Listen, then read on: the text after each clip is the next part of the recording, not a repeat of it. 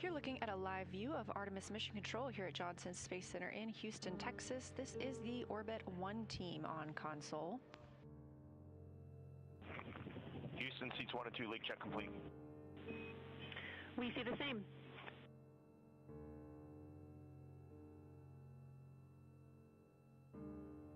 That voice, our capsule communicator for today, Jenny Gibbons, Canadian Space Agency astronaut, and Artemis 2 crew backup.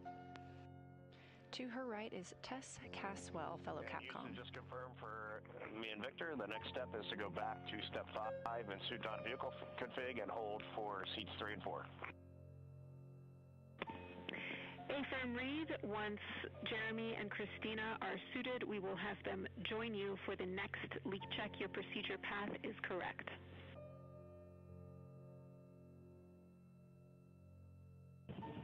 We copy, thanks.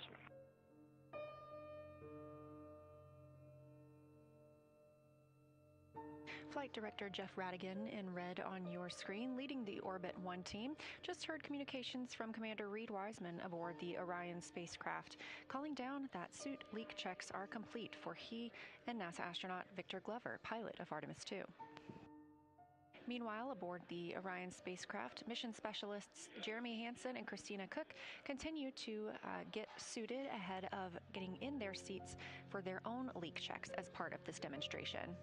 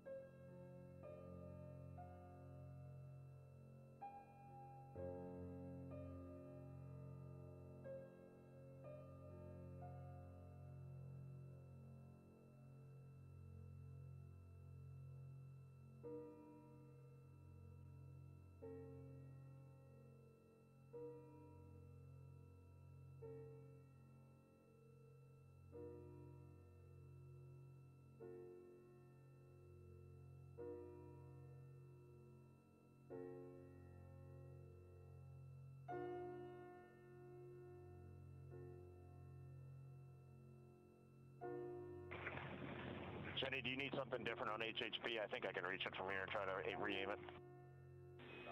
Affirm, if you can reach it, we will take a tilt downward toward the lockers, please.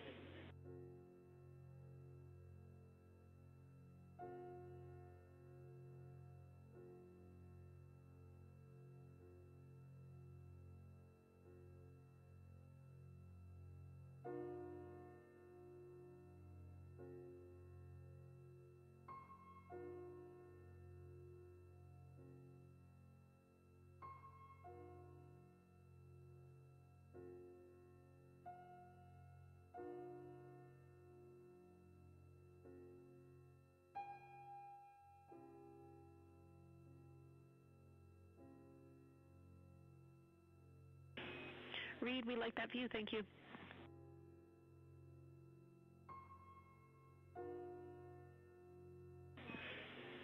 The Integrity crew, I see Jeremy and Christina nearing the end of their suit dawn. I just want to remind you about the gas trap, which needs to be capped. 5 minutes after the last crew member connects to cooling, please let us know when that's complete.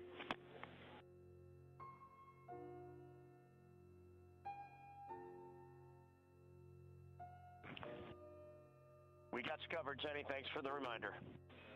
Thank you, Reed.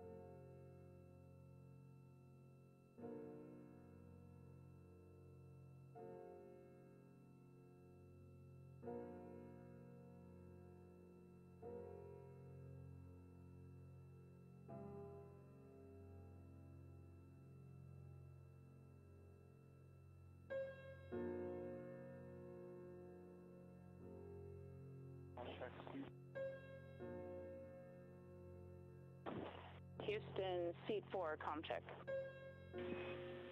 Seat 4, we have you loud and clear. How me?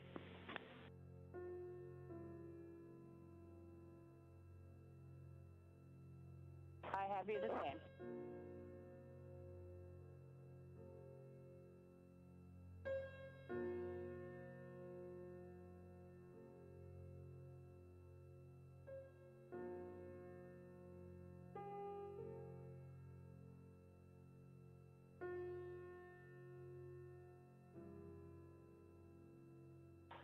Houston, integrity, C3, comm check. Seat 3, welcome to the party. We have you loud and clear. How me?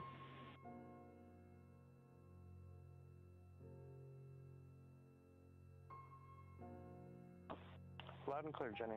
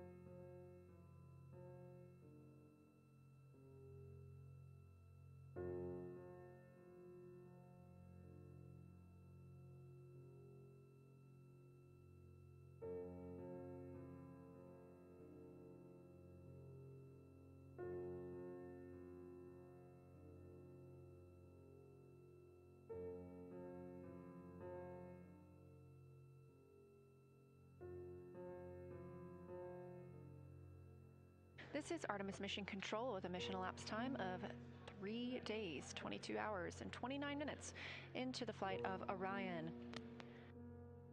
Currently, the crew members aboard the spacecraft are conducting the OX suit demo. That's Orion Crew Survival System.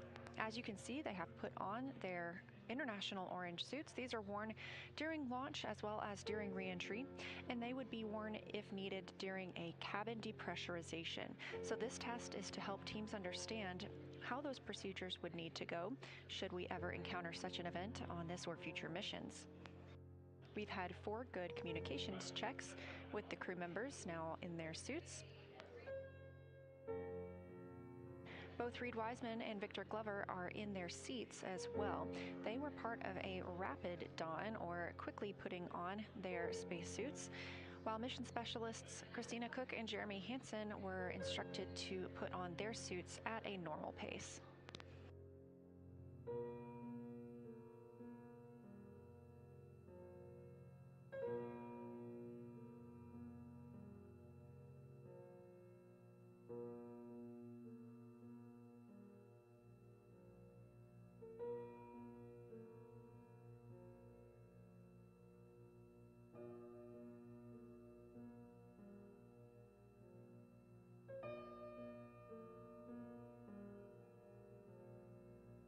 integrity, C3, comm check. 3,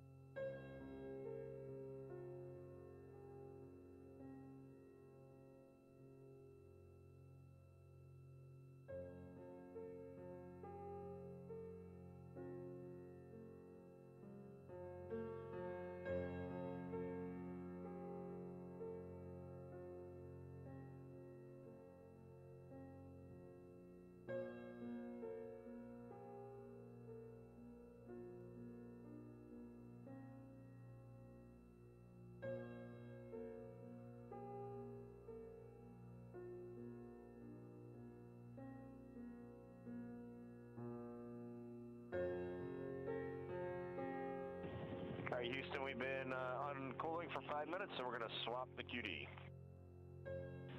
Copy, thank you.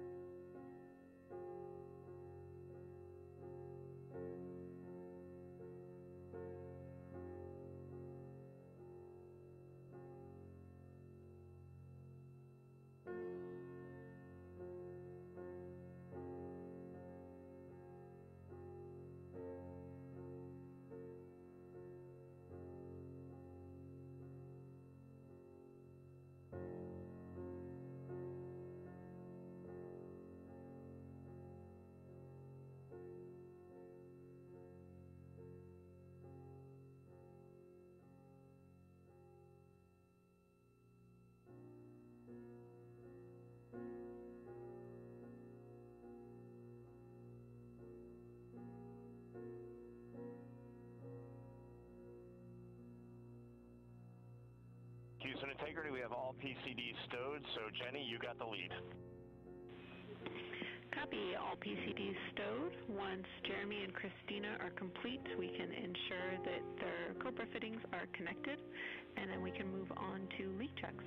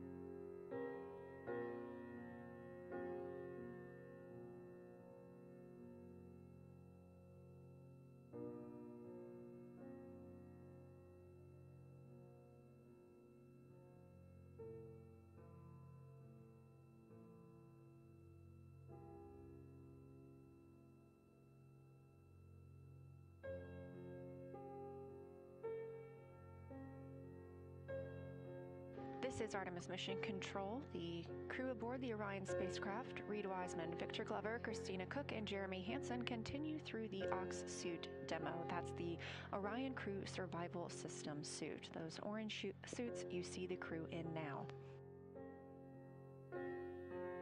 Both Commander Reed Wiseman and pilot Victor Glover have ingressed or gotten into their seats. They have also performed comm checks and suit leak checks. Mission specialists Christina Cook and Jeremy Hansen donned or put on their suits in a normal speed, whereas our commander and pilot were asked to do so at a rapid speed. They have also completed communications checks.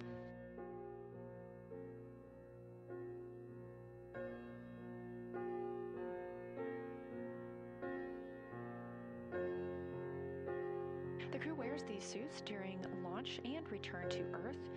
They are not expected to wear them during the flight. However, they would be available for use during the event of a cabin depressurization. They could provide up to 6 days of a breathable environment for this crew member. So given that this is a test flight, we are taking the opportunity to test how they would get into these suits and pressurize them during that situation.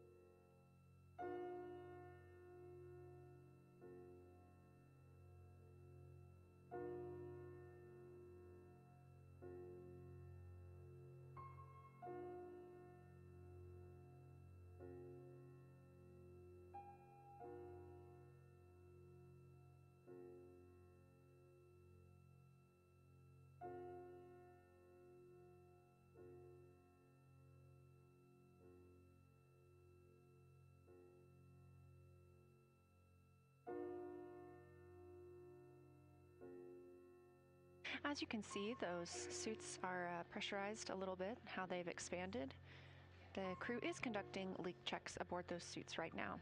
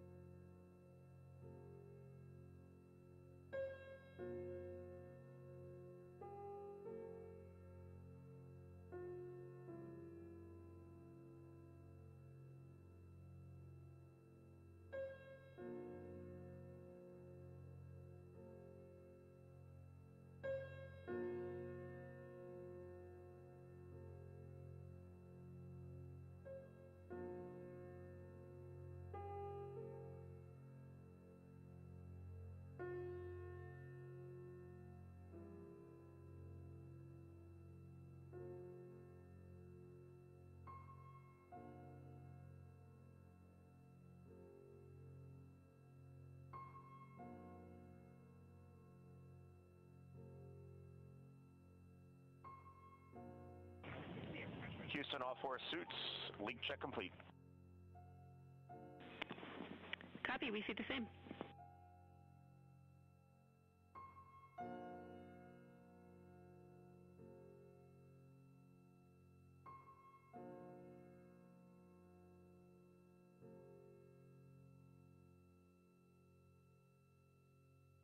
And Jenny, I think now you want us back in the DFTO procedure, correct?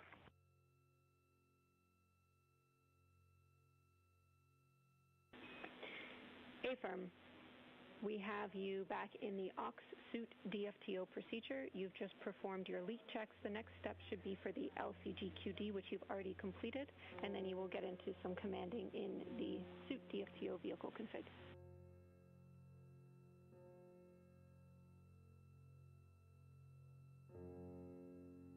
Yeah, what step in aux suit DFTO should we be in?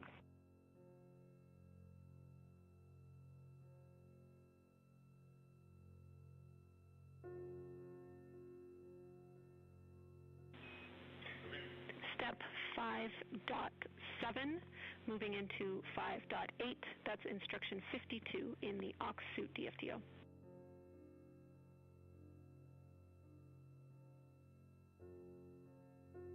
Okay, we're in 5.7. Copy. That's a good spot.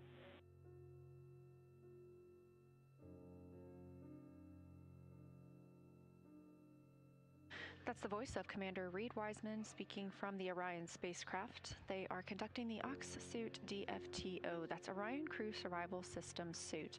We just had confirmation all 4 suit leak checks are complete.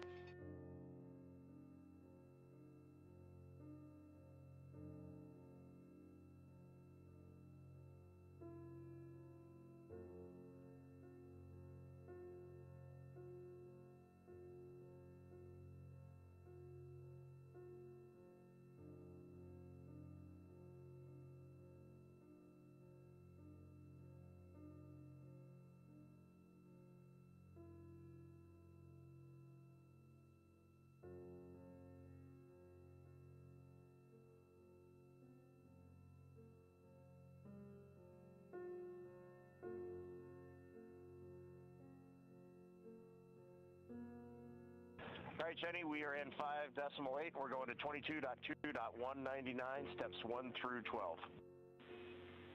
That's the right place to go. Thank you.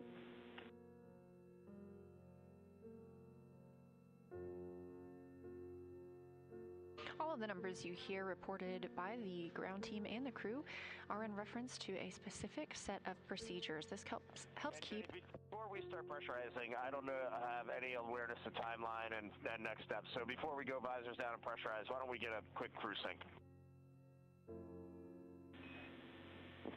Copy. Stand by 1.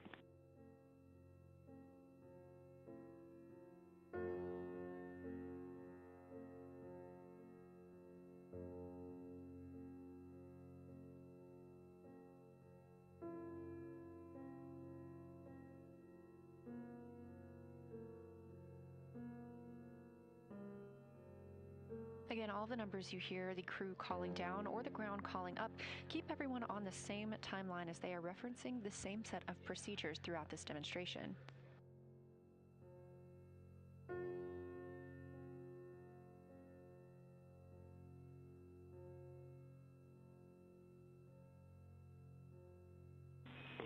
And Integrity Crew, we are still talking about what objectives we are going to complete with a shortened timeline. We do want to keep the controlled depress in place because we want to get ranging data in time for OTC3. So we are talking a pared down objective timeline for you. IVA is just getting it together, so we'd like to proceed with the suit DFTO vehicle config, and I'll have words for you soon, but you can all expect a shortened timeline.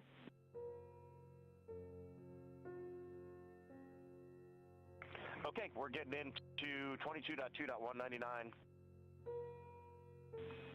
Copy and concur.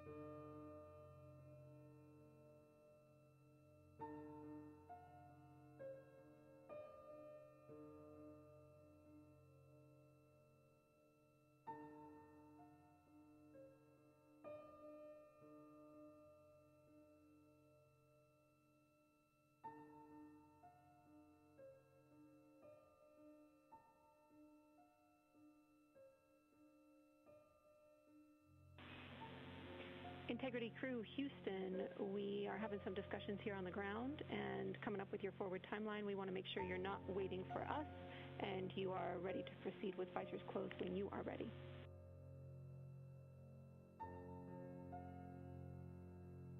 Yep, firm. We're just troubleshooting one thing and then we'll be ready. Copy. Sounds great to us. Thank you.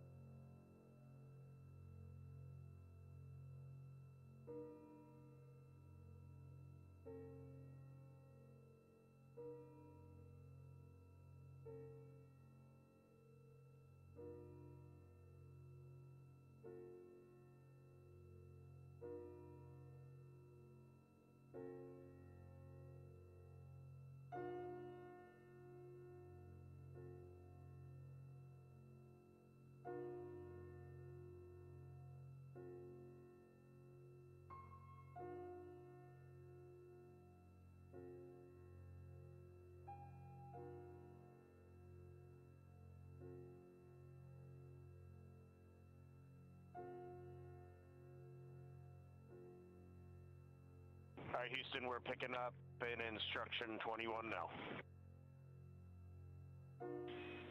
We copy.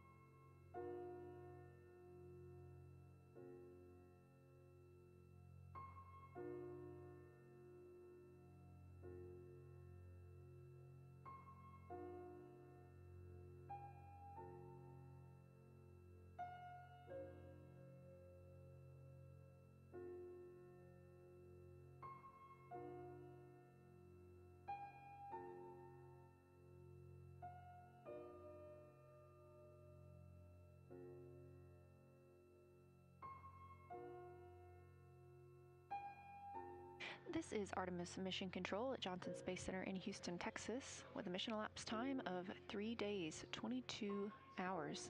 3 days and counting up to 23 hours. The crew aboard the Orion spacecraft is currently in one of their main timelined activities for today. That's the OX suit demo. OX stands for Orion Crew Survival System. Those are the orange suits you see the crew in now. They're also the suits that they wore on launch and that you'll see again in re-entry.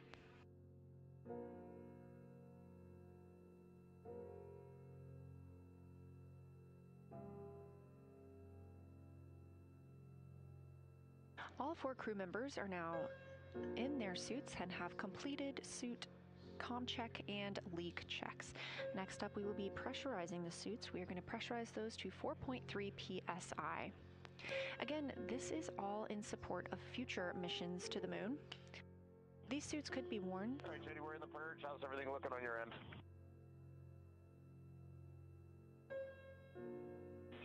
It's looking great. Continue.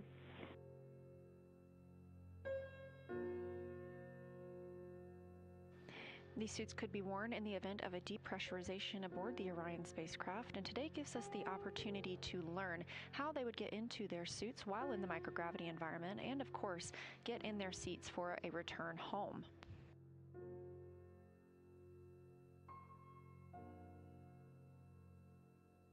Also on the timeline for today is the OTC-3 burn. We expect that around 10:03 p.m. Central Time today. This is a small burn with the reaction control system thrusters on the spacecraft, and OTC stands for outbound trajectory correction. We schedule these throughout the mission in case we need to refine our path around the moon and on the way back home. We canceled the first 2 outbound trajectory correction burns, deeming them not necessary ahead of today. We are going to keep the OTC-3 burn on the timeline for this afternoon, ahead of tomorrow's lunar flyby.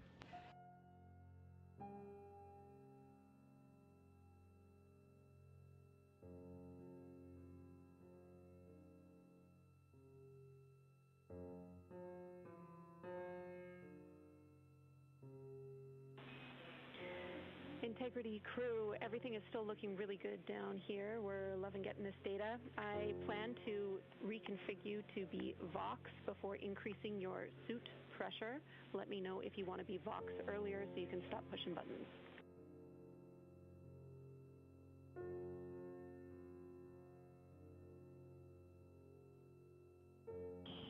We'll continue in this mode for now until the pressure goes up. Copy. We'll let you know when that's about to happen and when we do a reconfig of your Vox.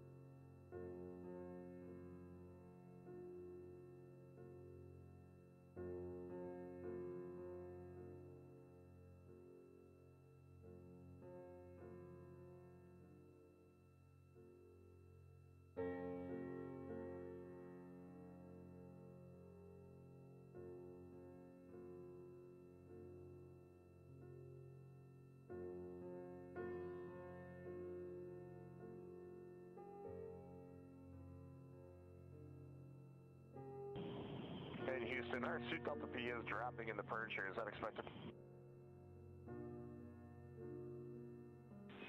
Checking.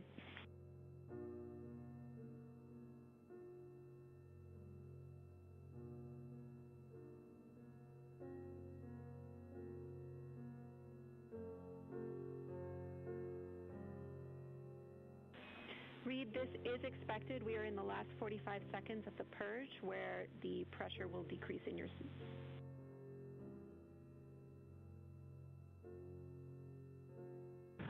Okay, we're in finishing up 3.2 now, moving to step 4. Copy, we see you there.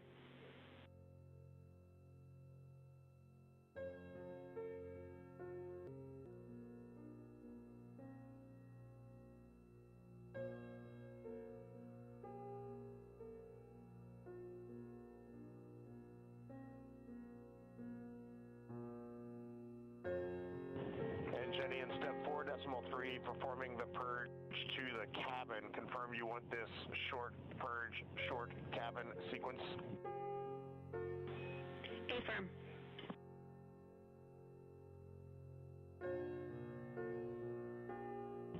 Copy that. That's going in.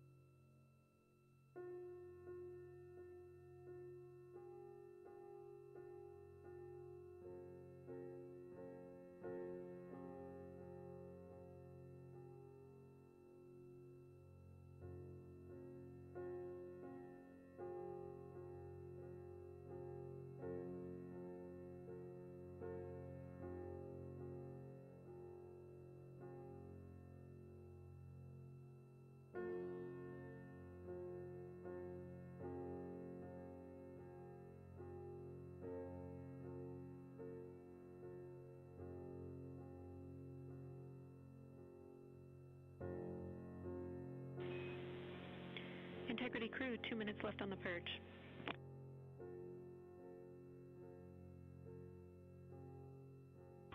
We're watching.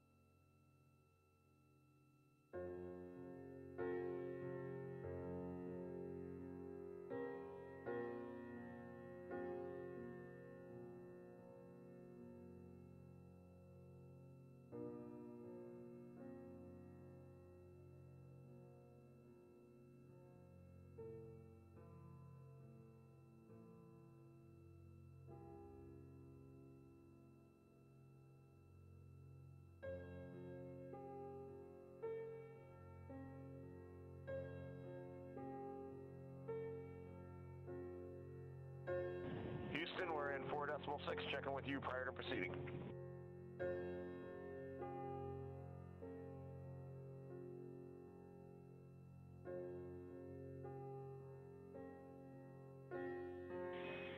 Copy, we're talking.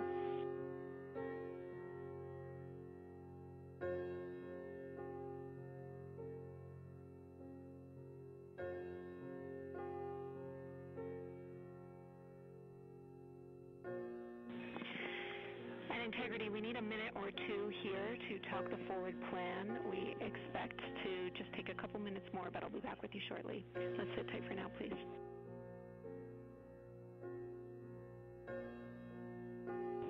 Sounds good.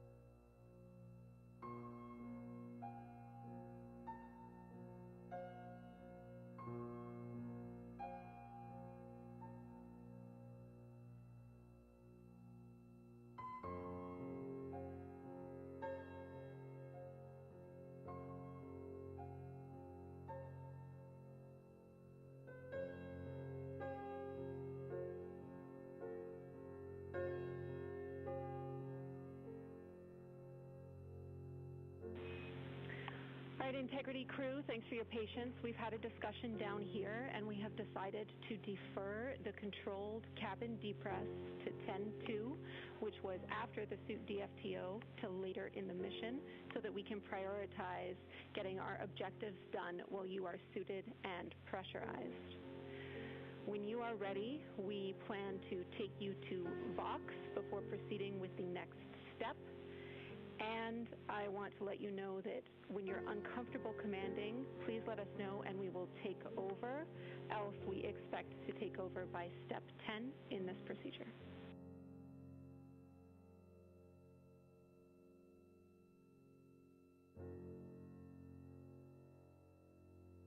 Okay, Jenny, sounds great, and we are ready for Vox.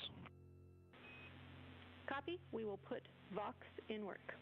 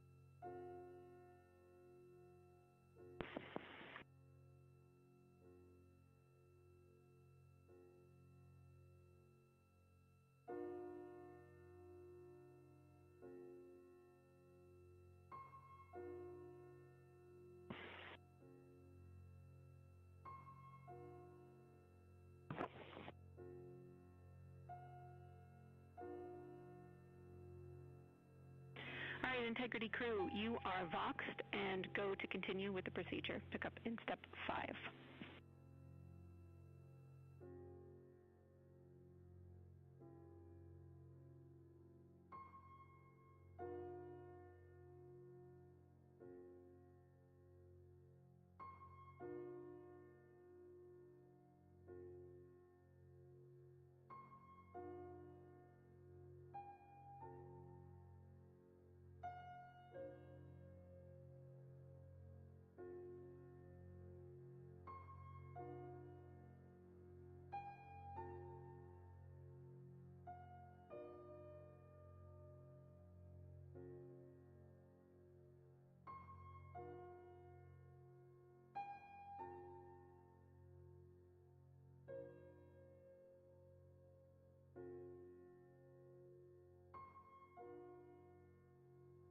This is Artemis Mission Control at Johnson Space Center in Houston, Texas.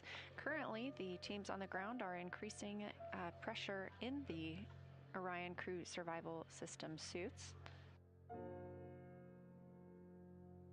Currently, their audio is only available to teams here on the ground in Mission Control.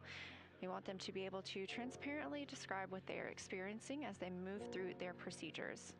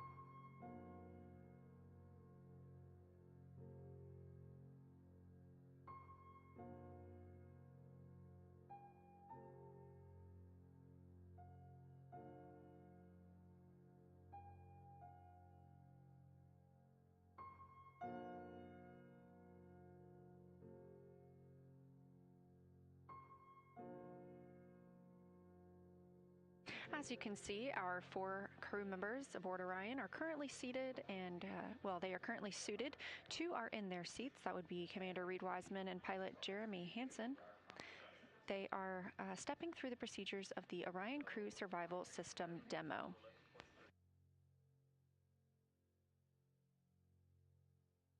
This is to test how the suits would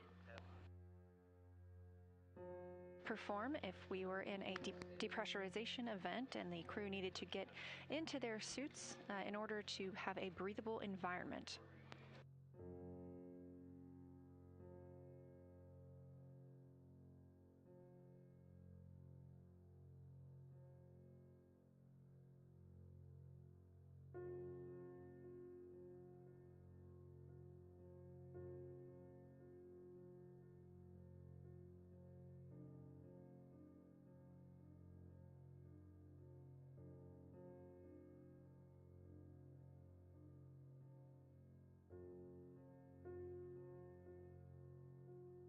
We did have good suit leak checks on all 4 suits, as well as communication checks.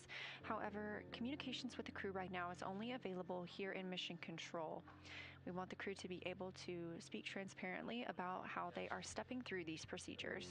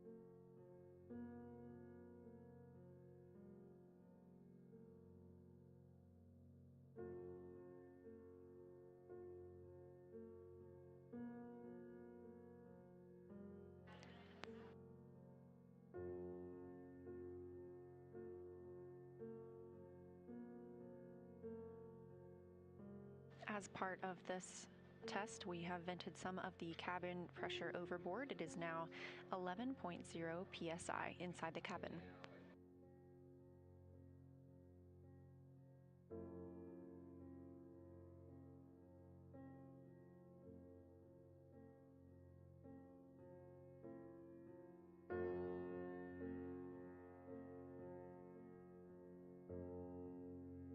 Currently, the cabin is pressurized at 11.1 psi and the suits are at 3.8 psi.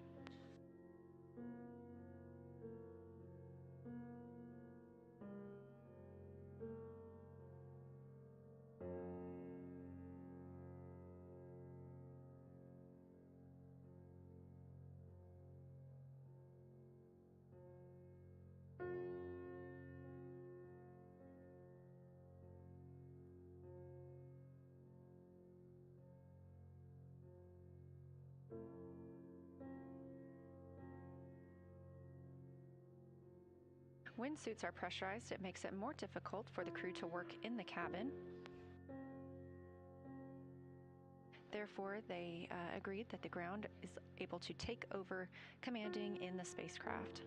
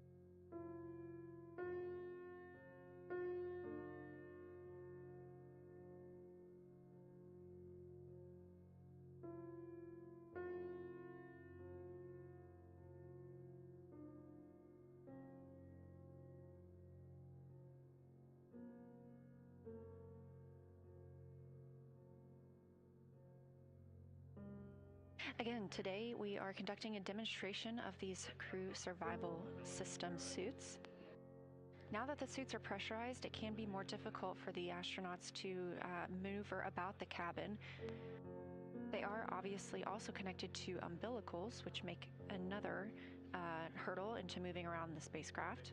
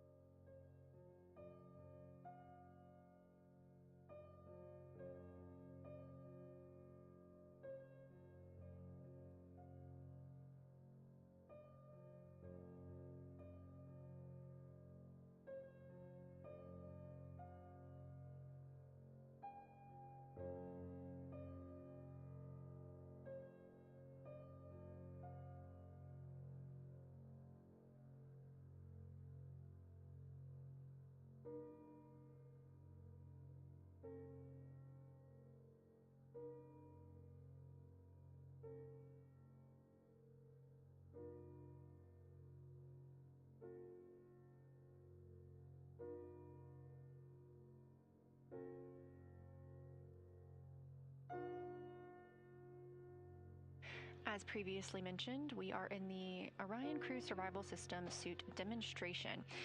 The crew would need to get into these suits in the event of a depressurization of the spacecraft. They'd be able to stay in these suits for up to 6 days in a breathable environment. Pressurized suits, however, do make it a little more difficult to conduct tasks and move about the cabin. For this demonstration, the ground has agreed they will decrease the pressure in both Commander Reed Wiseman and Pilot Victor Glover's suits slightly to help them get out of their seats and conduct some other tasks.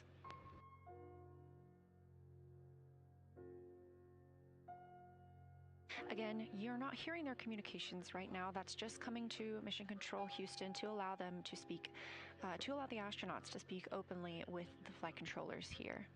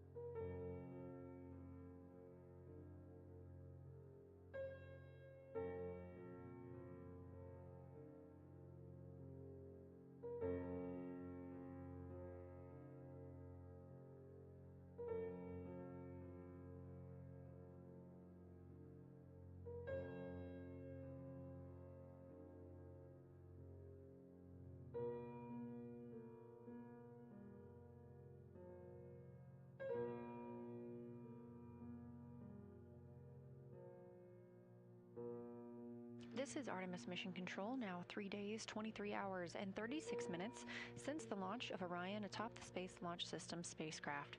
This is a live view inside Orion. Our 4 crew members are currently conducting an Ox suit demo, Orion Crew Survival Suit System. These are the suits that the crew wears during launch and will wear again during re-entry, and they would have the opportunity to use these if needed during a cabin depressurization. Being in these suits would provide the crew with up to 6 days of a safe breathing environment. Being that this is a test flight, it's our first opportunity for the crew to get into these suits while in a microgravity environment. This is helping us prepare for future missions around the moon with Artemis, as well as for the end of this own mission when the crew will need to get suited up ahead of their journey home.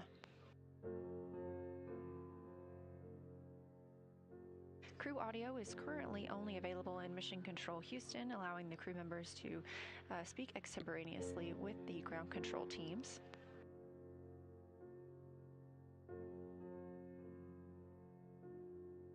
There are some plans for the crew to conduct tasks while in their suits today. Currently, the team is lowering the pressure slightly in Commander Reed Wiseman and Pilot Victor Glover's suits to allow them to more easily get out of their seats. When suits are pressurized, it does make it more difficult to move about the cabin and accomplish some of the tasks we're looking to do today.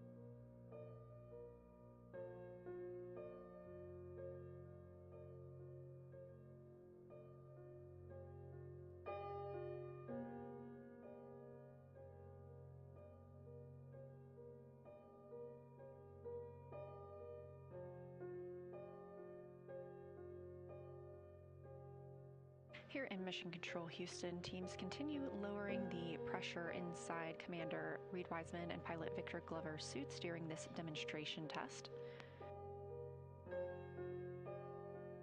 This should help them be able to maneuver out of their seats and get to work on some of the tasks we hope to see them accomplish while they are suited.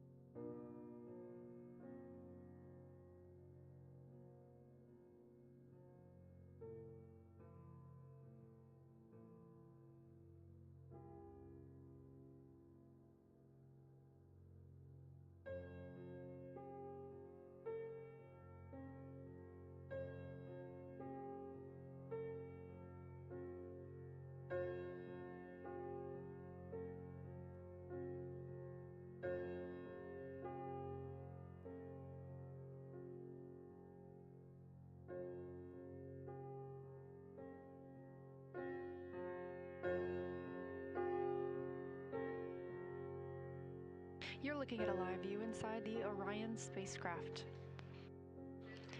The spacecraft and crew are on flight day 5, now 52,600 miles from the moon. They are 223,909 miles away from us all on Earth.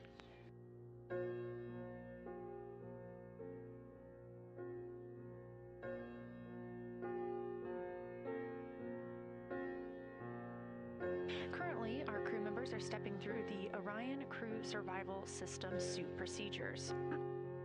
This is a test of the suits while they are pressurized on the Orion spacecraft.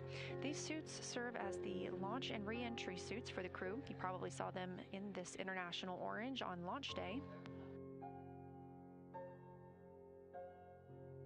However, these suits, as is listed in their name, survival, are also available for survival situations. If the cabin were to be depressurized, these suits could provide the crew with breathing air for 6 days. This is a test flight, and so we are using this day as a test of these suits in such an environment. Now they are depressurizing Victor Glover and Reed Wiseman's suits just a little bit more to allow them to move out of their seats. When the suits are pressurized, it makes it more difficult to move inside the spacecraft.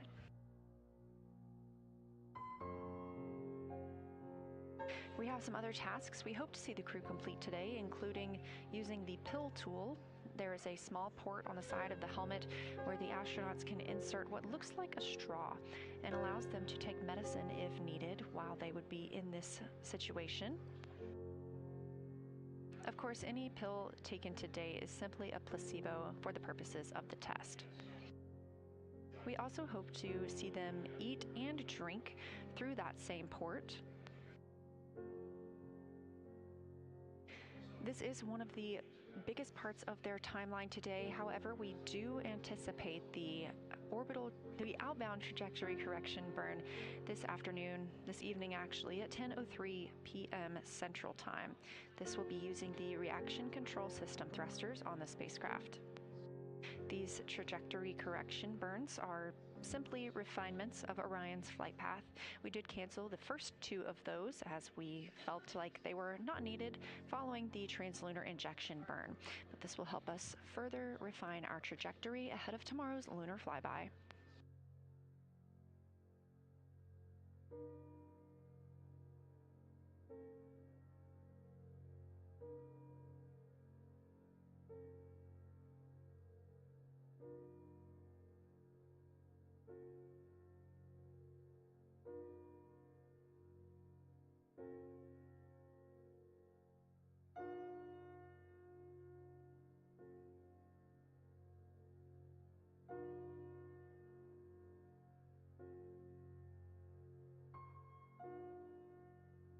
Crew communications right now is only coming to Mission Control Houston. As we are testing this out for the very first time, we want the crew to be able to share transparently what steps they are moving through and what they're experiencing while in these suits.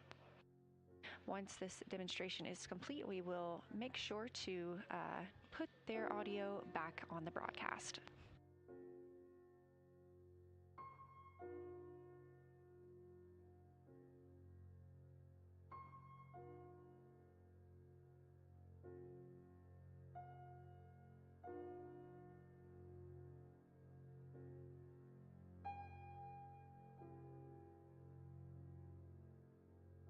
This is Artemis Mission Control, and we continue to monitor this Ox suit demo. Meanwhile, teams at Johnson Space Center and Mission Management are preparing for today's mission status briefing. If you're watching on NASA's YouTube, you can stay right here. You'll be able to see that live. If you are interested in solar array wing views, you can tune in on our other stream. That's where commentary will continue. Again, standing by, that mission status briefing scheduled to start in 4 minutes at 5:30 p.m. Central Time.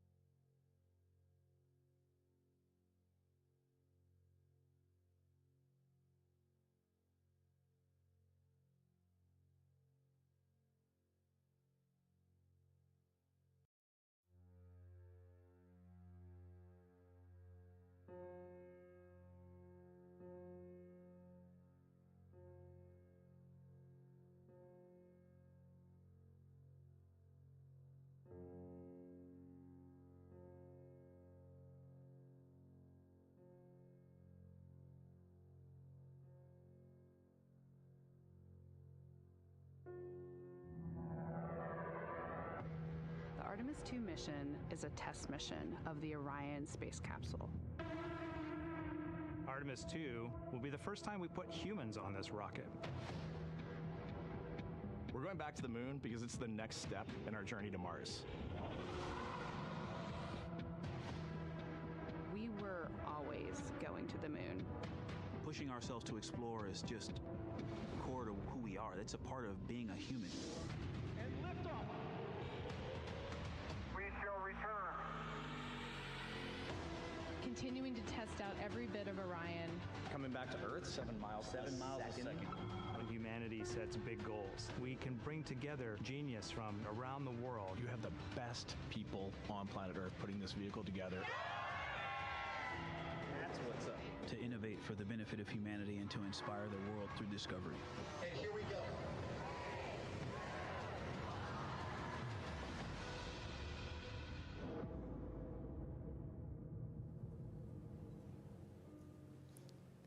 Good evening and welcome to NASA's Johnson Space Center in Houston, and welcome to our Artemis II status update.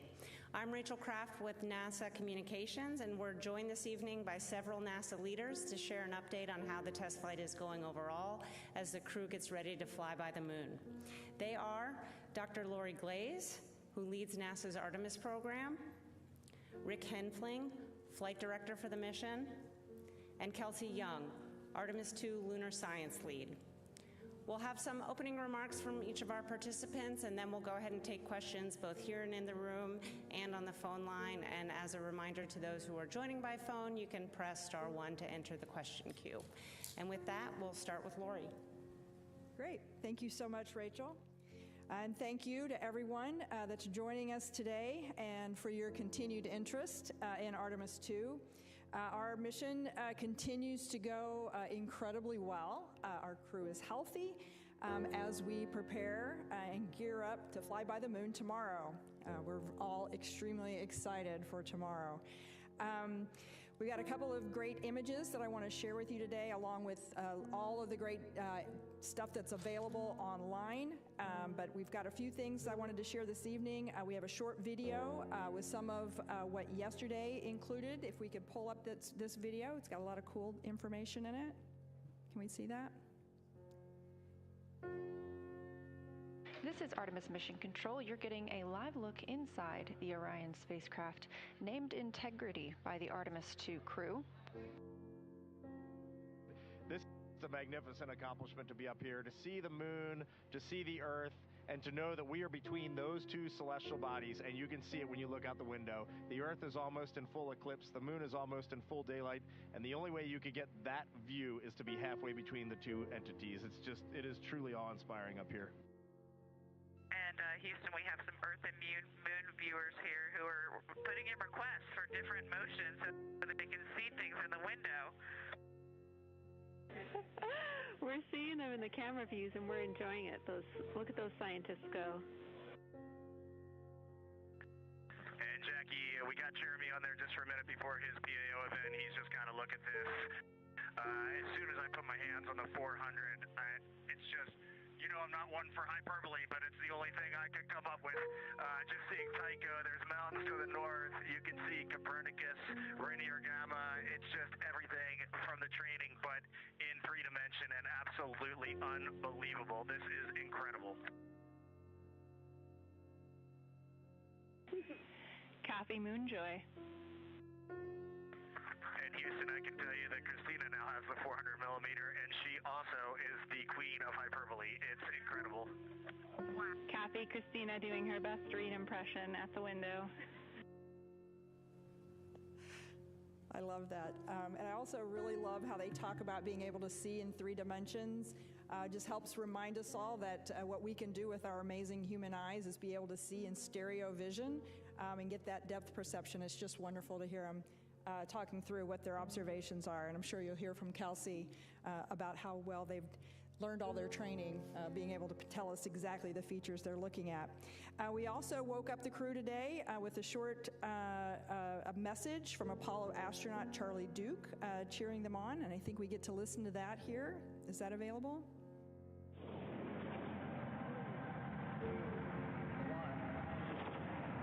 Hello, Reed, Vic Christina, and Jeremy.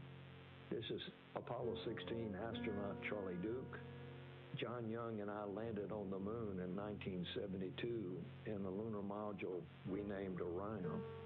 I'm glad to see a different kind of Orion helping return humans to the moon as America charts the course to the lunar surface. Below you on the moon is a photo of my family. I pray it reminds you that we in America and all of the world are cheering you on.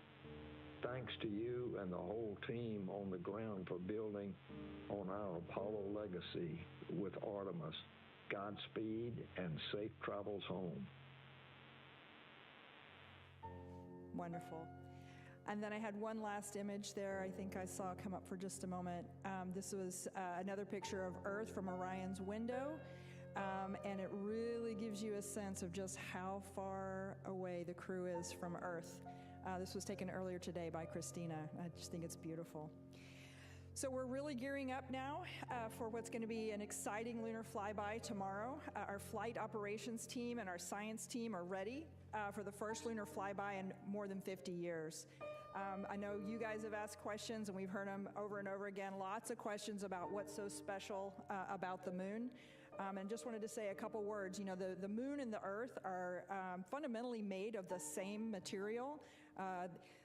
You know, in the way back, the Earth, the former proto-Earth, was hit by a Mars-sized object, a massive collision that left lots of debris out in space that then coalesced into what is now Earth and Moon. So our whole Earth-Moon system literally is made up of the same materials. And so although Earth has gone through lots of evolution with plate tectonics and weathering, you know, the Moon has been there as a witness plate to see everything that's happened over the 4.5 billion years that we've been around. So very cool.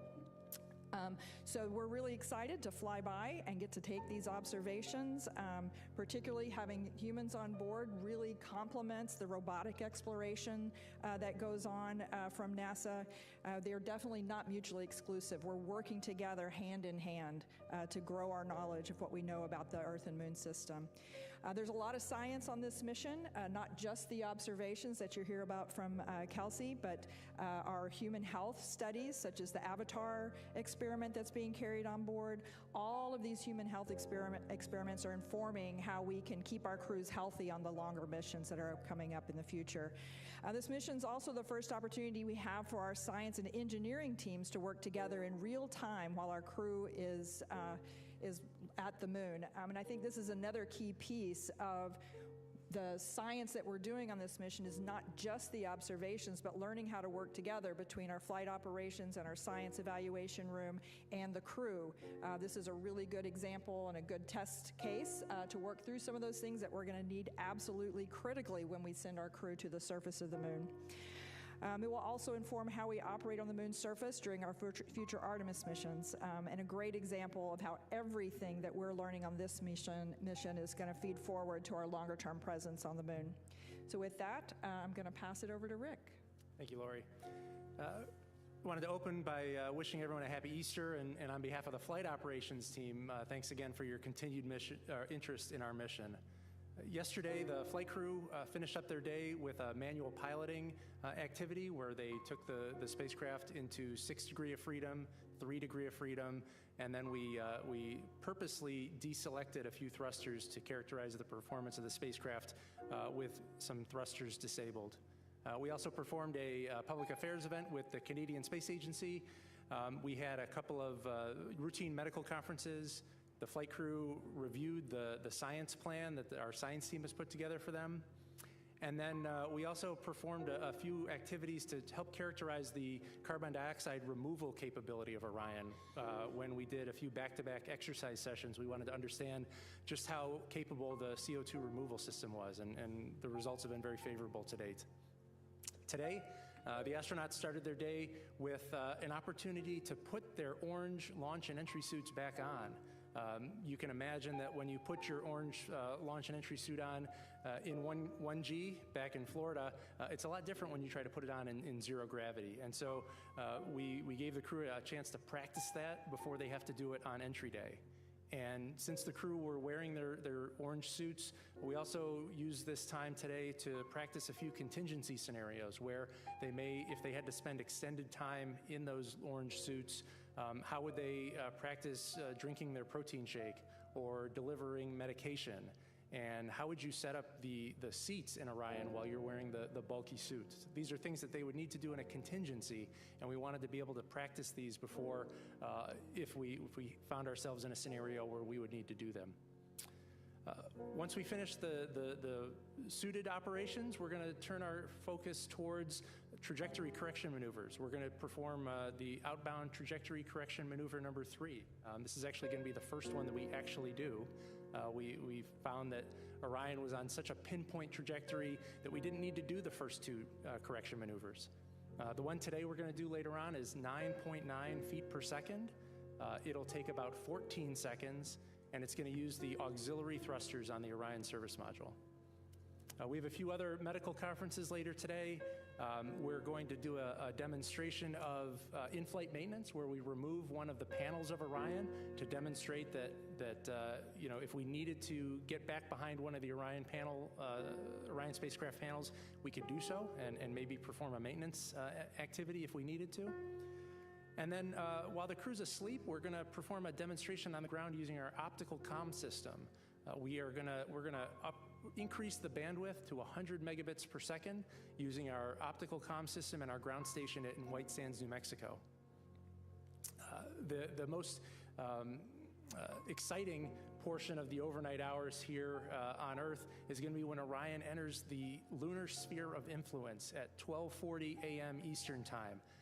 That is significant because that's when the moon's gravity has a stronger pull over the Orion spacecraft than Earth's gravity. And so that's a significant milestone on our mission. I also wanted to comment a little bit about my console activities. I worked the past 3 days as the lead of the planning shift on console and mission control, and I just wanted to highlight the exceptional job that those teams are doing a few hundred yards away here in mission control. The planning team is in charge of making sure all of the operational products are ready for the flight crew when they wake up in the morning. They're also in charge of executing some test objectives and activities to gather data on how Orion performs as it heads out to the moon. And I just wanted to highlight just what an exceptional job that team's been doing. And one of the highlights of working the planning shift, we saw the photo that Lori showed a few minutes ago.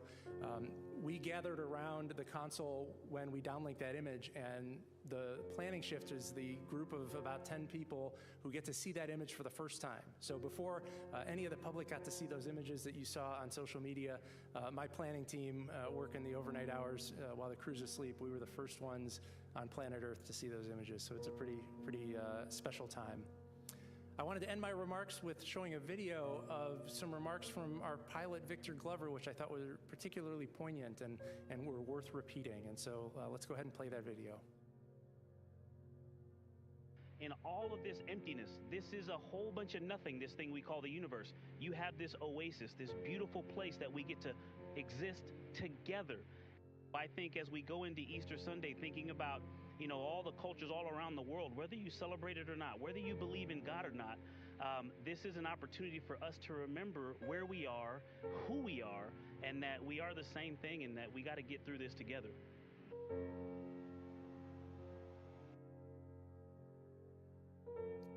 All right, and that is the conclusion of my remarks. I'll hand over to our lead science officer, Kelsey Young. Hard act to follow, both Rick and Victor. I will say, you know, I think the copy Moonjoy is going to be like my new motto, copy Moonjoy. Speaking of which, we are coming up on the flyby tomorrow. We're getting really, really excited to hear the crew observations. We've heard some observations, Lori highlighted them, from when the moon was much smaller out the window than it's going to be tomorrow. And even those observations had a lot of science value that's already got our lunar science team churning in the background. So really excited for several straight hours of those tomorrow, and I'll talk today about what that's going to look like. In the last 24 hours since I was last here, our lunar science team completed the lunar targeting plan, which is essentially the plan, the piece of software that the crew will follow during the several-hour flyby. If you could actually bring up the screenshot of that lunar targeting plan. This is what's going to guide the crew's observations during the flyby. It is just a guide. They are the field scientists, and they are encouraged to, go off book if what they're seeing in front of them really compels them. We've even built in targets specifically for crew choice, where they can really image what pops out to them. And so what you see here is what the crew will be looking at for the entirety of the flyby tomorrow. You see on the left side a list of sort of targets that listed vertically in the top left of the screen. Those are the targets in the timelined order we're asking them to image them in. And they're in a specific order because ultimately these targets trace back to our lunar science objectives. We have 10 lunar science objectives for this mission. All of them are covered in the targets in tomorrow's targeting plan, and they're in that order down the left side that you can see. The bottom left has the words that explain the significance of the target, as well as the prompts of what we're asking the crew to image and describe. So we have distinct prompts for the person that will be using the camera that's outfitted with an 80 to 400 millimeter zoom lens. And then we also have prompts for the person that's going to be looking at the moon at the time with the unaided eye, just using their eyes to describe what they see. Along the bottom is a cue card as a reminder of what should go into their science descriptions. I would expect they're not going to need to reference the cue card that much because they've had many, many months to practice giving good descriptions. And then, of course, the middle, the moon, the picture of the moon, this is to help guide them into the specific target that they're going to be describing and imaging at the time. You see specific labels called out to help them, provide geographic references for their descriptions. And you also see the previous target and the next target highlighted in different colors. So this is the piece of software that the crew will be looking at. And if you go to the next picture, Rick referenced yesterday that one of the activities that the crew did yesterday was to review that plan. And we just totally oohed and awed in the science evaluation room when we saw them studying in Orion. So there is Victor Glover studying the lunar targeting plan on his tablet, his crew tablet.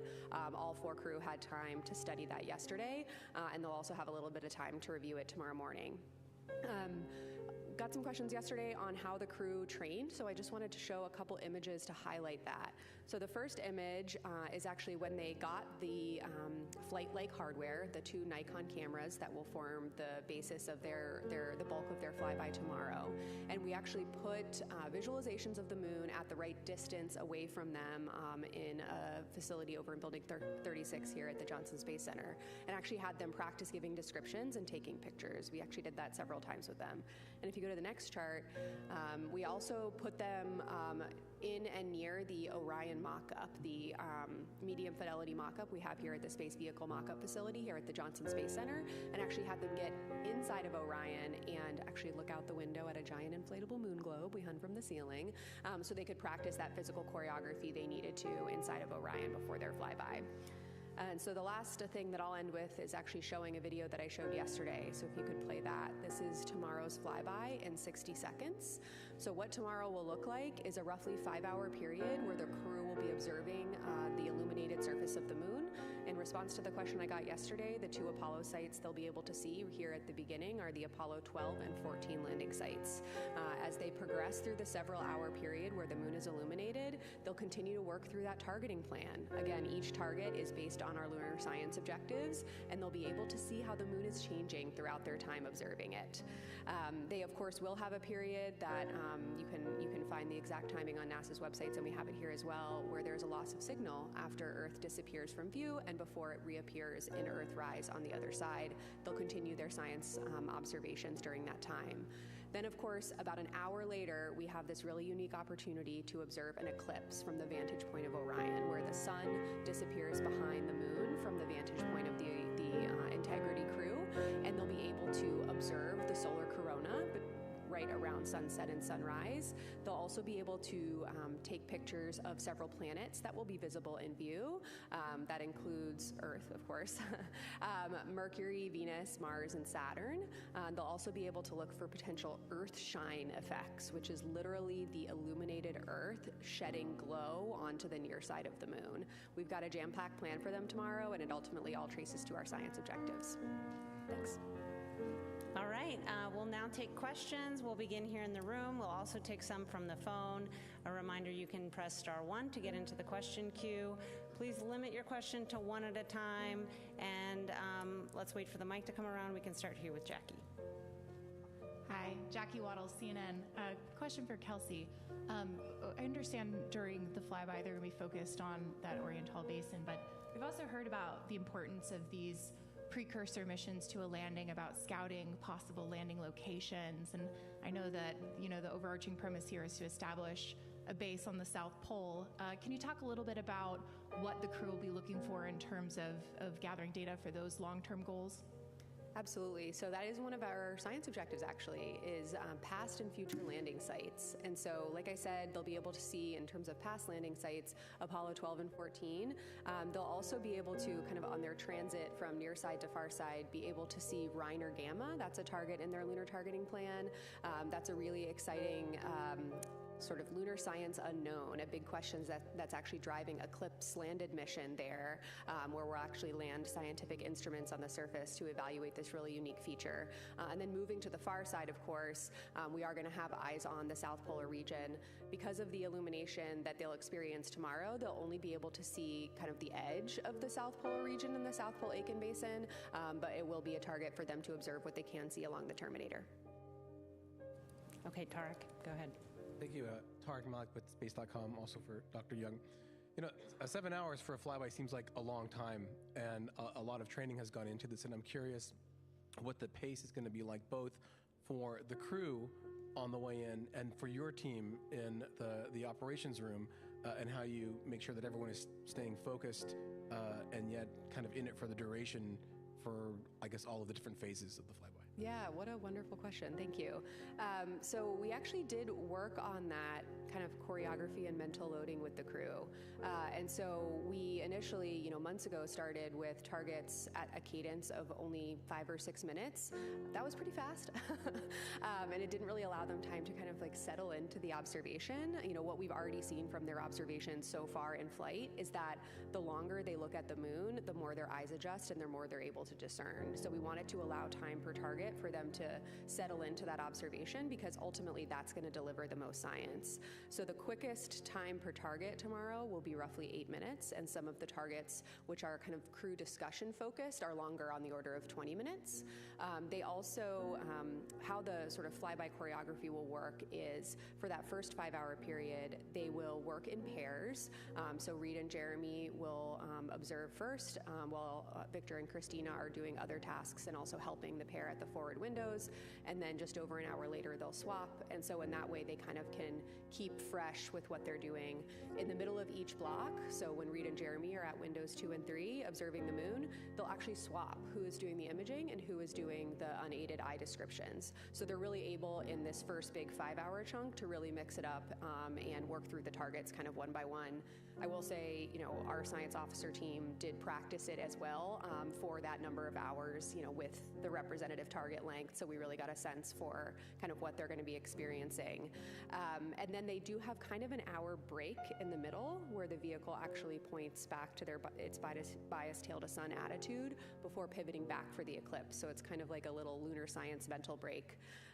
I also want to highlight something Lori said earlier, which is that we have lunar science objectives we want to tackle with this mission, but this is the first mission, right? And we really want to learn about the choreography of all of this, between the ground team supporting all the way up to the crew.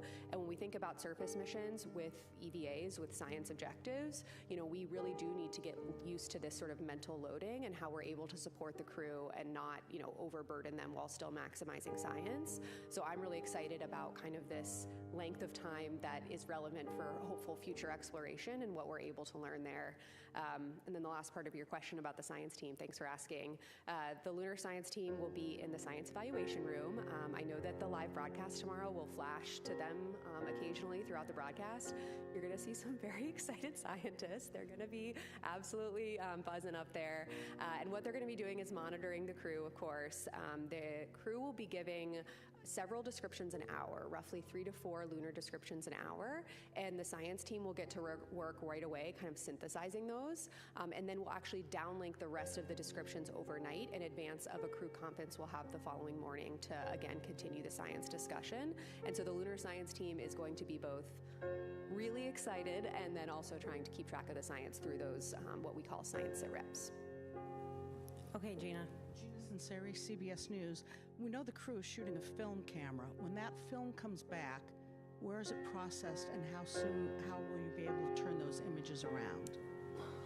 The crew operated cameras. There'll be actually 3 of them for tomorrow's flyby, 2 Nikon D5s and 1 Nikon Z9. The 2 Nikon D5s will have the 80 to 400 millimeter zoom lens. That's going to be the prime imaging lens for the bulk of the flyby.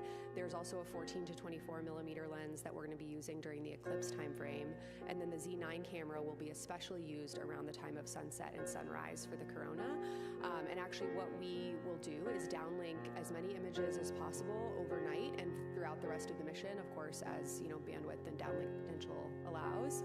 And of course, we'll be getting some out to the public as soon as we possibly can. But the rest that we don't downlink in flight we'll get once they splash down, and we'll have a team that brings the cameras and the flash cards back to Houston pretty quickly and gets them in the pipeline to release all of them out to the public. Go ahead. Thank you for your time today. Ed Lavandero with CNN. 2 questions. Watching the crew today get into the spacesuits and reconfigure the seats,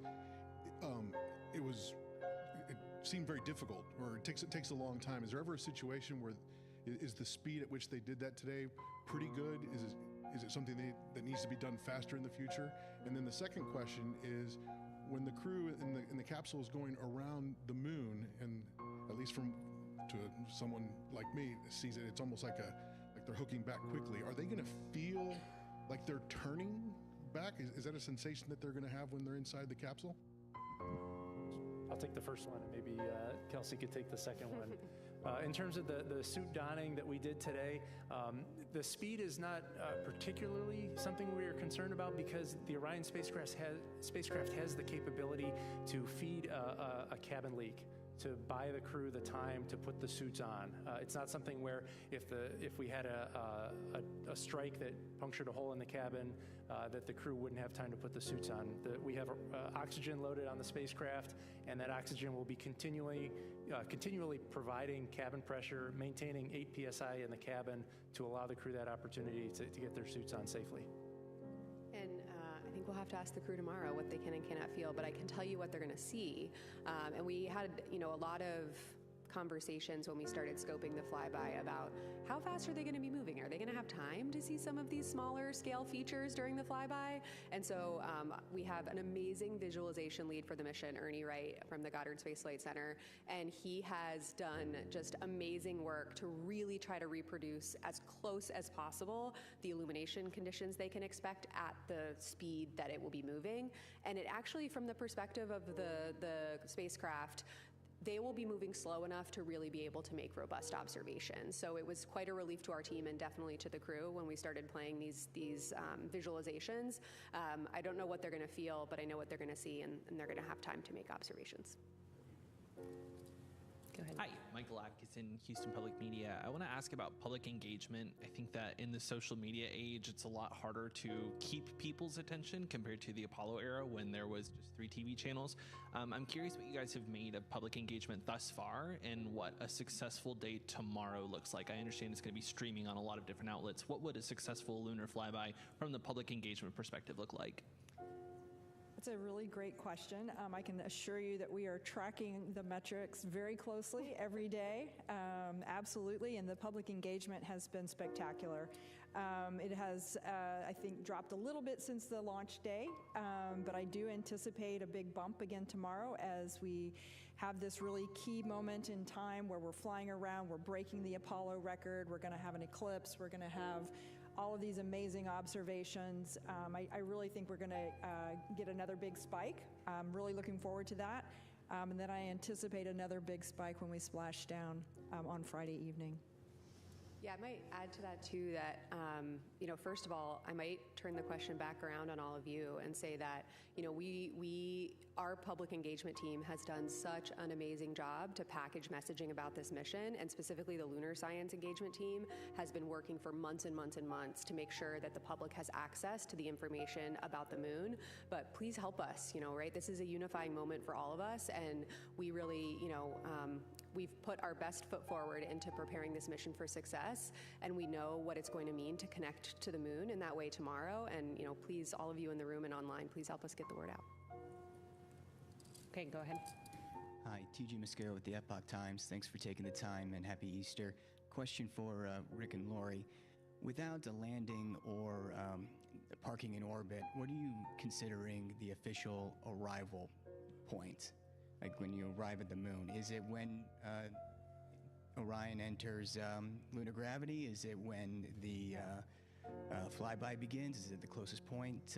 Well, I'm looking at Rick here, but from my perspective, as Rick said earlier, when we enter that point where we cross over from being driven by Earth's gravity to being pulled by the moon more strongly than Earth, to me, that's where we'd start. But I think I was going to give the same answer, so I agree. I'll give the lunar science example, which is closest approach. Everybody's point of view. Okay, go ahead. Hi, Alejandro Turnbull for Space Scout. Question for Kelsey. Looking forward to future Artemis missions, how are you expecting the science plans to change from what we're going to see tomorrow? What opportunities are going to be afforded to you by having crew both on the surface and in orbit? Oh my gosh, great question. We're learning a lot about the flyby and orbital observations piece of Artemis missions from Artemis 2, and we're looking forward to learning more with Artemis 3, right?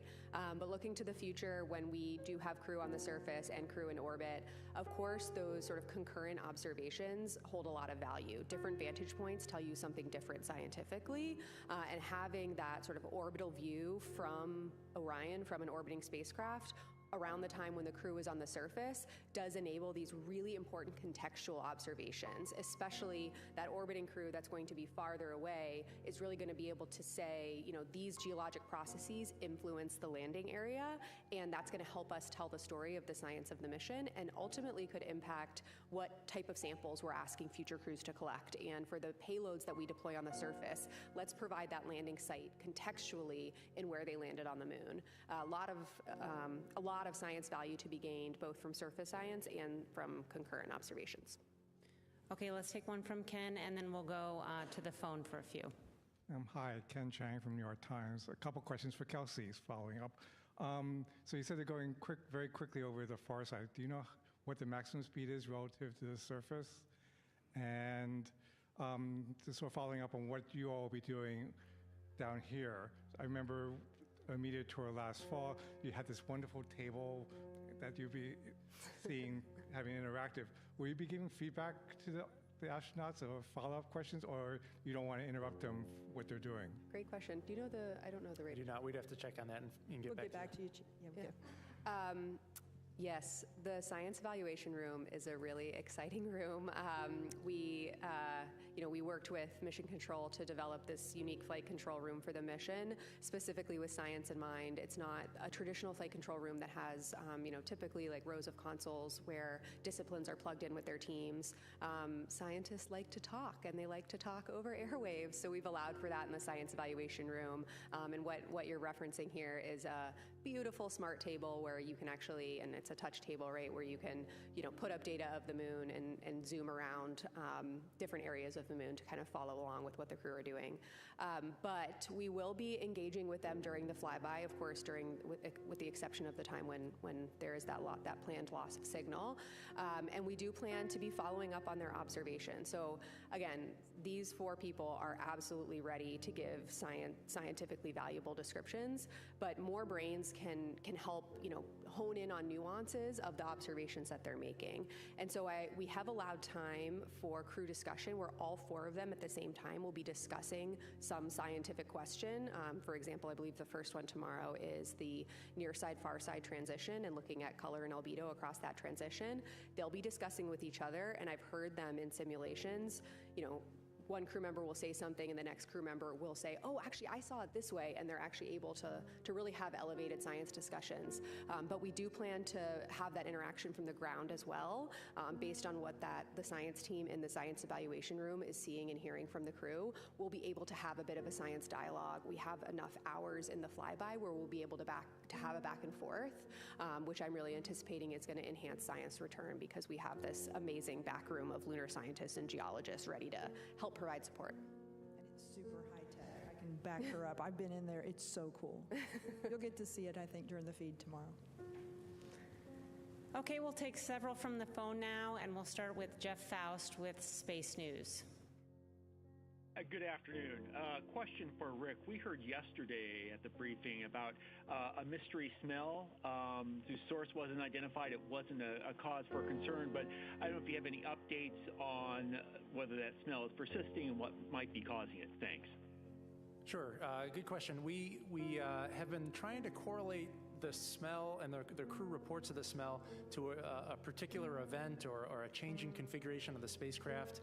We have a number of heaters that are located near that area of interest, and there's nothing about a heater cycling that we can correlate to the smell. There's nothing about the usage of the toilet that would cause an increase in the concentration to cause a more acute smell or a more mild smell. So right now there isn't any root cause identified as to what that source is, but we're continuing to proceed with the mission and the use of the toilet nominally. Okay, our next question is from Stephen Clark with Ars Technica. Hi, thank you for taking my question. I think my question is probably for Rick as well. You mentioned the checkout tonight of the optical comm system on Orion.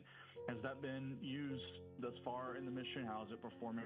And also, if it checks out and you're able to get to that 100 megabits per second downlink, will that kind of expedite the downlink of some of the photos we're expecting from tomorrow? Thanks.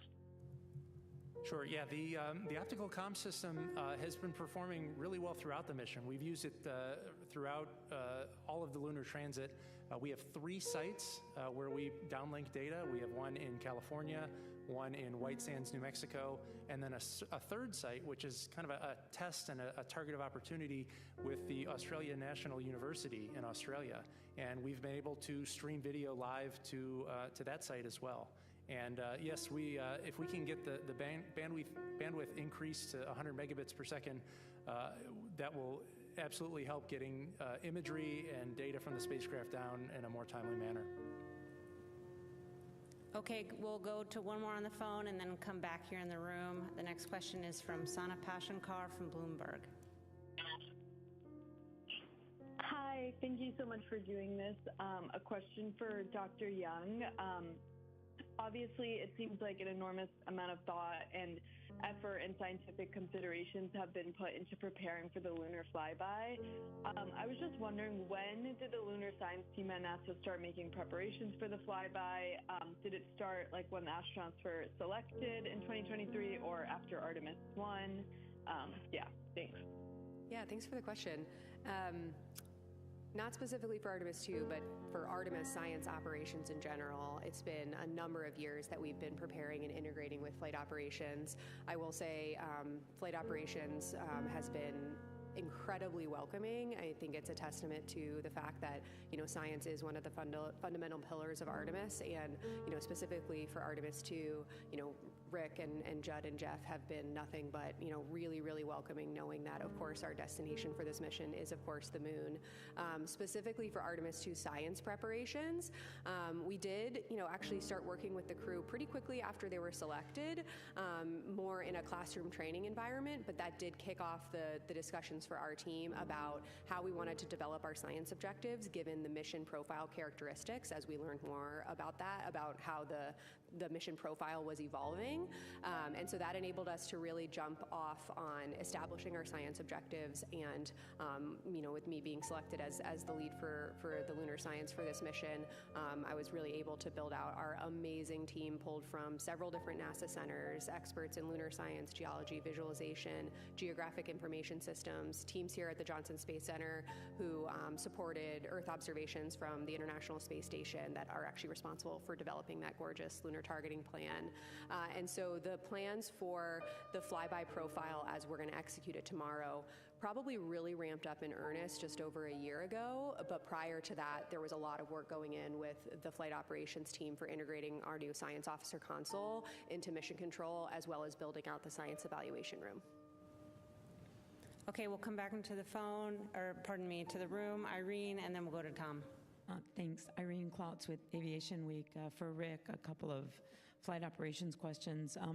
First is, which two astronauts attempted to don the suits quickly, and how much faster did that happen compared to the nominal donning? And on the manual flight demonstration, did the exercise today complete all the or maybe last night, sorry, I've lost track of days. Did that complete all of the manual operations that you're expecting, and what have you learned so far about the nuances of Orion's handling that you want to kind of continue more studies on post-flight? Thanks. Of course, thanks for the question there. As far as who donned the suit rapidly, that was Reed and Victor, and then Christina and Jeremy donned it in the quote-unquote nominal time frame. The rapid donning was attempted to be done in about 15 minutes, which is pretty swift. And again, that corresponds with the time that Orion has to feed the leak and maintain cabin pressure before we can get the crew safely in a pressurized environment. As far as the manual piloting that we have left, we have another test on Wednesday that will be in the crew's afternoon after they build the radiation shelter. And then finally, with respect to the handling qualities, I sat in the back of Mission Control during the proximity operations demo. I had just worked the ascent shift, but I couldn't stay away, and I had to watch.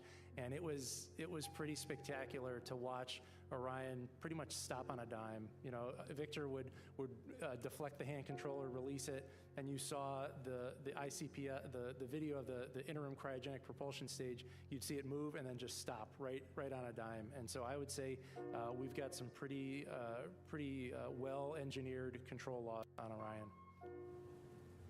Tom. Hi guys, Tom Costello with NBC News. Thanks for so many great news conferences. I have just a basic question with, I don't have a PhD in rocket science. Can you explain for the audience how it is that when it goes into the moon's gravitational pull, and then when you come around the other side, the Earth's gravitational pull can take over or becomes stronger? You help me understand that, and that would be great. And then second of all, can I just confirm with you the photographic number of targets you have, and how many photos you expect to take? Sorry if I missed that. All right, I'll take a swing at the orbital mechanics here.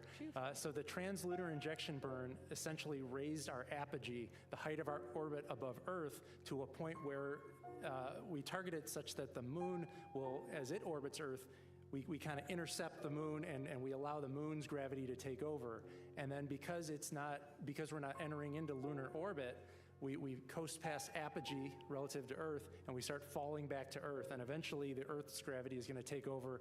And to that is that as you enter, as we talked about, the stronger influence of the moon's gravity, we're out at some distance, and so when it starts to pull on us, we go into a circular, kind of an arc around the moon, and that kind of slingshots us. You can imagine a slingshot around, but then that kind of starts to overshoot and come back, and then by the time you might go somewhere else, we're now pulled into Earth's gravity again, right? So it starts to pull us back. So it's the interplay of those two gravity fields that really drive this beautiful dance of the spacecraft. The number of targets, I'll have to get the exact number, but it's in the range of 35 targets. We actually do plan to put out the list of targets hopefully tomorrow morning so that the public can follow along. I will caveat that with that's a plan, right? And they're going to flexibly execute that plan based on what they see, but we will put out kind of the list that they have been, studying too. As for number of pictures, it's a great question. The only way we can kind of make a guess at that is from the mission simulations we've done on the ground, where they're taking pictures of not the real moon. I have a feeling that the real moon is going to be a bigger draw. I would expect thousands of pictures that the crew themselves will take, not to mention the imagery that we will be taking with the Orion vehicle cameras. Okay, we'll go here and then back to Will Robinson-Smith after that. Hi, Emily Martin from CLS Fast Friends. Thank you so much for doing this. I was wondering, which specific science questions do you hope this flyby will will answer? The Apollo samples ultimately answered the question of the origins of the moon. What do you hope those data gathered by these human eyes will answer? And also, I was wondering if you are planning on taking a photo of Orion with LRO, if it's even feasible. So on the science objective question, we do have 10 science objectives, all of which we feel are accomplishable, tackleable by the crew with the Lunar Targeting Plan as written. The Lunar Targeting Plan does actually address all 10 of our objectives, but as for the ones that I'm most excited about, I am really excited for, our number one priority objective is, color provinces and albedo, right? This is something that human eyes are just incredibly good at teasing out nuances about. And again, forgive me again, the photometry deep dive, but again, the ability of a crew member to look at the surface in different illumination conditions as the Orion spacecraft is moving across the surface of the moon will allow them to understand morphology and texture, and therefore origin, process and origin. I mean, you heard even from farther away, Reed say yesterday, I can see much more topography around Tycho than I could in the visualizations. As he's getting closer, he is seeing that 3D effect start to realize, and when they get even closer and they have that sort of extreme flyby profile over a number of hours, they're really going to be able to tease out that dynamic between topography, surface texture, morphology, and color and albedo, and how and if those things overlap. There are some targets on our targeting plan where that's specifically an objective of, do you see a correlation between color and topography? And a negative observation, not seeing it, is a science result, right? And so we do really focus on this unique profile that this mission has.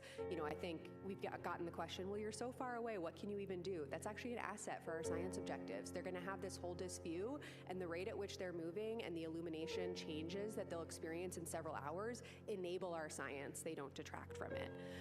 As for complementary observations, yes, we do plan to have complementary observations with the Lunar Reconnaissance Orbiter.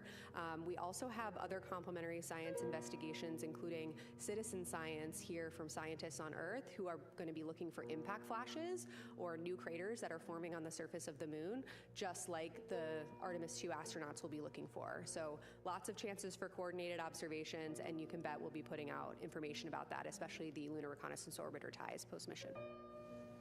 Okay, Will, and then we'll go back to the phones for a couple of additional questions. Thank you, Rachel. Will Robinson-Smith with Spaceflight Now. Thank you all for taking the time today. Couple to Rick, if I may, about the AUX demonstration. Please correct me if I'm wrong, but it sounded like at one point there was a plan to lower the cabin pressure in Orion. Can you talk about when and why that changed?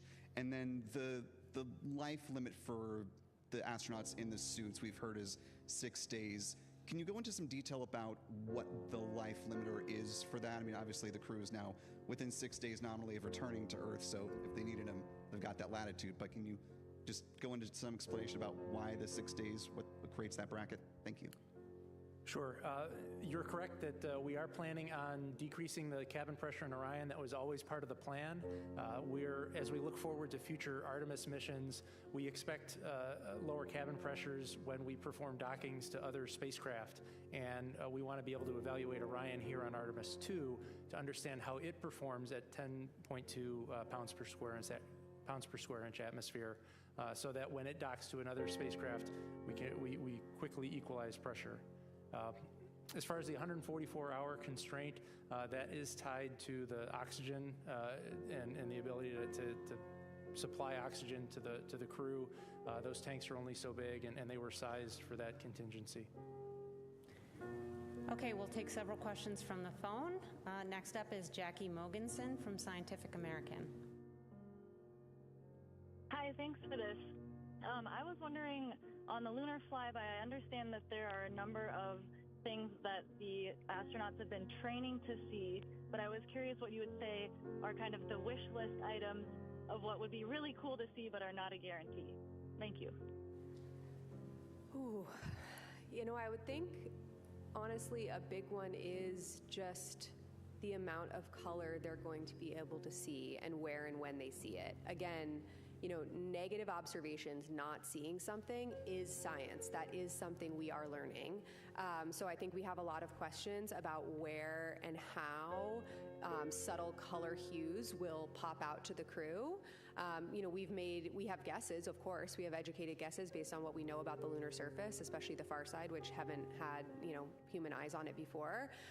But we don't know what to expect. We've provided guidance to them on where we think the best places are to, you know, make those observations, but this is exploration, right? And while we have imagery, amazing data from orbiting spacecraft, it's these nuanced observations that we're lacking. And so, you know, this is discovery, right? And we're asking questions that we don't always know the answer to, and that's, you know, some of the value of what these Artemis missions bring.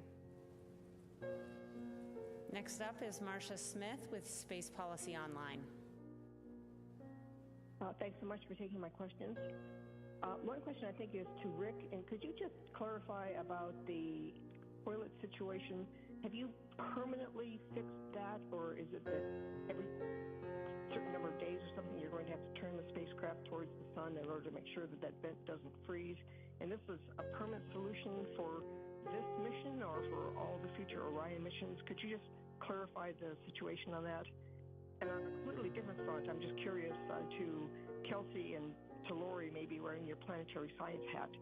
So when you have the astronauts looking at the far side of the moon and seeing them with their eyes, which LRO can't do, is there any chance you're going to spot something there that is so fascinating that it's going to change maybe plans for Eclipse missions or something, to send Eclipse missions there to investigate? What do you think the odds are that you'll see something that you really didn't expect? All right, well, as for the first part of your questions, there are no liens against use of the toilet. The crew members are able to use the toilet, but we are still trying to figure out the wastewater vent line problem. It's kind of a complex engineering issue when you expose a liquid to vacuum.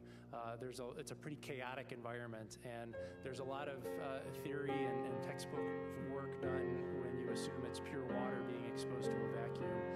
But when you introduce the variable of it being wastewater, there's other complex phenomena that we don't quite yet understand that are factoring into that vent line. And so we're still working through that. This is a good opportunity to learn now on a shorter mission. And you know, if changes are needed to be made to the spacecraft, you know, we have opportunities before Artemis 3 to make those changes. Let Kelsey answer the question about if you think we might see something surprising. Rick, do you want to no. You know, I think, you know, of course, we don't know what we don't know, and there's a reason. You know, I think your question kind of hits at the heart of why we explore, right? I mean, we can send reconnaissance missions to the bottoms of the ocean and to the poles and to Mars and to the outer solar system. And, you know, I like to think that planetary scientists, you know, are pretty good at their jobs and pretty good at outlining plans of what they think we will expect to see. But we in the science community like to talk about multiple working hypotheses, right? You know, we take all available data and we form these different hypotheses, and we make a plan to go address and buy down those hypotheses. And so, do we have guesses about what they're going to see on the far side? Yes.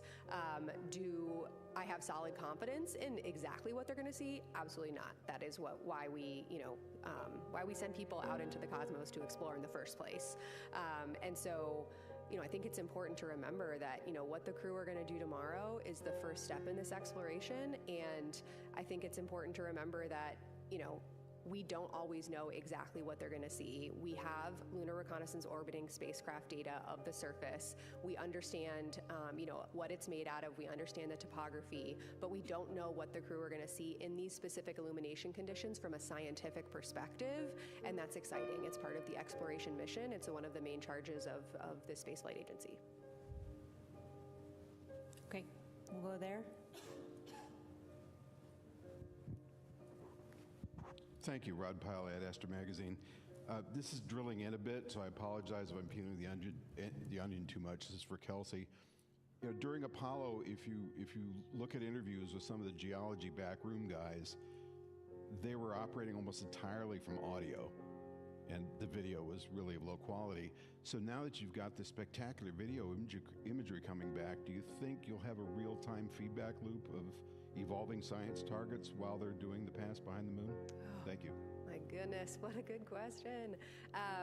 This is going to allow me to nestle into my happy place of science and operations. So the answer to your last question of if we will have targets evolve over time, the answer is, for tomorrow, we're likely not going to be, oh my gosh, scrap the back half of the plan and add in all of these new targets. However, in looking to the future, as Lori commented on right at the beginning, for future missions, when we have longer stays, both in orbit and on the lunar surface, that longer term presence will enable us to flex the plan and enable and empower the crew, of course, within the requisite safety constraints, to audible scientifically about the types of samples and the types of observations they're making. And so tomorrow, the science evaluation room is going to have that future in mind, right? They're going to be listening to what the crew has to say, and they're going to be passing up follow-up questions. And, oh my gosh, we heard you notice Grimaldi. That was not one of your targets, but what you just said was amazing. While the viewing attitude still permits, could you provide some additional words? That is absolutely in scope for tomorrow, depending on what we hear from the crew. Your question also gives me a good opportunity to share with you all what tomorrow is going to look like for those of us watching here on Earth. We will see video streamed from the Orion vehicle cameras. So we will kind of see the moon at the distance that, of course, the crew can see it at. We will also, at times during the flyby, go kind of on board with them the way that we have been experiencing the last few days with that interior camera. Although, I think I mentioned this yesterday, it's going to be very dark in there, so it will not look as crisp and beautifully lit as a lot of the footage that actually Lori and Rick showed earlier today, but it will give you a sense of being on board with them. And then you are not going to hear them all the time during the flyby. You will hear several times an hour a status of how they're moving through the lunar targeting plan and giving some descriptions. Those science sit reps, as we're calling them, will not come from the prime crew that are at the windows at the time. It will come from one of the two crew members who are not, plugged into their crew tablets and really down and in on the observations. It will be a third person coming to an additional window to make those descriptions. So you'll see the streamed video, you'll hear from them several times an hour, and then as soon as we can after the flyby ends, our team will be working as a part of the flight control team to get those downlink requests in quickly so we can get all the audio down and get as many images as we can overnight and then throughout the rest of the mission. Okay. Hi, Lisa Grossman from Science News. I have two questions for Kelsey. One is, I'm glad to hear that the target list is going to be made public tomorrow. Is that cool user interface thing that you shared an image of earlier going to be made public at any point?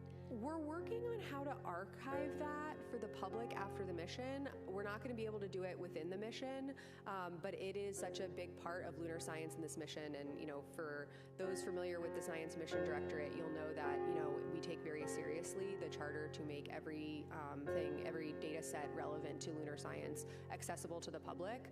And we have a charter to do that for this mission within 6 months post-mission. And so we will be working hard to identify how we can get this tool out to the public, given its criticality for lunar science. And what phase will the Earth be in during Earthrise? So what they will see on the Earth is Asia, Africa, and Oceania. And so for anybody listening here who is in Asia, Africa, or Oceania, you can go out and look at the near side of the moon at the exact same time that the crew will be looking at the Earth. For those of us not in those places, we can go out later and still see the same views, but for those in Asia, Africa, and Oceania, know that the crew will be smiling down on you around Earthrise and Earthset. Okay, we'll take one final question and then go ahead and conclude. Marcia. Hi, Marcia Dunn, Associated Press. I'm looking for some numbers, please.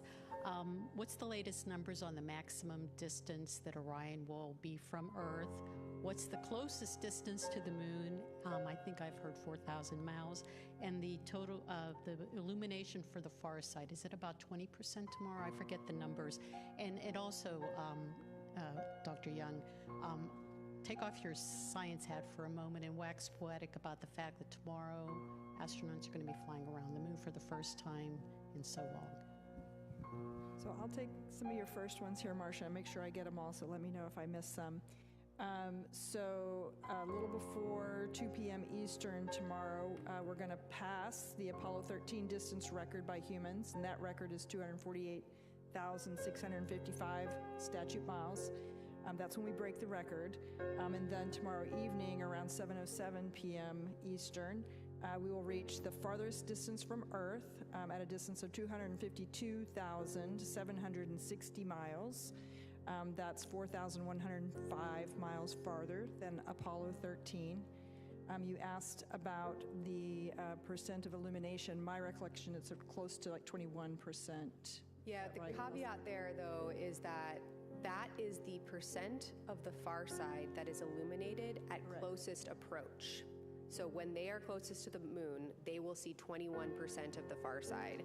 On their approach, as you saw in that visual, they will see the full disk. It will include a big section of the near side as well as that section of the far side. Essentially, half of the moon is always illuminated. They'll see that. And so they will see the full 180 degrees that's illuminated, but as far as far side. Yeah. Thanks, Kelsey. Yeah, I think it's at closest approach, it's 4,070 statute miles. Mm-hmm. Yep. And then do you want to wax poetic? Oh my gosh, of course, always. I mean, first of all, I will be on console tomorrow, so I will be locked in and fully in operations and execution mode. But, sitting here today, the day before the flyby, I was a kid who loved to play outdoors, and I was a kid who loved to, while playing outdoors, look up at the sky. Being outdoors and exploring the environment around me was a massive part of my childhood. I'm the mom of 2 young kids, and my youngest is right in the phase now where she looks up at the moon at night and just screams moon every time she sees it. She just stops what she's doing and points up and yells moon. And it really just, I swear I do not push her to do this. This is a natural instinct. But, I think it goes to show that people all over the world connect with the moon. This is something that every single person on this planet can understand and connect with. Of course, I'm focused on my kids in my house, but I know that people all over the world have their own sense of connection with the moon. Specifically, also, we will get an eclipse tomorrow, and I think everybody on Earth, or a lot of people on Earth, have connections to partial or full solar eclipses. I'm wearing my eclipse earrings today. We're approaching the 2-year anniversary of the 2024 North American eclipse, which was actually the same day that my daughter was born. And so I have a lot of emotions, to be totally honest with you, wrapped up in this mission and the specific timing of this mission. And I think my overwhelming takeaway is just, yes, I'm a geologist and a planetary scientist, and I have worked with this crew for so long, and I know that the data we will get back will inspire the next generation of scientists and explorers, but it will also bring the moon closer and unite all of us, where we can have this tangible touch point to the moon and what the crew are going to be doing tomorrow. And so as a scientist and as a mom and as a citizen of this planet, I'm really looking forward to tomorrow. I hope all of you are as well. Well, that's a wonderful way to conclude. I want to thank our participants for being here today. We're going to go ahead and pop up onto the screen a graphic showing all the events for tomorrow. Our special coverage begins at 1 p.m. Eastern and extends into the evening. Thank you for joining us today, and you can follow the latest mission updates on nasa.gov.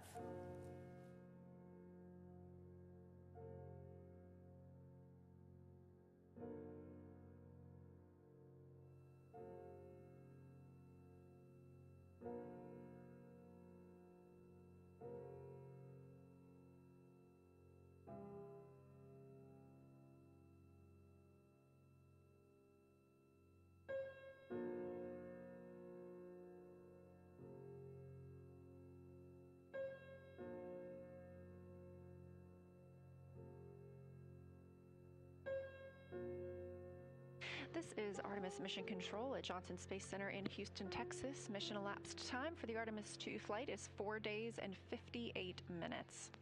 This is the Orbit 1 team monitoring all of the systems aboard the Orion spacecraft. The crew aboard the spacecraft is wrapping up the Ox-Suit DFTO, the Orion Crew Survival System Suit Demonstration Test. During this test, the crew got into their suits, and 2 of them got into their seats. This is the first time the crew has gotten suited while in microgravity, and we also pressurized their suits. Integrity Houston, we do have big picture words to pass for you, and we see ourselves coming up on a longer LOS here, so please give us a call when it's good to pass those words on to you.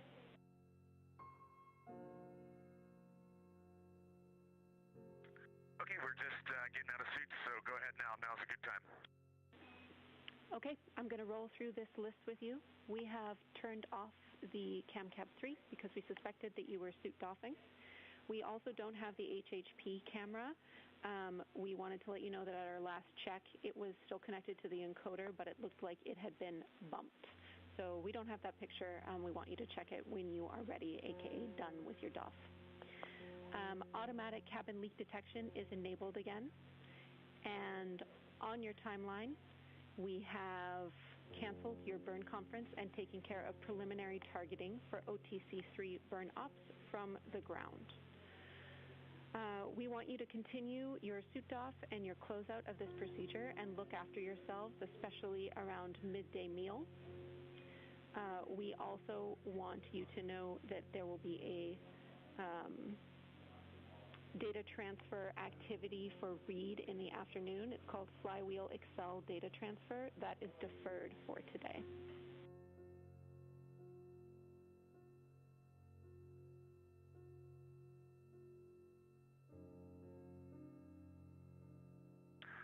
Okay, we copy all.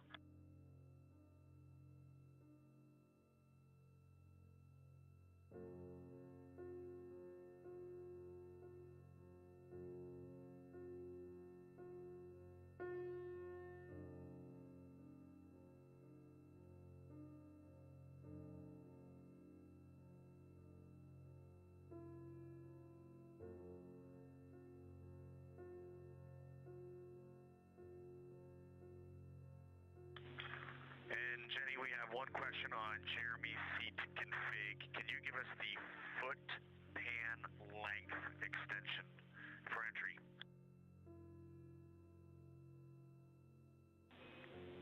We're checking on that. I'll have it for you in a minute. While I have you, I want you to know that soon we will have some calls up to you to perform, likely on the SIP, which will get us back into a good vehicle config after suit doff. I'll be back in a minute with that setting for Jeremy's seat.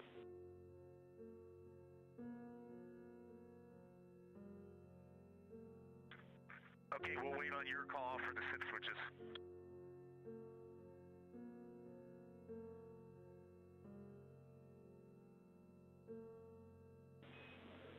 Copy, and Jeremy's side position is 5, and if you're talking about the CAF extension, that is fully extended. It should read 6.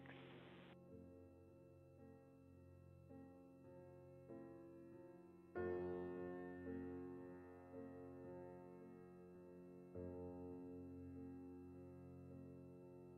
right, Jenny, he's got that seat configured. Thank you.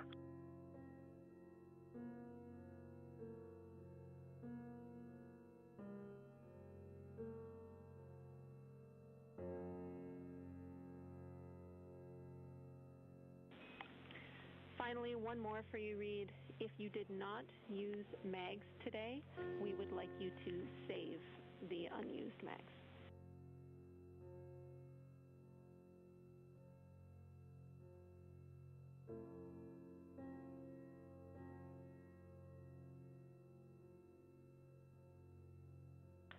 Okay, 3 out of 4 will be saved.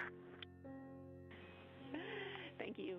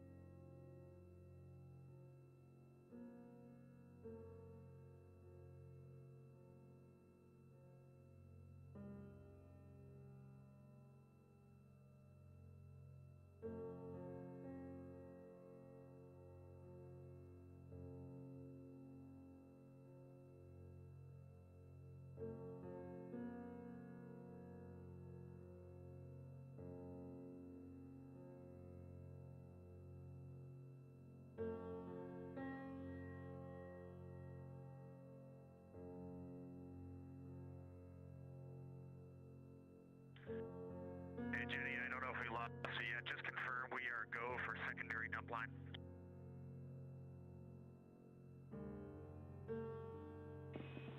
Secondary. We're still with you, Reed, and we're checking.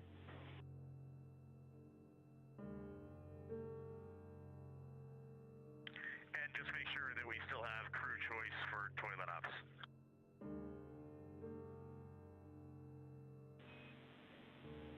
Affirm, the crew plan is still go for toilet, and we're checking on the secondary line.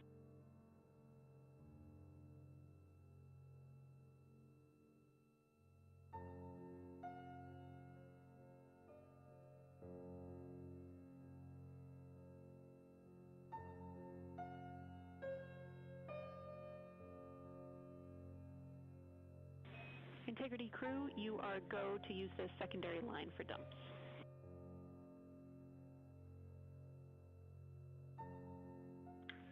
Okay, sounds good, and we'll reconfigure the cut before we do that. Thanks. Affirm, thank you.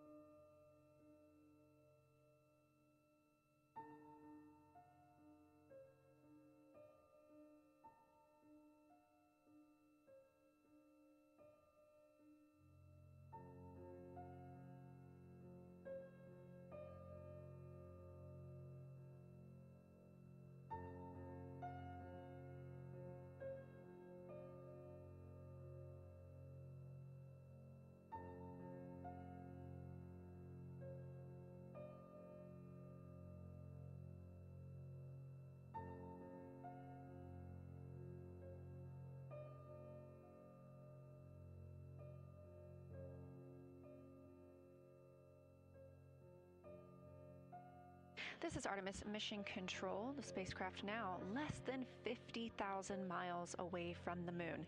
Again, we are excited for lunar flyby tomorrow, the first time we've sent humans around the moon in over 50 years.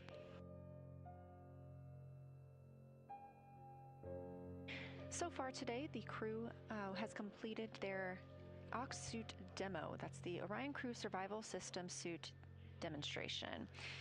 The Ox suits are what the crew wears during launch and re-entry for the spacecraft. However, they also have the opportunity to put these on in the event the spacecraft were to be depressurized. Of course, that's not what happened today. This was a test of these suits ahead of future missions. Everything conducted today helps us prepare for future Artemis missions to the moon. The crew is currently inside the cabin getting out of those suits, and so we are not showing those cameras at this time to allow them some privacy. But they are reconfiguring the cabin following that test.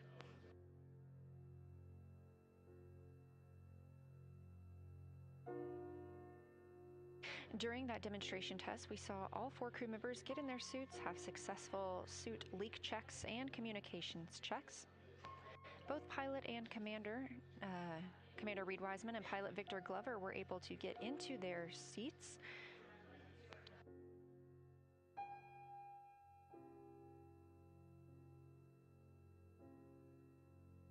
And again, they are now reconfiguring the cabin and taking down the portions of the seats that they had added to help with this task. The crew will soon be moving into their midday meal period. And then later this afternoon, having the OTC 3 burn, that's Outbound Trajectory Correction 3. We did cancel OTCs 1 and 2. These small outbound trajectory correction burns help keep us on the proper trajectory for our lunar flyby and our return to Earth. The team does intend to execute today's flyby or Outbound Trajectory Correction 3 burn. These are small burns using the reaction control system thrusters on Orion.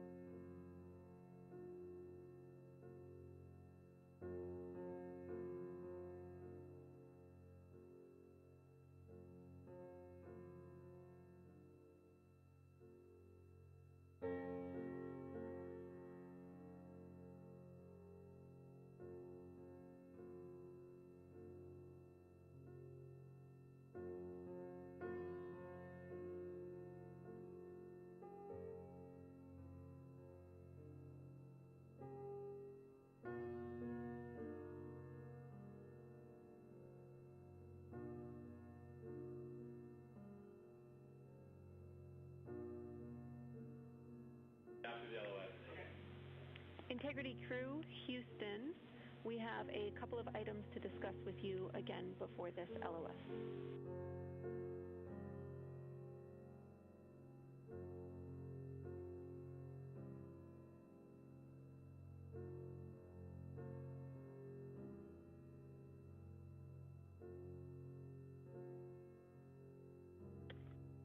Go ahead. Hey Christina, a couple of vehicle things for you to start.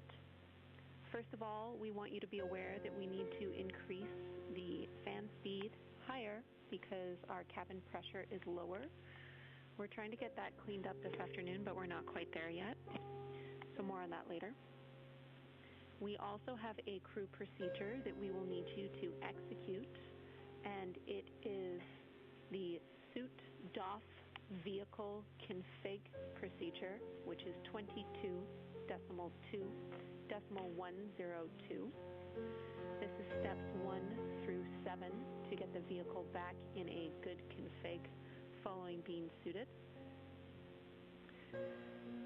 We need you to stop the HHP camera feed, please. We do not see it, but we need to stop it for bandwidth reasons. We want to tell Reed that his PCD1 is go for email use. We also can tell you that we have good targets on board for OTC3. It's looking like a 10.1 foot per second burn.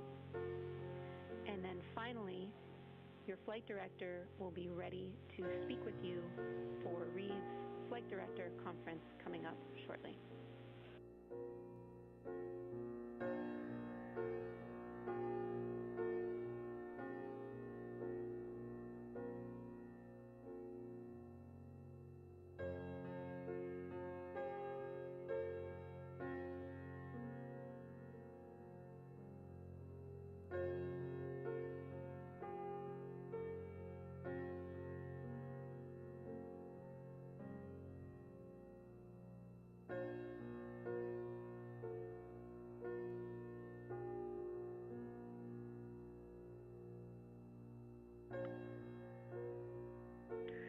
Okay, Jenny, copy the fan speed thing, but no action for us on that.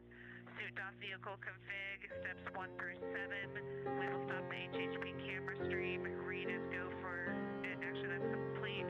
Reed is go for email on his PCD1, and we'll be ready to talk to Jeff. We understand we will be suit drying per the suit DOF procedure as well. Please confirm. Affirm, that is a good readback on all, and we agree on the suit procedure. Thank you, Christina.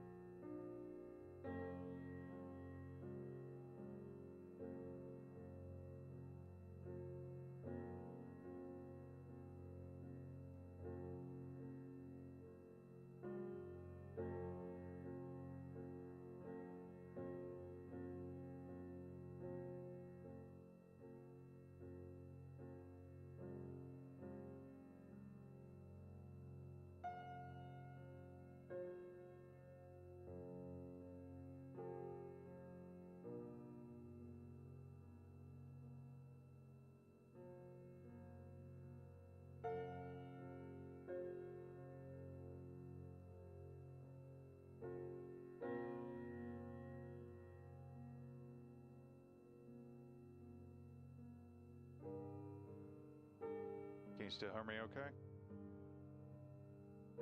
Great.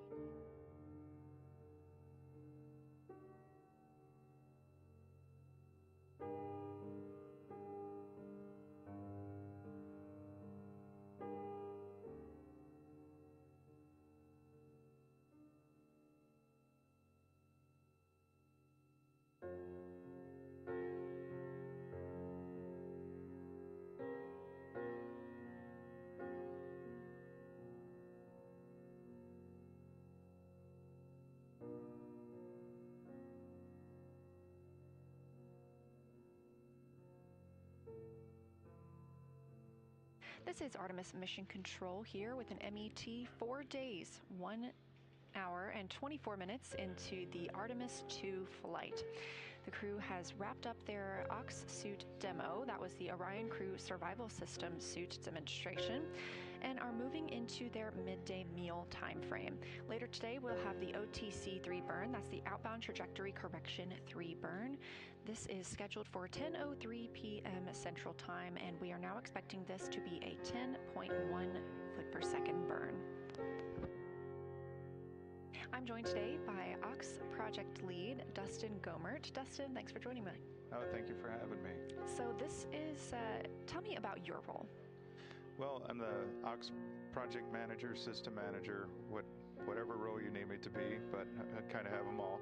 And so our team is in charge of the Ox, the Orion Crew Survival System suits that are on Artemis 2 right now. And we saw a test of those today. So can you tell me about those Orion Crew Survival System suits, Ox suits? We have called them both things all day long. Can you tell me about those and what makes them unique? Well, the thing that makes them different than anything we've done before is their long duration survival capability. And so these suits are very specifically designed such that if something were to happen to the crew en route to the moon or while in lunar orbit, they could survive in them for up to 6 days. And so it's a pretty unique capability to have that, where your environment, your home, your personal atmosphere is just bigger than your body, and they still provide the functions for you to keep being human and doing all the things you need as a human while in this environment. And today was not the first time that this crew has suited up. Obviously, they wore these on launch day, but what other kind of tests were run here on the ground in these suits, either with or without the crew? Quite a few. So we spent a good, I would say almost 2 years doing certification testing of this, and the better part of a decade in design and tweaks of them to get to the point we are today. And the crew, have spent almost 2 years training in the suits. They get custom fit for each one. Every person is measured. Every joint of their body, down to even individual finger segments almost, are measured for the crew. And so we have them very finely tuned and finely trained for activities that they would do in these suits. The thing we can't do in these suits on the ground is truly understand how they behave in microgravity. And that was one of the things we were after here today.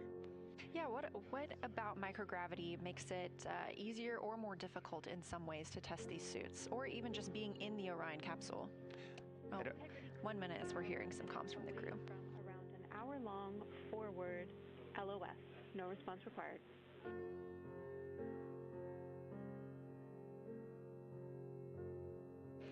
And we are expecting a loss of signal with the Orion crew, and I'm so sorry to interrupt you, but as we were saying, being in the Orion cabin and in being in microgravity can make things more or less difficult in these suits. So what are some of those fine difficulties?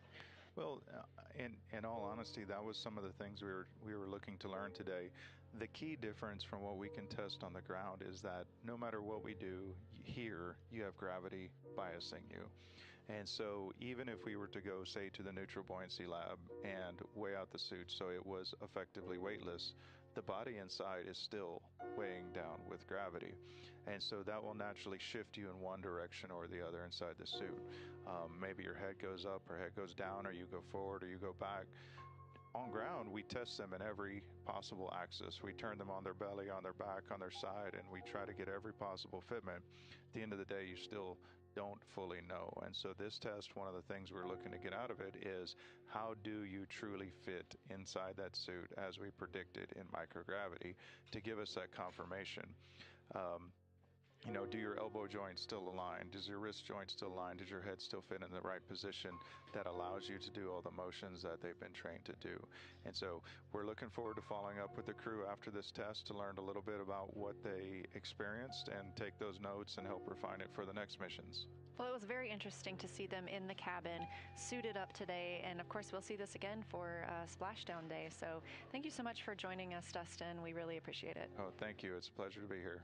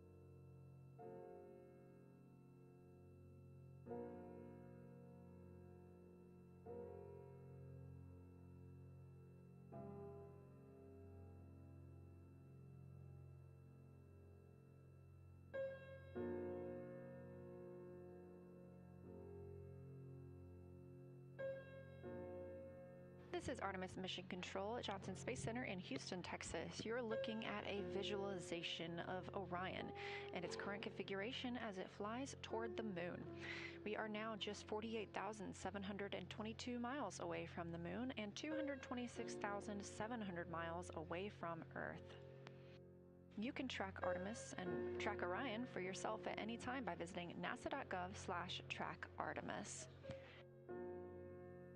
Tomorrow is a big day for the mission as we will have the lunar flyby with about 6 hours for the crew to be taking photos, making observations and annotations of what they see as they pass the moon. The first humans to do so in over 50 years.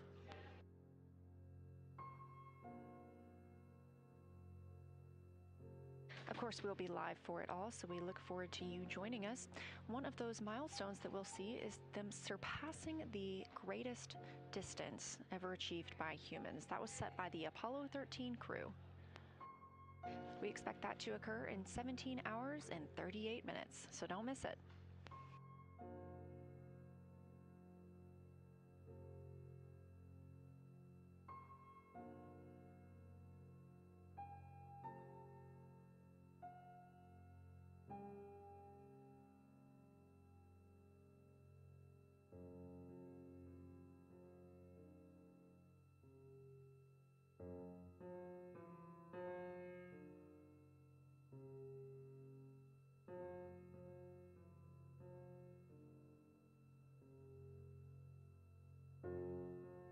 We are currently in a forward link LOS, or loss of signal, with the crew. These are tracked as we fly this mission. We are using the Deep Space Network at this time. They are far enough away from the Earth that we need to rely on this network rather than our usual tracking data relay satellite systems that you see us use with the International Space Station. But we are aware and track all of these these moments when we are loss of signal with the crew. However, we still have data from them. So if they needed to, they could call down to us here in Mission Control.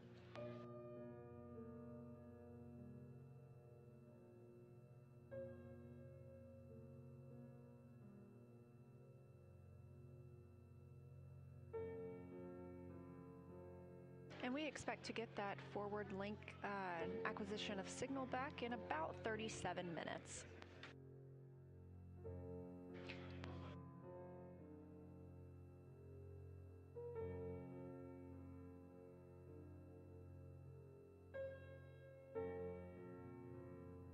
The crew is currently in their midday meal. They previously executed the Orion Crew Survival System demonstration.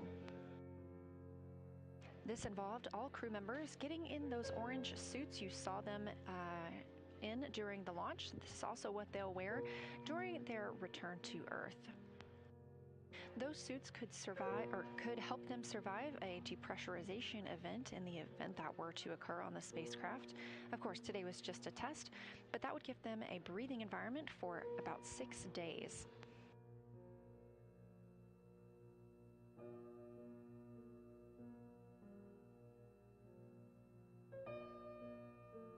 At 10:03 p.m. Central Time, we are expecting the outbound trajectory correction burn 3. We did cancel the first of these 2 trajectory correction burns. These are small maneuvers using the reaction control system thrusters on the spacecraft that help us fine-tune our trajectory around the moon and on our way back home to Earth.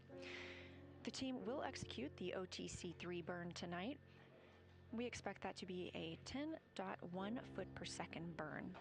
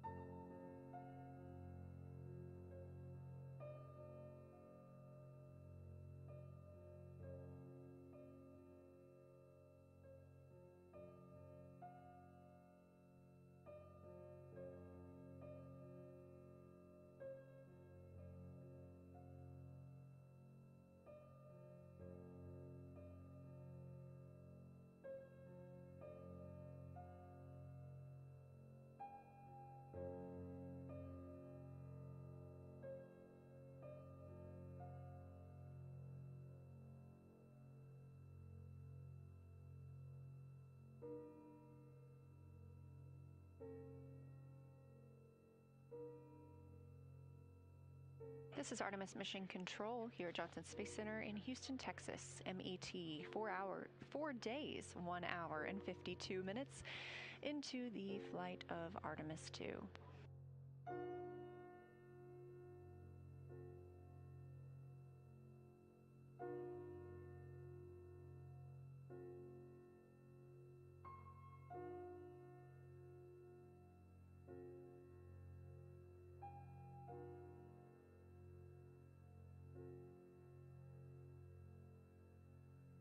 Correction, we are 4 days, 2 hours, and 14 minutes into the flight of Artemis 2. We are in a forward link LOS, meaning we are out of communication with the crew from the ground side. These are tracked, and the team monitors them and make sure to call up anything to the crew just before we go into them and let them know that we won't be able to communicate with them for this time period. We expect to regain communications with them in under 10 minutes.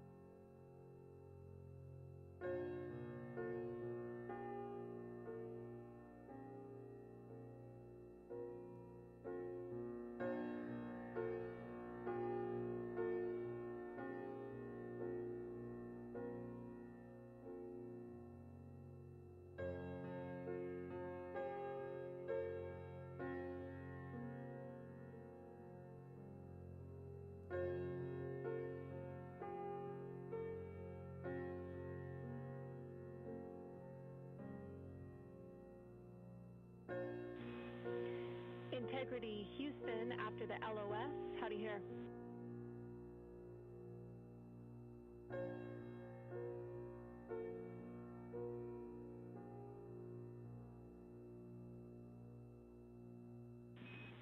Integrity, we have you the same. Please execute procedure 2.1.0. Cabin leak suspected. We need to get the cabin pressure control to maintenance. This will perform a cabin O2 introduction.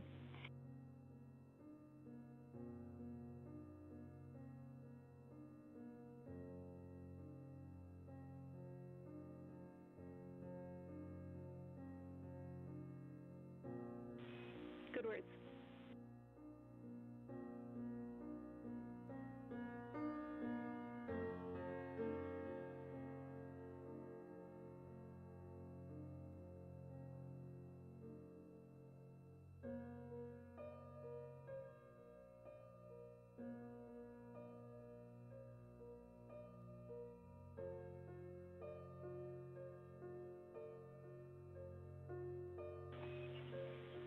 No, it does not. Cabin pressure is stable, but we need you to perform this procedure to get cabin pressure control to maintenance.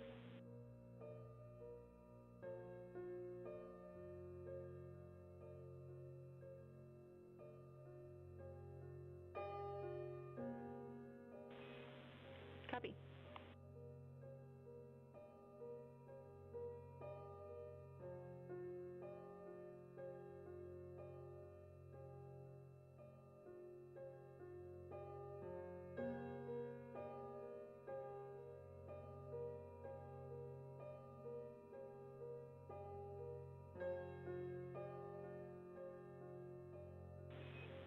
We're here for whatever you need.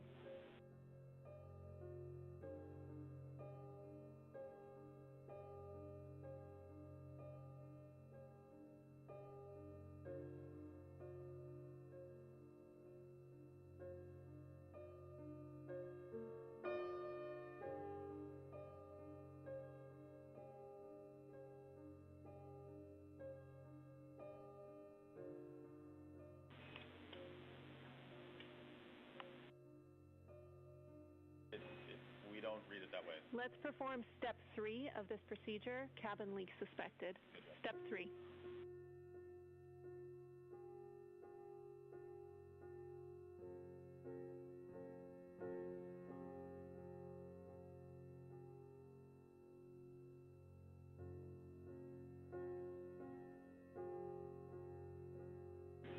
Good words.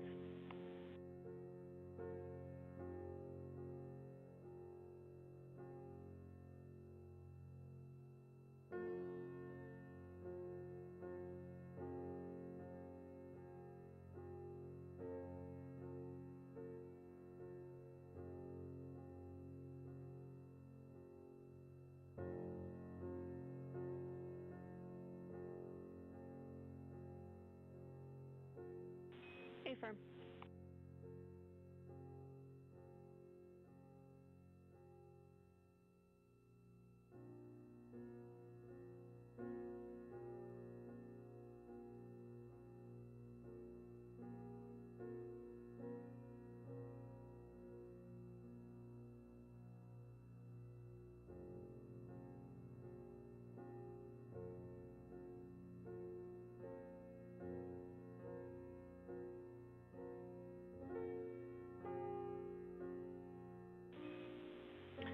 Copy, that's a good config. Thank you, Reed.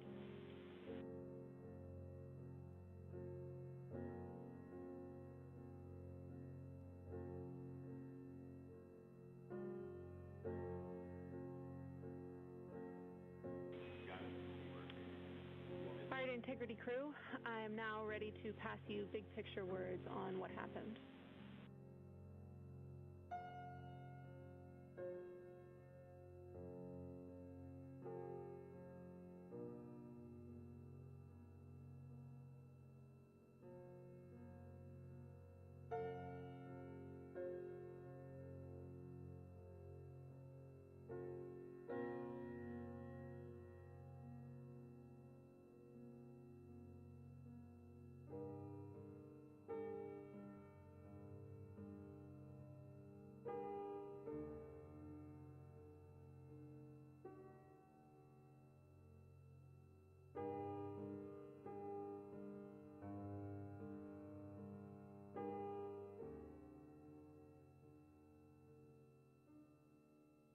This is Artemis Mission Control at Johnson Space Center in Houston, Texas. We have reestablished communications with the crew. We did go into an LOS on our forward link. That was a planned and tracked LOS, and then we also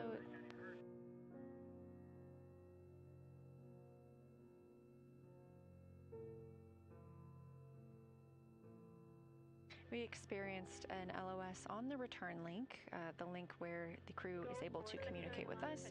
We have since done a string swap, sent that up, and we have communication with the crew that we're working to get back into the broadcast.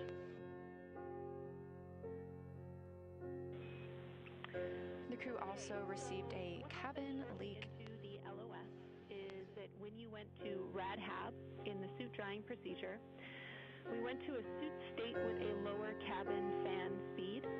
This This caused a little shift in the outlet pressure of the cabin fan where that pressure sensor is, and it registered a pressure change. So we got that warning, cabin leak suspected, in alarm. This moded the cabin pressure mode to idle, which meant that we stopped O2 introduction into the cabin. We needed to mode back to maintenance to regain O2 introduction back into the cabin.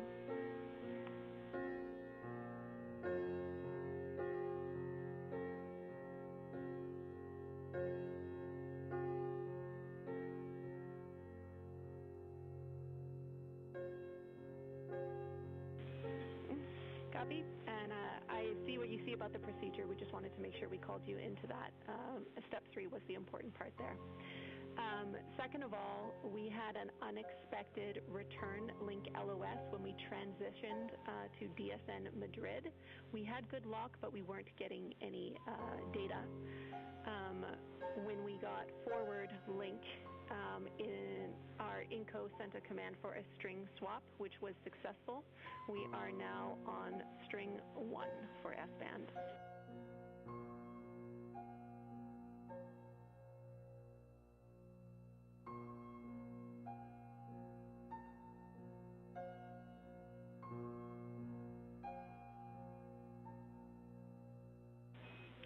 Okay, and we are still looking at what happened with S-band string 2. We don't know yet, and that's all I have for you. Thanks, guys.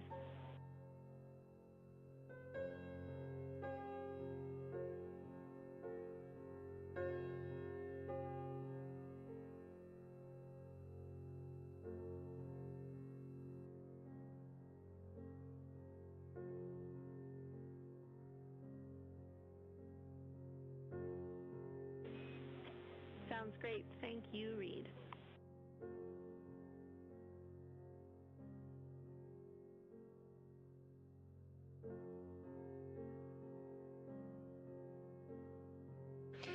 Again, we are working on getting the crew audio back into the broadcast, but you heard Capcom Jenny Gibbons, CSA astronaut in Artemis 2 backup, communicating with the crew some of our recent changes on the spacecraft.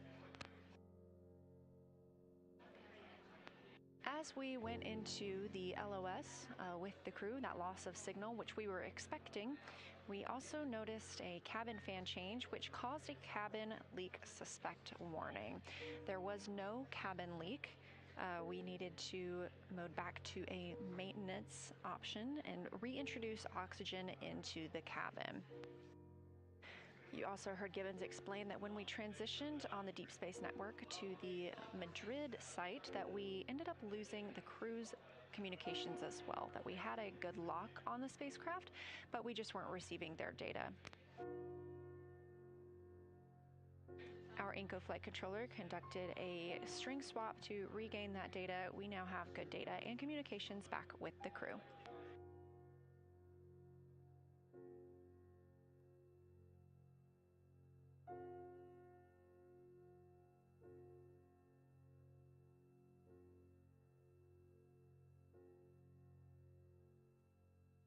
You'll also be noticing more people filtering into the flight control room. The Orbit 1 team is handing over to the Orbit 2 team.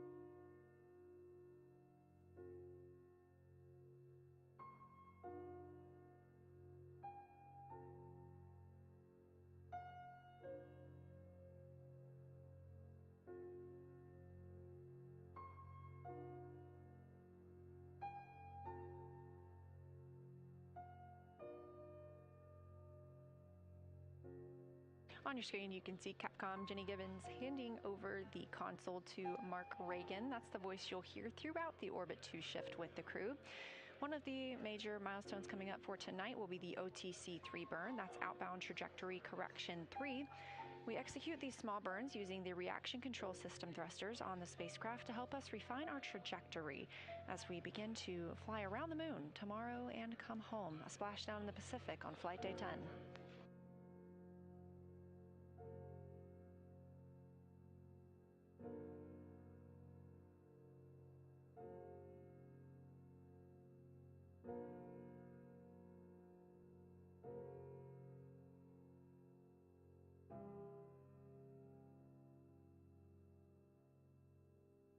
While we were in that LOS with the crew, they were in their midday meal, and some of the options they had today include chicken noodle soup, chicken with peanut sauce, spicy green beans, mashed potatoes, roasted turkey, rice, tomatoes and artichokes, spaghetti with meat sauce, vegetable casserole, sweet and savory kale, shrimp curry with rice, and a personal favorite, macaroni and cheese.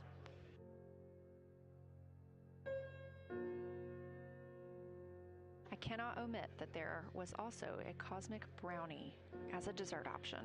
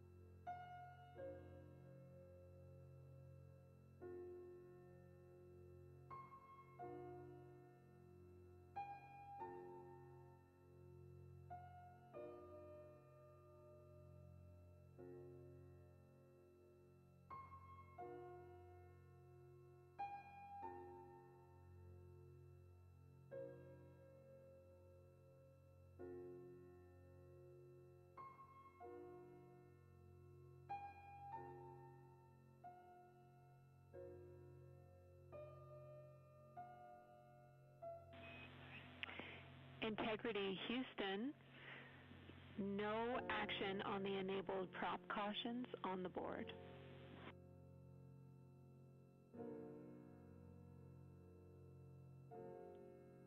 Integrity copies, thanks.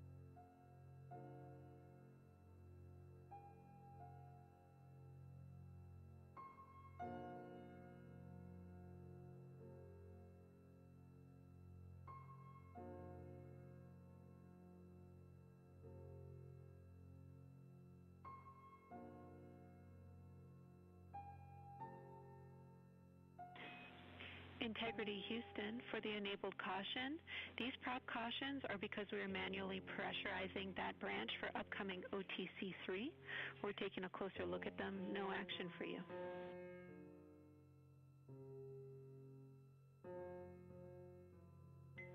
Integrity copies, thanks.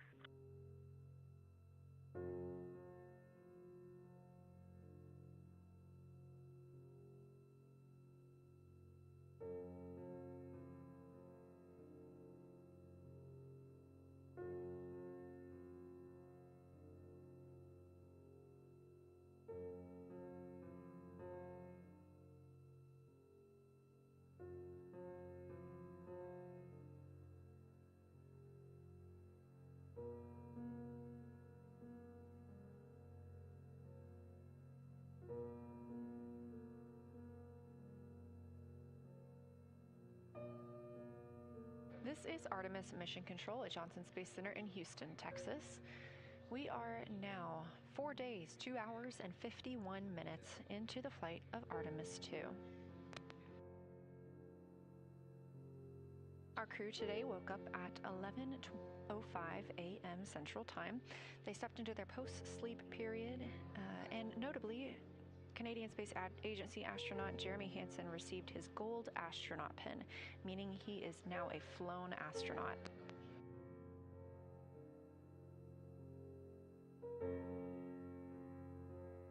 The first half of the crew's day has been spent in the Ox Suit demo. That stands for Orion Crew Survival System Suit. During that time, the crew all got into their orange suits that you saw during launch day and that they will wear again on the return day. The crew can ingress these suits if there were to be a depressurization event in the spacecraft. Obviously, that is not what we were expecting or doing today. This was only a test for the crew to see how it would be to put on their spacesuits in that sort of environment. 2 of the crew were instructed to get into their suits rapidly. The other 2 crew members were instructed to get into their suits at a regular pace. After that, we had 2 of our crew members ingress or get into their seats as if they were preparing for return. We also pressurized the suits. Again, this is a flight test, and every day is an opportunity to test a different system aboard the spacecraft. Coming up this evening, we have the OTC 3 burn. That is the outbound trajectory 3 burn, and we'll continue to refine our path around the moon and back home.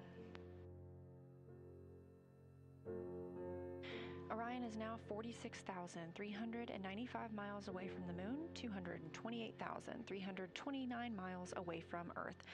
That number continuing to increase while our distance from the moon continues to decrease, scheduling with our lunar flyby scheduled for tomorrow.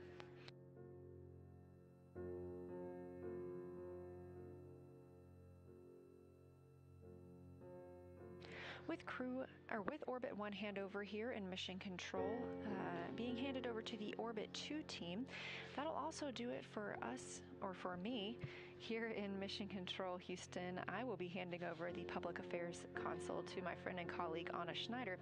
We will continue our 24/7 coverage on NASA's YouTube all the way until the crew is splashed down and safely recovered.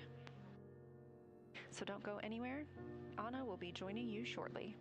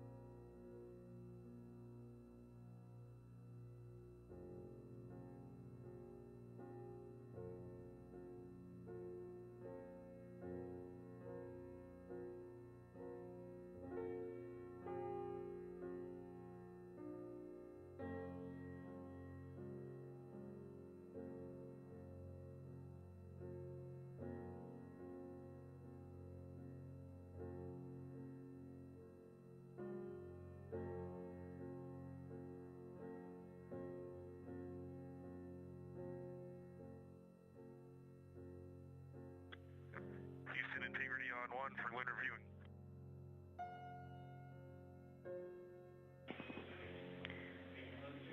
Go ahead, Reed, for lunar view. And for your info, you came down on 2.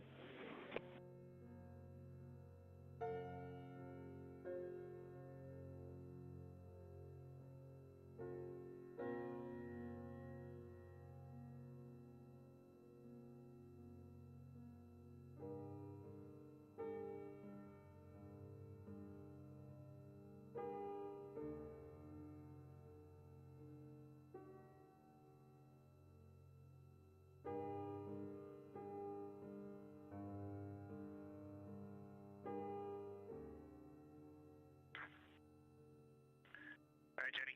The moon is decidedly large out the window today. We can see all of Apollo, all of Oriental, annular ring. We can see, I'm 99% sure, see Pirazo very easily, and just getting over. Can't quite pick up Vavilov yet, but that far side that is right on the limb is extremely mountainous. Try to get some pictures, but it's a high grazing angle.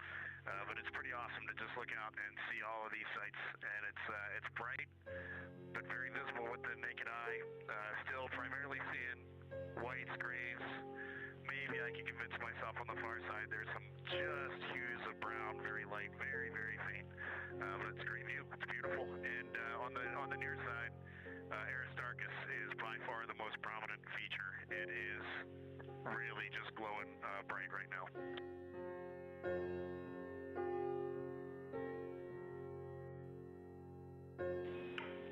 That's beautiful, Reed. Thanks for bringing us all up there with you.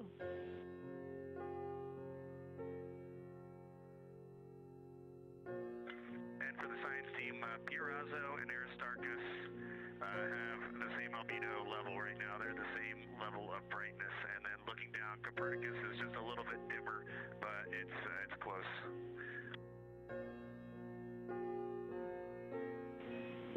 Science is loving it, as expected.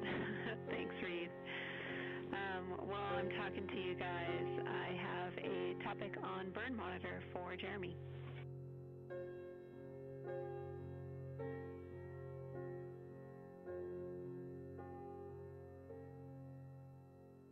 He'll call you back in about 5 minutes. Sounds good, no rush.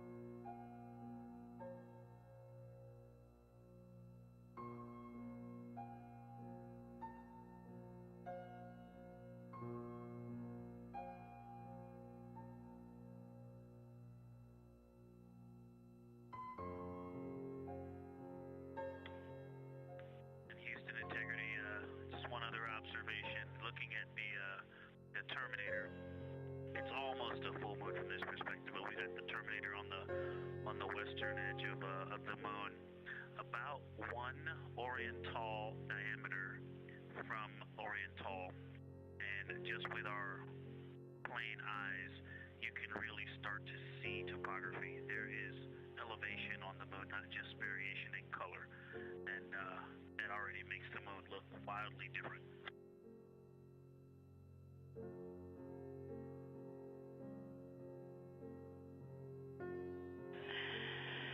You have a lot of people looking forward to tomorrow. Thank you so much.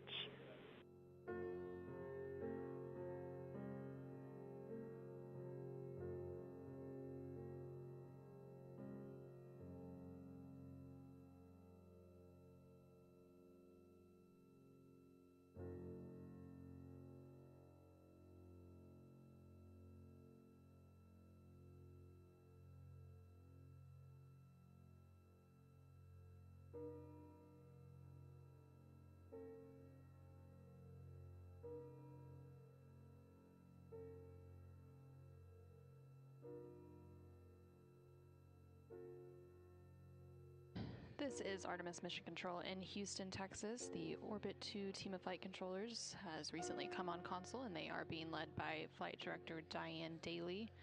And they have handed over from the Orbit 1 team of flight controllers, and we just heard some communication down from the crew, specifically NASA astronaut Reed Wiseman and Victor Glover, as they were making some observations of the moon as they continued to close in on their distance between the Orion spacecraft and the moon. Currently, they are about 45,000 miles from the moon, again, making some observations about the basins and craters that they are seeing as they continue to close that distance, with, of course, the lunar flyby and closest approach planned for Flight Day 6, which will be tomorrow, Monday, April 6th. Coming up here in about Integrity for photo TV.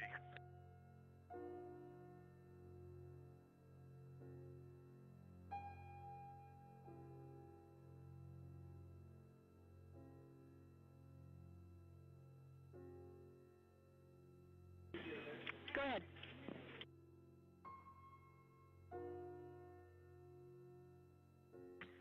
Just an observation with the D5 through the optical viewfinder at 400 mils, the moon is crisp, absolutely clear, even with a high grazing angle through the windows.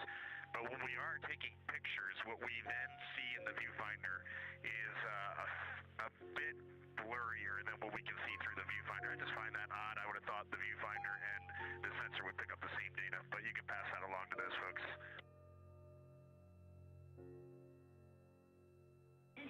All right, we got it. Thanks for the call down.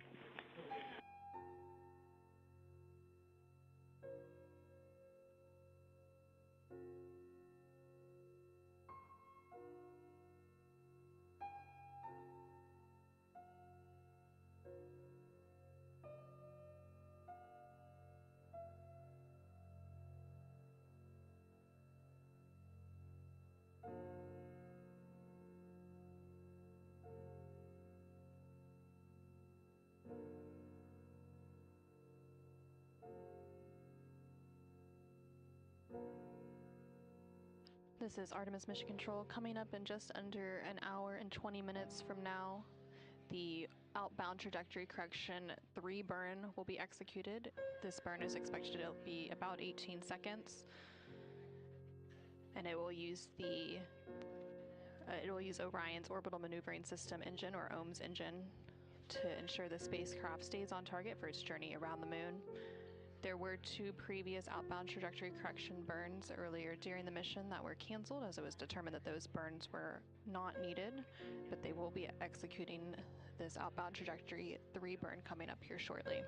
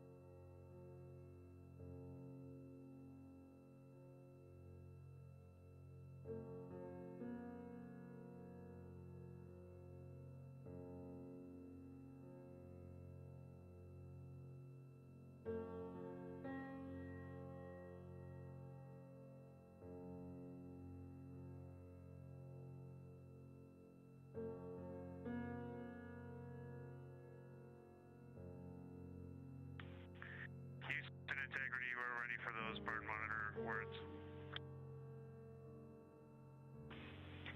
Hey, Jeremy. Good afternoon. The first thing is that step 10 is complete. The plus X flange heaters are on and prop avionics are configured. And then also, assuming that RHC is not currently deployed, that setup was back on step 7. If you want to refer to that, the bingo for that is TIG minus 45.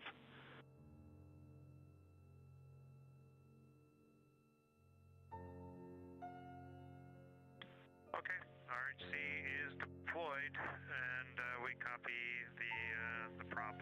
Step is complete. Appreciate it. You are welcome. And just a couple of other general awareness things. We are working on updates for the day, and we will be getting that up to you shortly. We also have the lunar targeting package verification steps in message 3.05.05. That should take about 5 minutes to run on each of the PCDs, but we do need to wedge that in somewhere today so that if it doesn't work, we have a little bit of time to troubleshoot before tomorrow.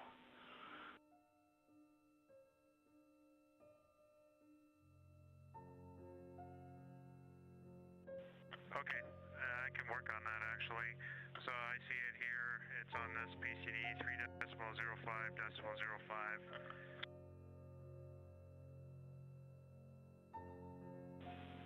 Yeah, that's great, Jeremy. And we'd like to get confirmation that run through that procedure and get confirmation that all of the remaining working PCDs are functioning with this.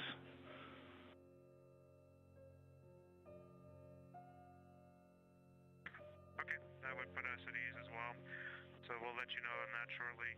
For the burn pad, we noticed that that the delta V had changed quite a bit. So when did you want to get with us on the burn pad?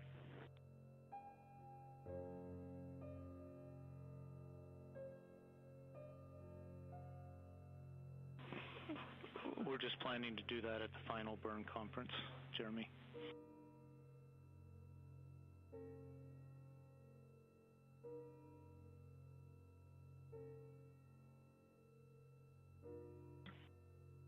Okay, that's fine. Just confirm the latest version that we're going to be referencing in that burn conference is UTC of ground generation 95/1400 hours.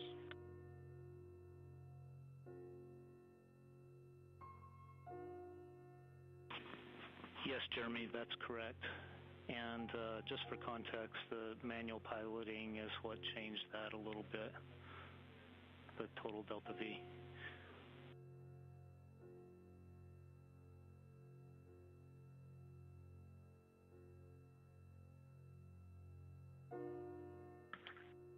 Well, we'll take that as a compliment. I wouldn't have meant it any other way.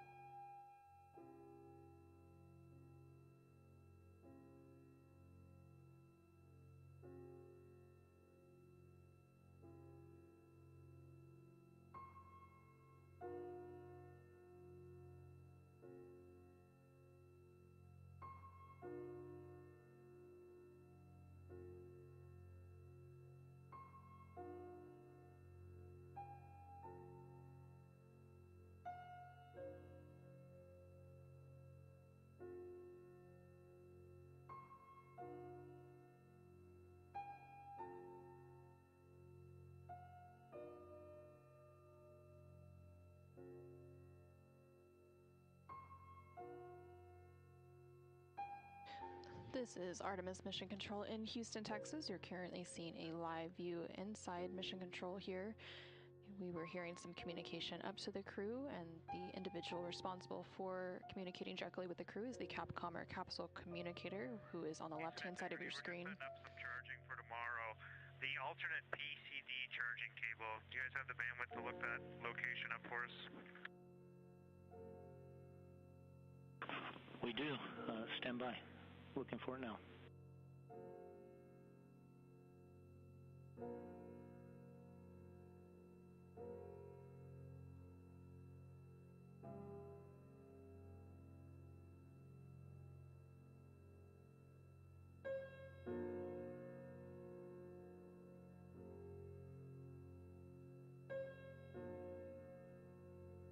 The Capcom currently on console as part of the Orbit 2 team is Mark Reagan, and you can see him there in the bottom left-hand corner of your screen, and he is sitting next to the Orbit 2 flight director, who is in the upper right-hand corner of your screen.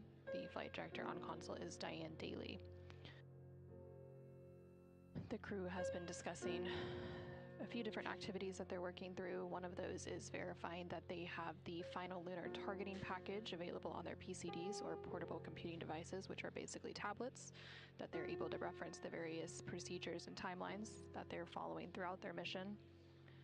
They were also discussing an upcoming burn conference, so they will have a conference directly with the flight director and the flight control team here in Mission Control Houston ahead of that outbound trajectory correction burn.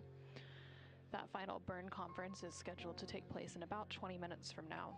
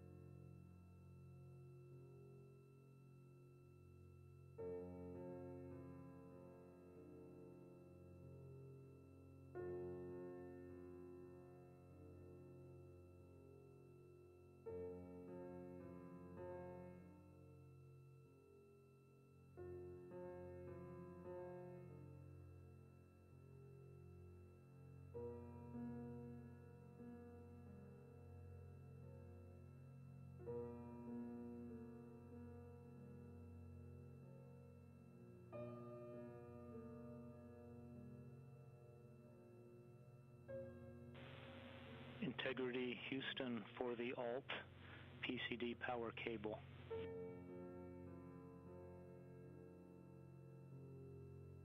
Go ahead, Mark. Yeah, Jeremy, you can find that in E-Locker, bag number 10 with a brown label, and the Ziploc bag is called 15-volt PCD power cable.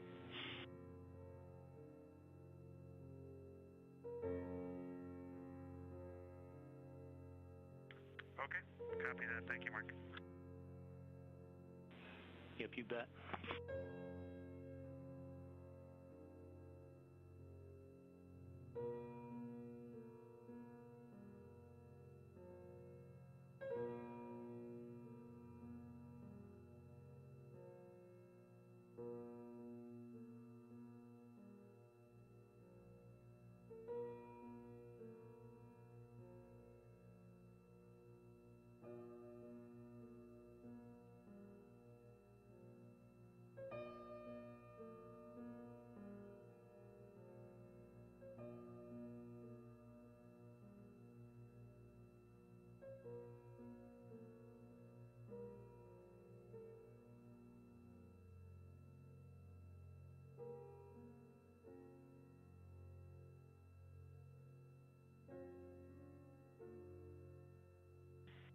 Houston, integrity for timeline. Go ahead.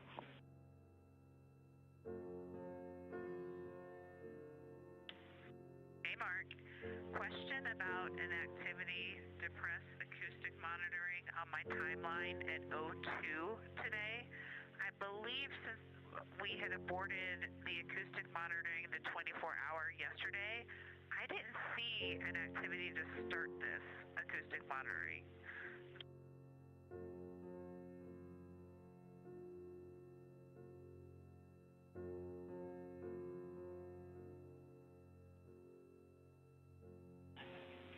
Hey, Christina. That's going to be a no perform today. And I am on the verge of giving you some other timeline deltas here.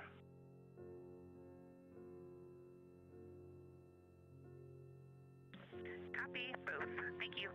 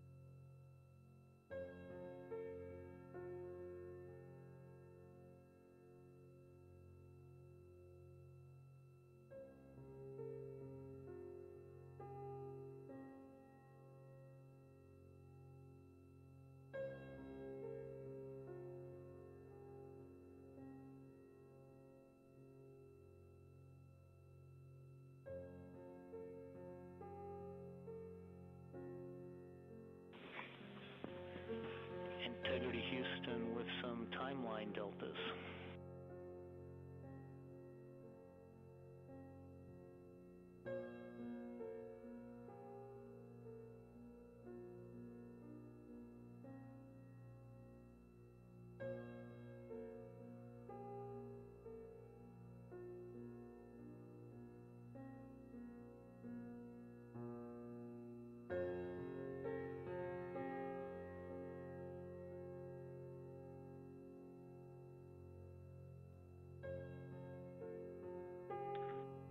Okay, go ahead, your timeline deltas, Mark.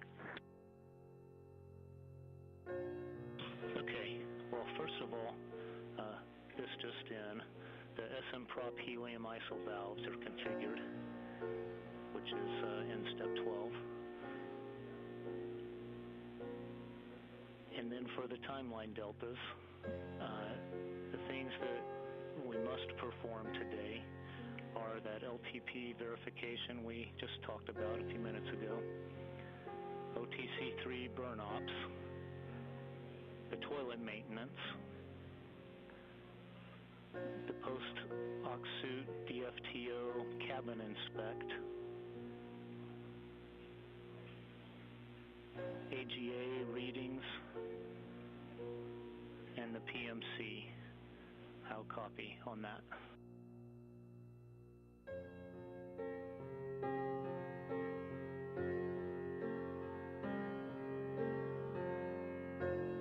Okay, we copy all that. A couple notes from us. 2 out of 3 of the PCDs for LTP are complete and they're correct. I'll work on the third one next. We talked as a crew and we would like to defer today's PMC. We just don't need it. Okay, copy that.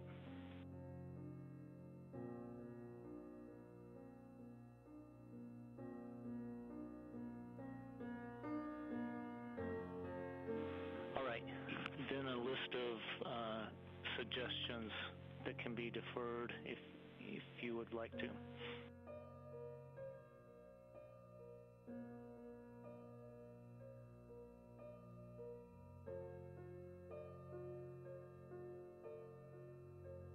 Sorry, say again, Mark.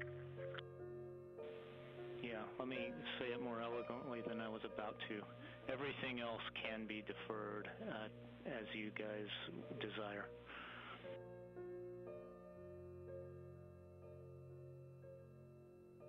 Okay, appreciate it. That's great.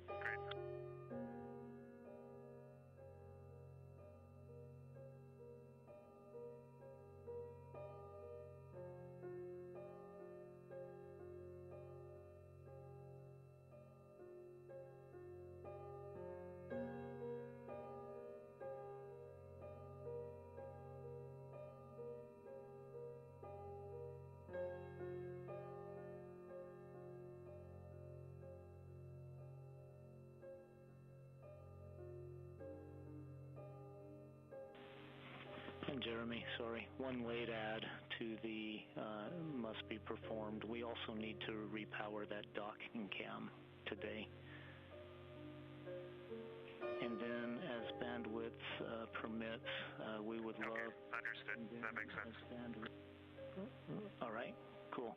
As bandwidth permits, we would also like to understand your cabin config too, but as bandwidth permits.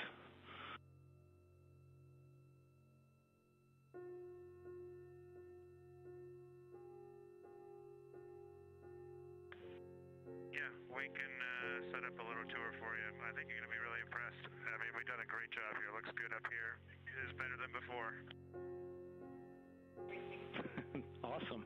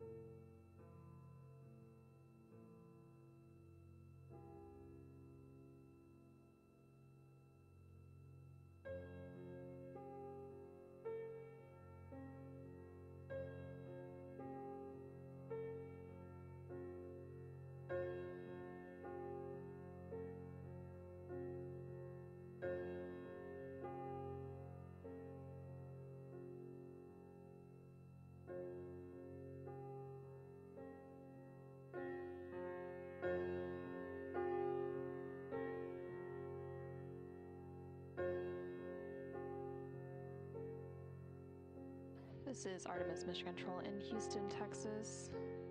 Again, we were hearing some communication between the crew on board the Orion spacecraft, which is named Integrity, and the team here at Mission Control.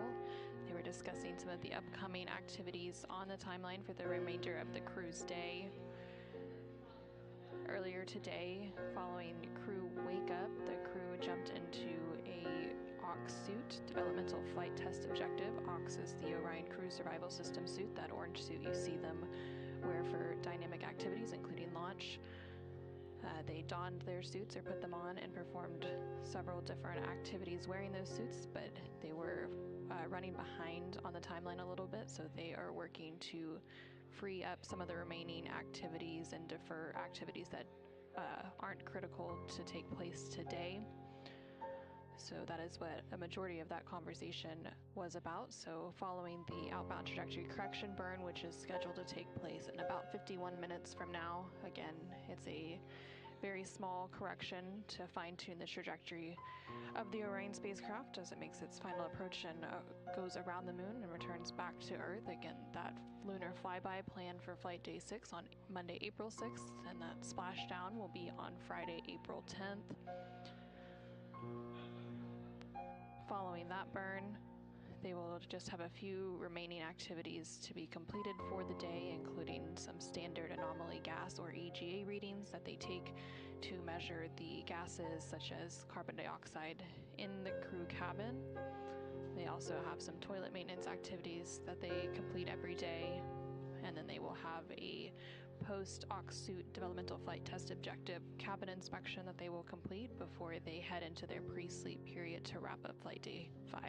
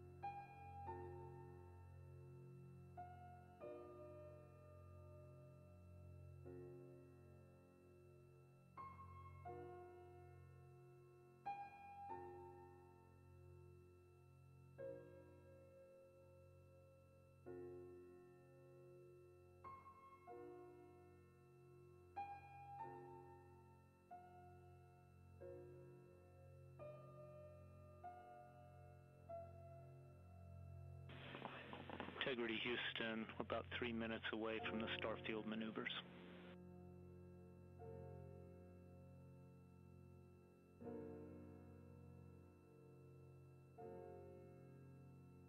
Okay, we copy that, Mark, and I've got something for you on lunar targeting package when you're ready. We're ready.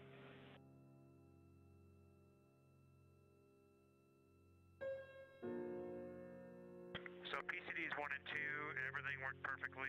PCD 3, lunar targeting package. When I I double click on it, it tries to open, goes to the web page, and then the little in process circle just keeps going and going.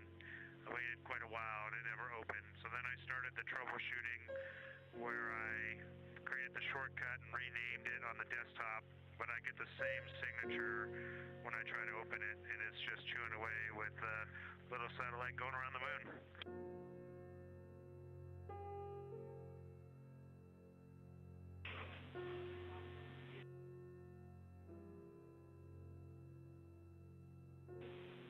Okay, Jeremy, copy. We're chewing on that. We'll get back to you with more words.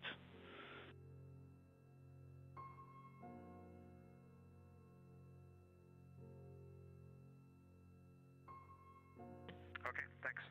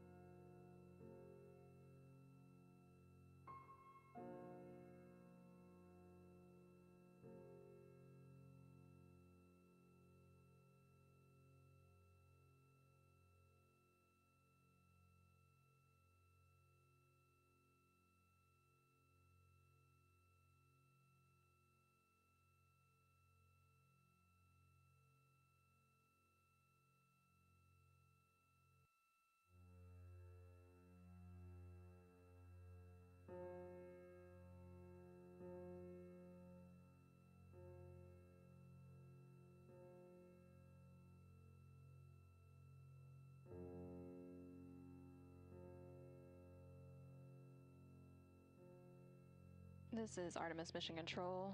We just heard some communication there between CSA or Canadian Space Agency astronaut Jeremy Hansen, currently on board the Orion spacecraft as it makes its way towards the moon. He is working to verify that the final lunar targeting package, which they are referring to as the LTP, is available and uploaded to each of the crew's PCDs or portable computing devices, basically a tablet that the crew is able to use and reference various procedures during their mission. That lunar targeting package will be the primary tool guiding crew observations during the lunar flyby on Flight Day 6, which will take place tomorrow on Monday, April 6th. It consists of two key components, the Lunar Geography Review and the Lunar Targeting Plan. The Lunar Geography Review helps astronauts study major lunar features in advance of the flyby and learn how to orient themselves during the flyby, while the Lunar Targeting Plan provides a detailed timeline of observation targets, background science context, and specific instructions for imaging and making verbal descriptions.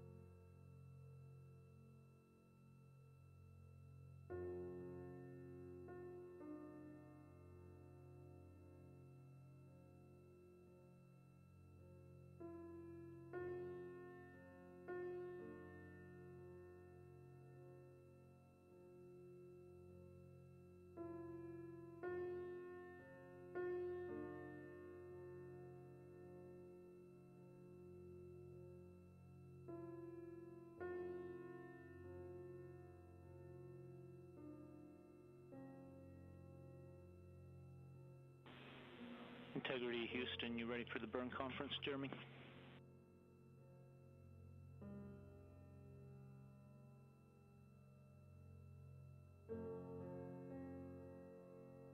One minute, please.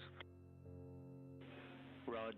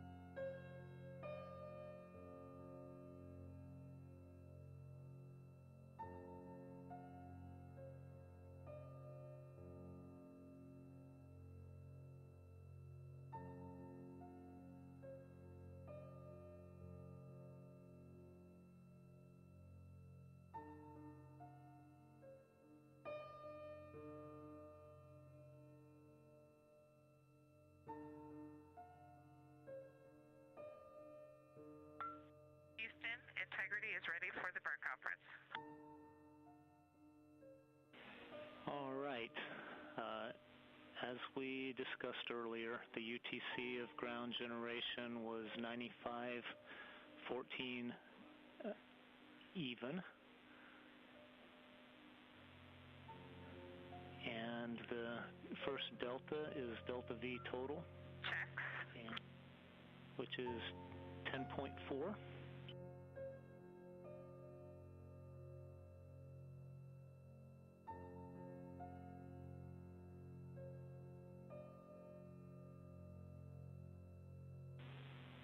Tigo is 19 seconds.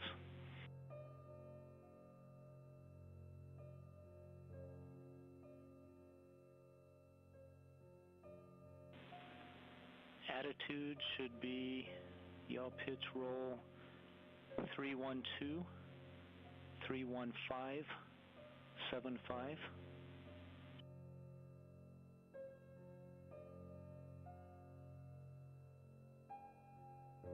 And delta V XYZ should be 4.7 minus 5.3, 7.6. How copy so far?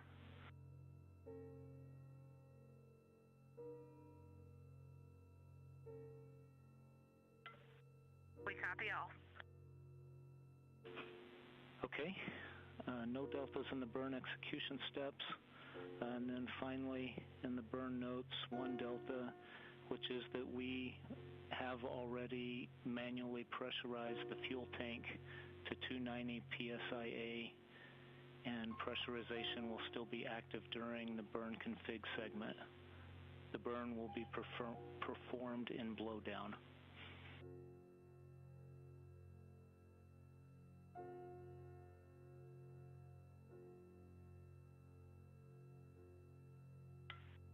Copy.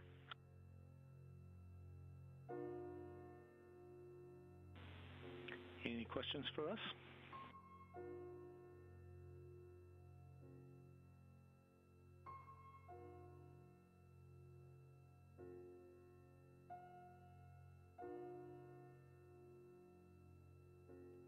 Mark, to be sure we understand your last, we understand you said it is pressurized now and that we will be in blowdown. Is that a good read?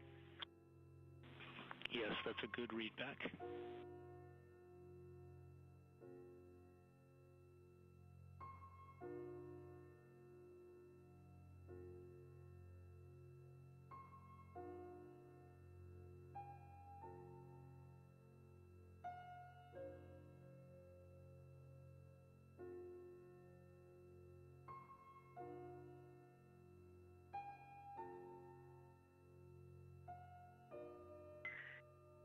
Mark, in your first statement, we thought we heard you say it would be pressurized during the burn, which doesn't match our understanding of blowdown, but maybe we either misheard or you said like it would be pressurized now but not during the burn.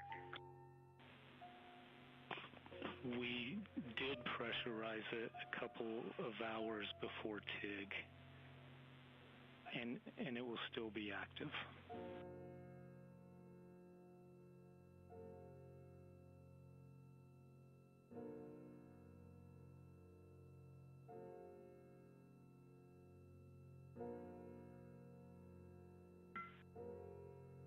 Mark, we're scratching our heads a little bit on what you mean about it will still be active and marrying that up with being in blowdown. Our understanding of blowdown is that we would not have active pressurization, but we would use the existing pressurization. Okay, sorry, yeah, I've made it more confusing than it had to be. That's a good understanding. The pressurization will still be active during burn config segment, and the burn will be performed in blowdown. Does that make more sense?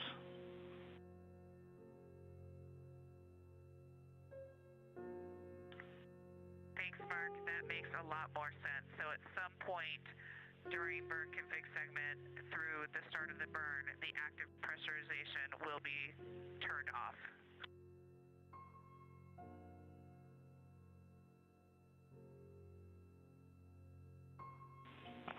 Yes, that'll happen when we transition at TIG minus 5 minutes.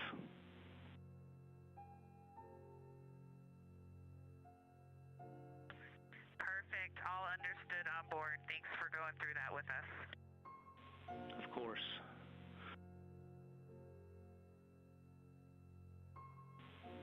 I also have some troubleshooting steps on that LTP that wasn't working properly on PCD3 when it's a good time for somebody.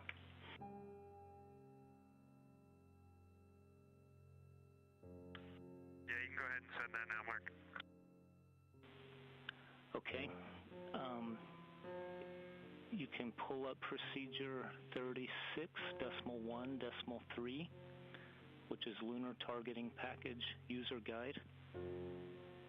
And you can execute step 6.1.2, which clears the cache, and then go back and try that message 3.05.05 again.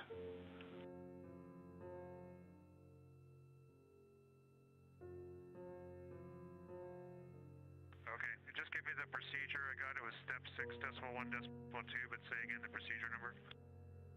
It's 36.1.3, Lunar Targeting Package User Guide.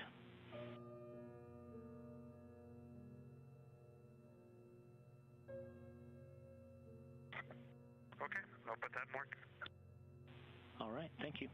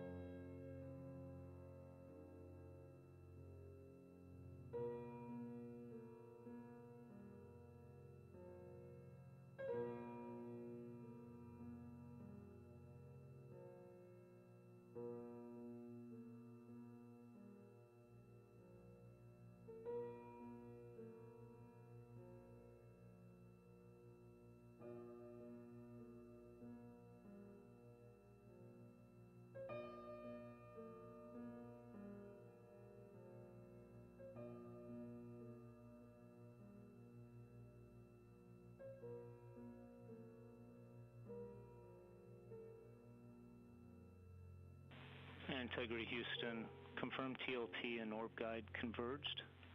We're assessing the onboard solution.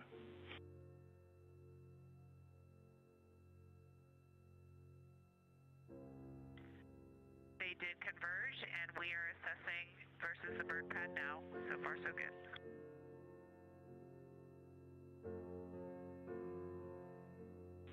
Copy.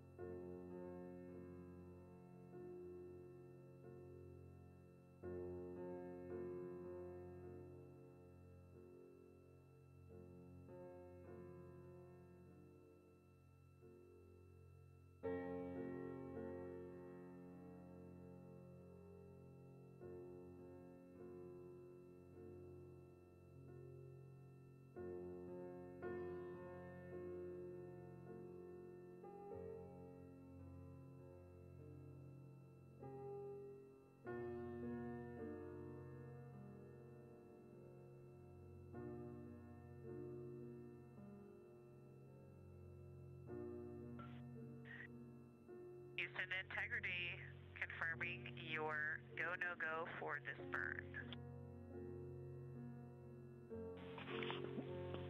We are about to put that in work. Stand by.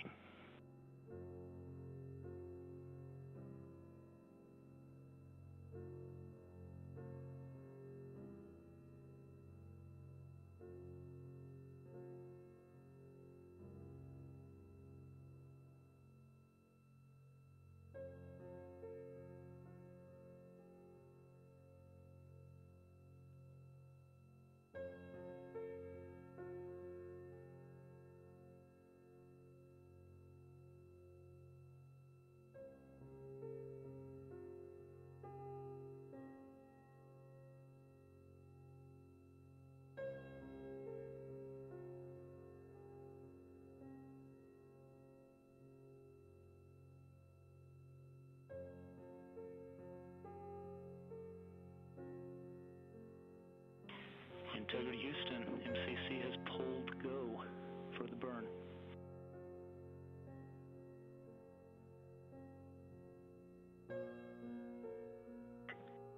Integrity copies.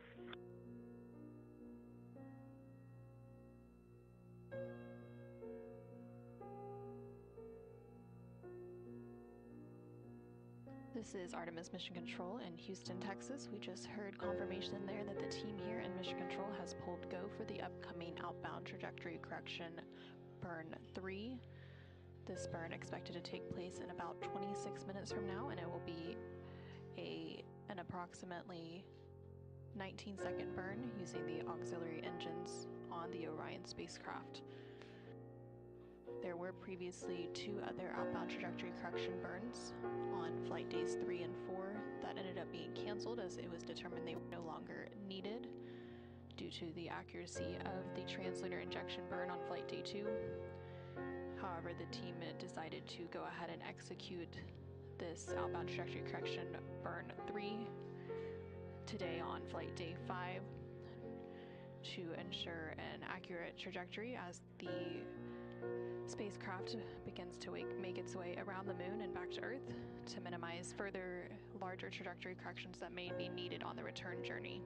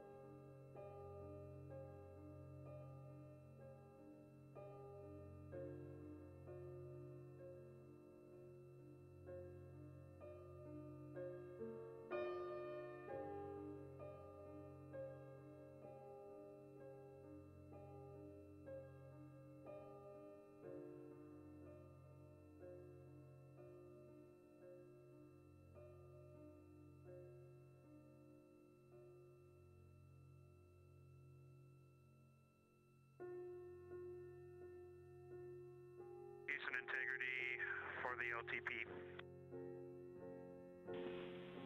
Go ahead, Jeremy.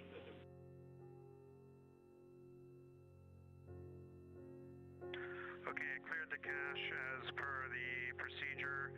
Then I tried to open the original LTP link, and I got the same signature as before, so I cleared the cache again, and then I opened the new LTP link that I created myself, and I get the same signature. Okay, back to head scratching here.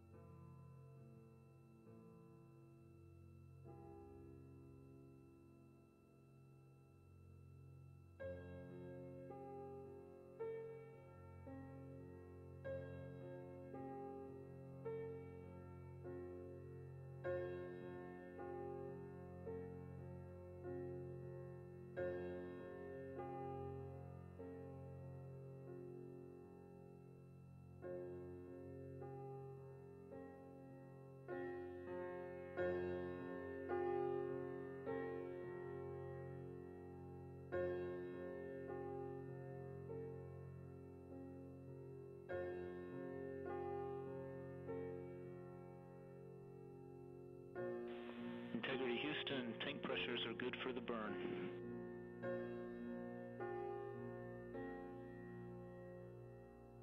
Integrity.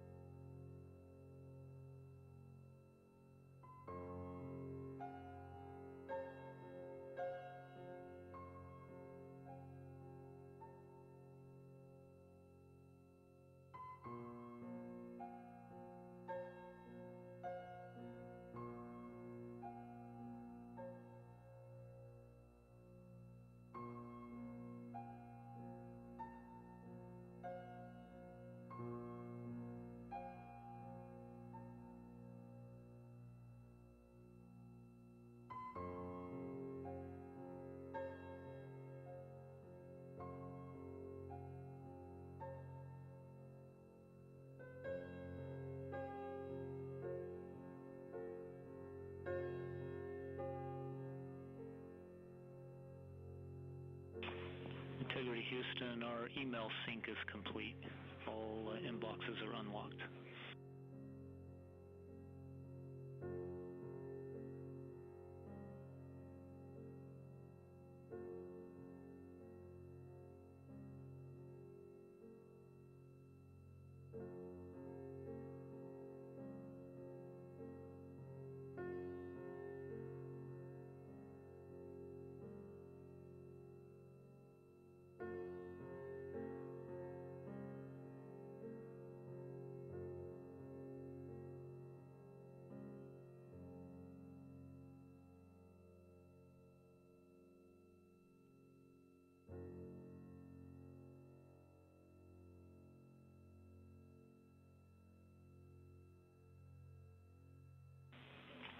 Integrity Houston, solar arrays are in position for the burn.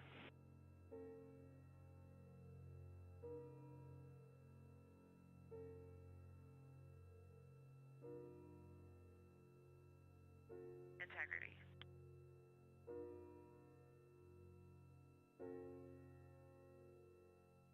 This is Artemis Mission Control. We've heard a couple of call-ups from the ground here in Mission Control ahead of the upcoming outbound trajectory correction 3 burn, which is planned for about 16 minutes from now.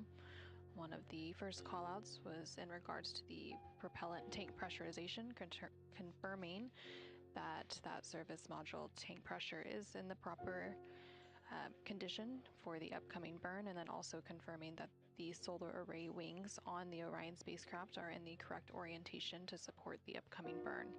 Again, this burn is expected to last about 19 seconds using the auxiliary pulse-X engines on the Orion spacecraft service module.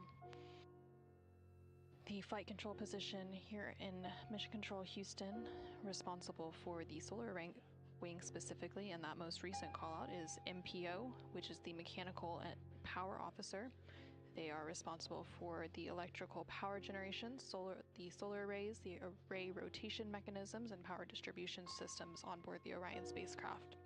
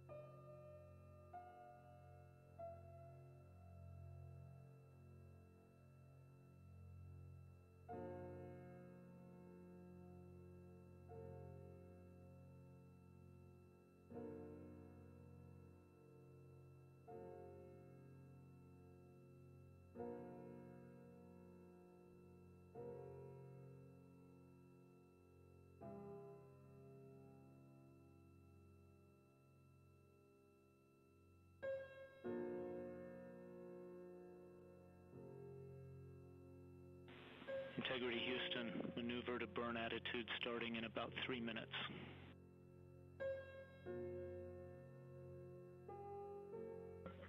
Integrity.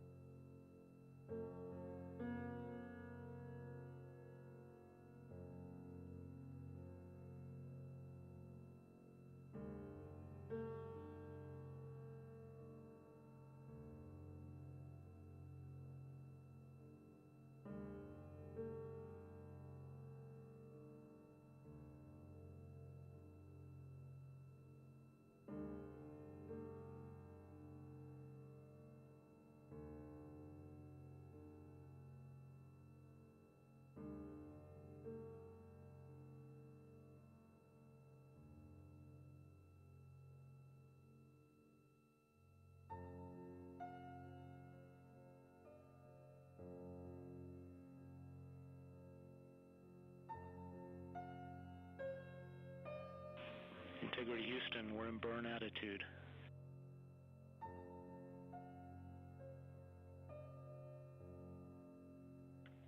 We see the same.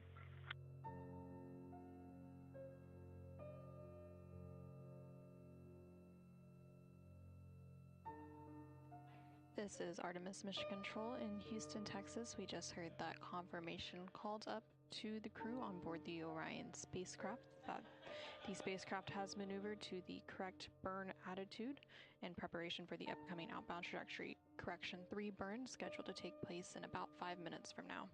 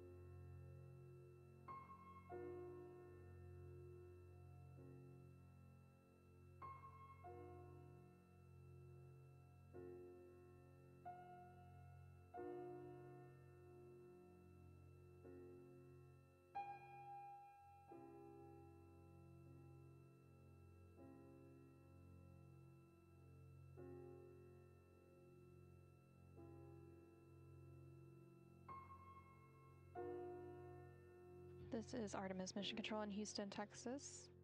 You're now seeing a live view of the Orion spacecraft, the exterior of the spacecraft, as we are about 2 minutes out from the upcoming outbound trajectory correction 3 burn.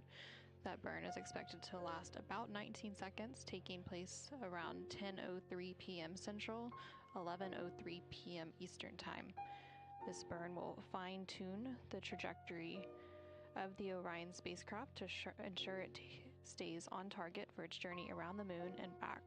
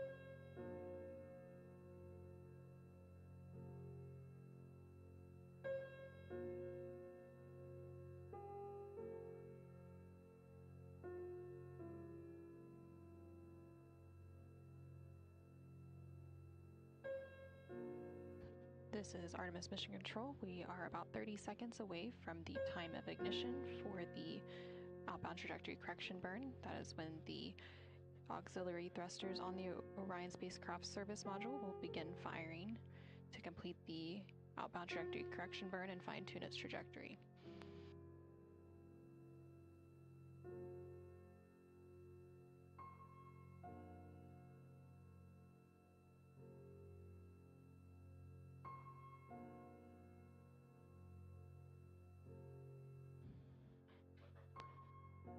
And we have confirmation that that outbound trajectory correction burn is now underway.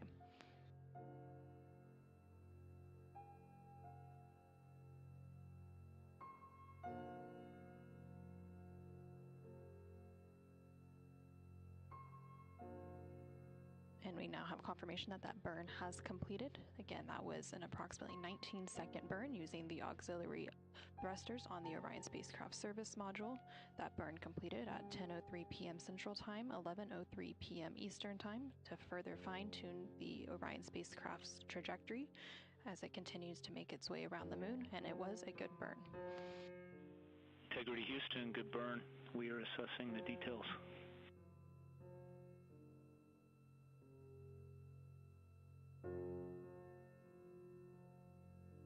Good news, and we see the same. Thanks, Mark.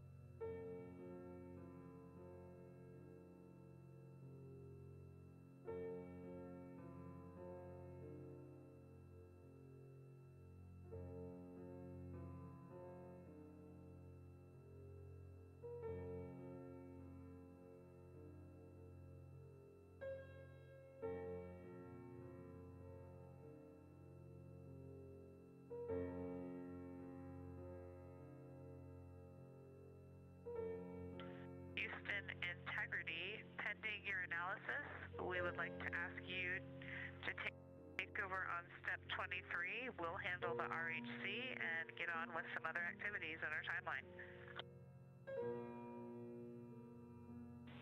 All right, you got it.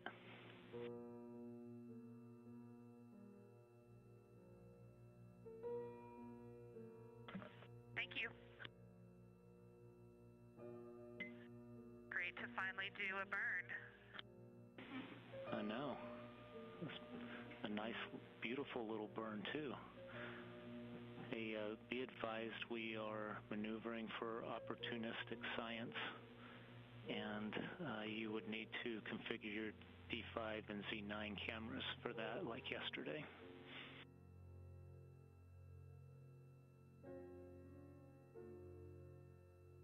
We are tracking and looking forward to it very much. We had a gorgeous view of a very big moon right out of window 2 during that burn. Well, right before the burn, before we maneuvered. It was awesome.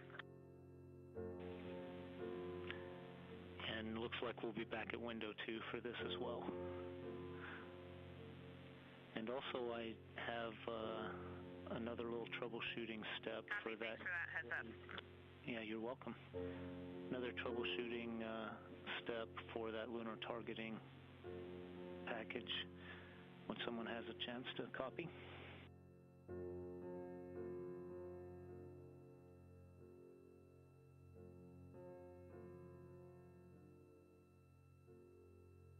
Okay, send me the troubleshooting steps there, Mark. Okay, Jeremy. Back to that same step, 6.1.2. Do you still have that procedure that was in?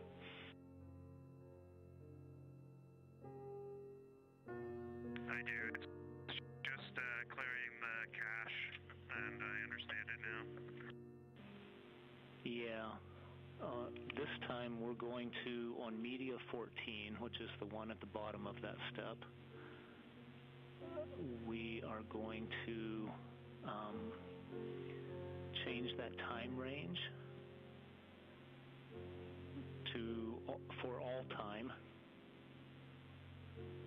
And in addition to the cached images and files that you see already checked in that procedure, we're going to check cookies and other data. And then clear it, and then back to message 30505 and try again. Copy that. Just so you know, I did all time previously, but I didn't do the cookies and other data, so that's new. So I'll try that. Well, I just did it, and I'll see what happens. And then which LTP do you want me to try to open first?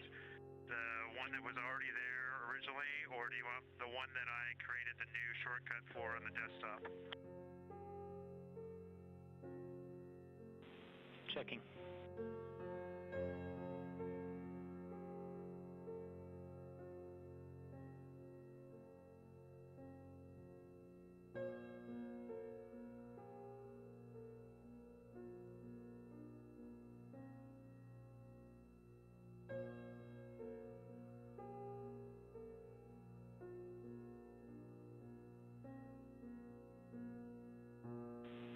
Jeremy, try the original shortcut first.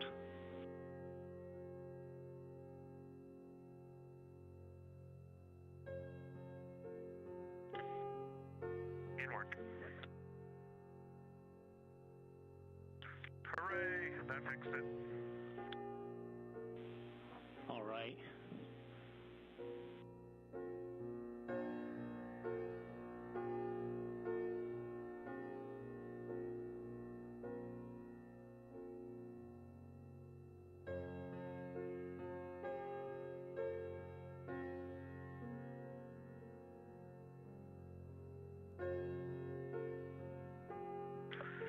Okay, Mark, and I did the other two steps too, checking the 2 OneNote actions, and they're both good on this PC now, so we're all set.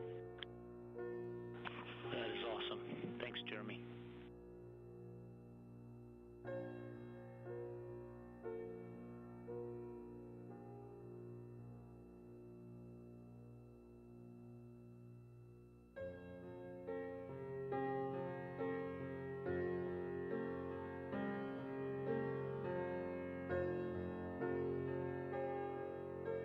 This is Artemis Mission Control. About 7 minutes ago, the Orion spacecraft executed the outbound trajectory correction 3 burn to fine-tune the trajectory of the Orion spacecraft as it continues to make its way around the moon.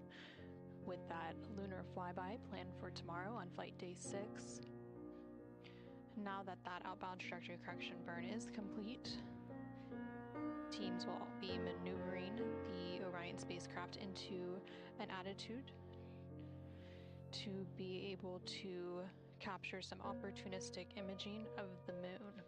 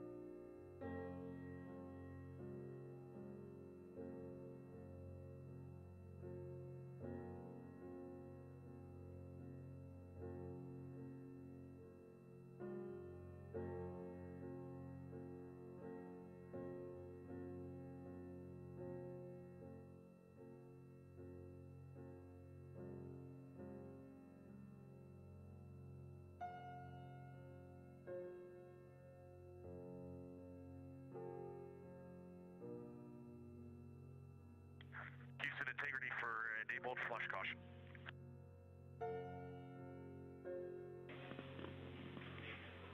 Yeah, go ahead.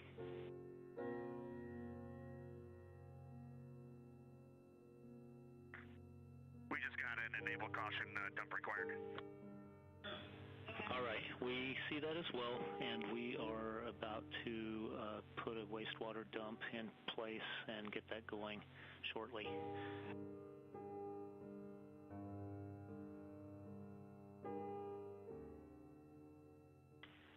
Okay, sounds good. And do you have the bandwidth for an HHP quick cabin view of the Eclipse wall for the post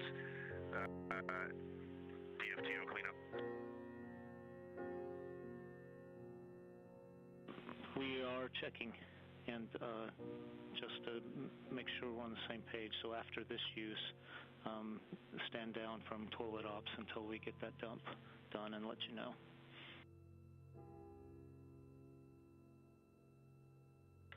Understood.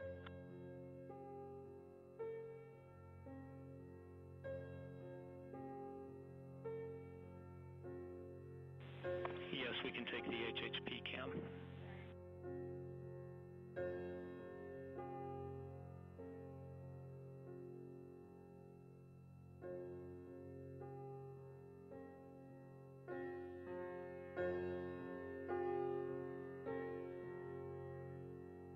And hey, Mark, just to be 100% certain, secondary dumps are still okay, correct? Yes, secondary dumps are still okay.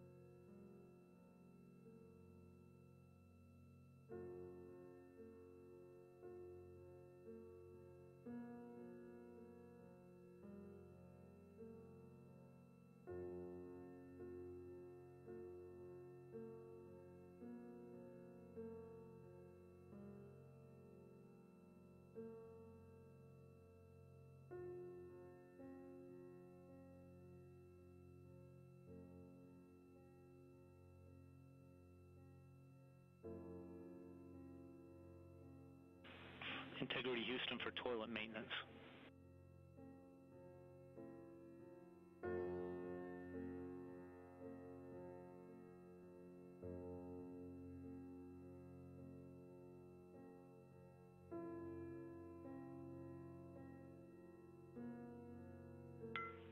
Go ahead. Yeah, some good news.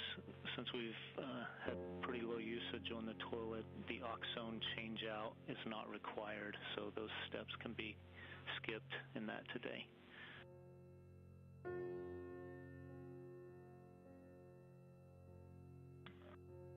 Mark, we appreciate it, but that is already done.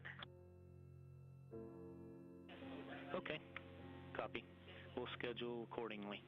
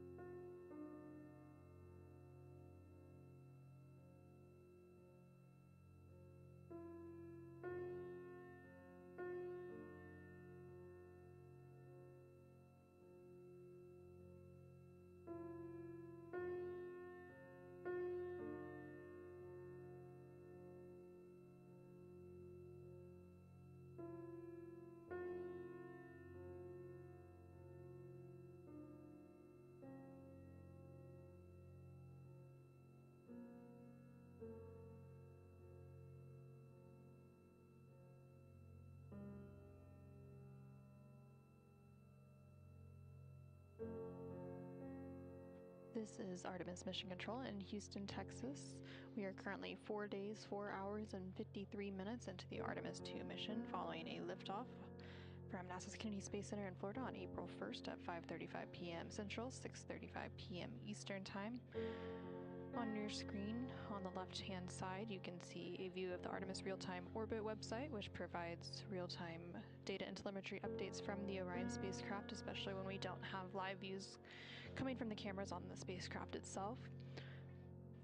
And in the bottom right-hand corner, you can see a view of Integrity Houston, we show ourselves an attitude for the opportunistic science, and we'll be there for about the next 15 minutes.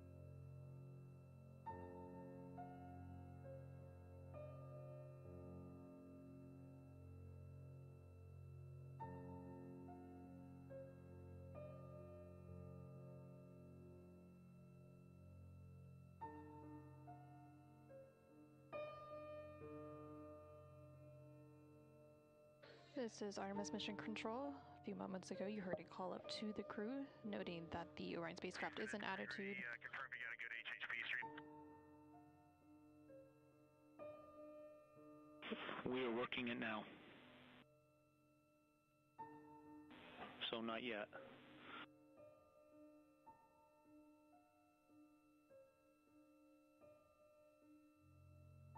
Spacecraft is in attitude for the crew to be able to capture some opportunistic science imagery of the moon, looking out of some of the cabin windows of the Orion spacecraft.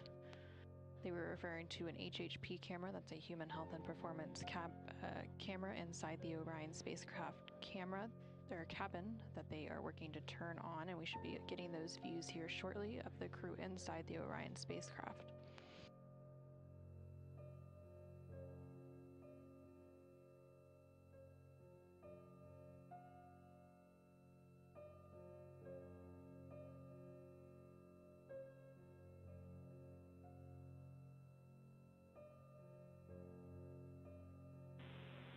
Okay, Reed, finally that cleared up, and now we have a good image inside the cabin.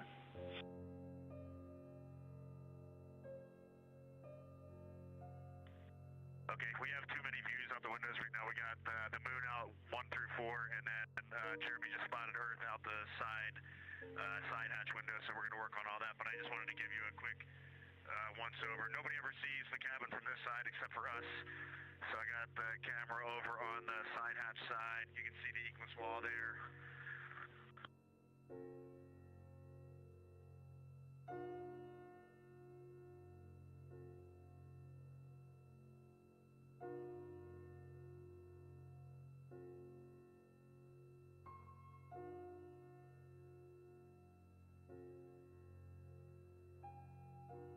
This is Artemis Mission Control.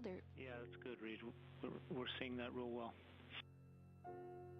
You're now seeing a live look inside the Orion spacecraft as the crew completes some opportunistic imaging of the moon. It's a bit dark inside the spacecraft because they've turned off the interior lights to provide a better environment to capture some of those images. Mark, if there's anything of interest you guys are looking for, I'll highlight it. Right now, I'm highlighting a part of Jeremy that probably doesn't need to be highlighted. Roger that.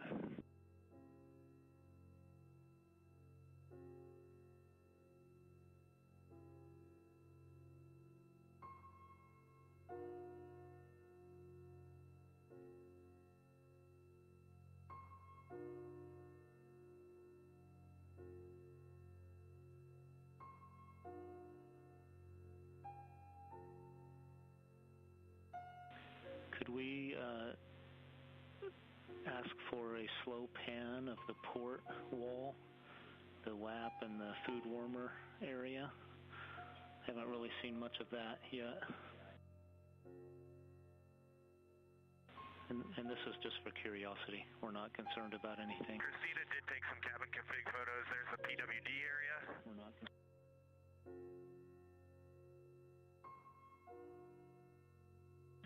There's the food warmer galley area. Maybe you can see the bungee jail there. I don't know if it's too dark or not.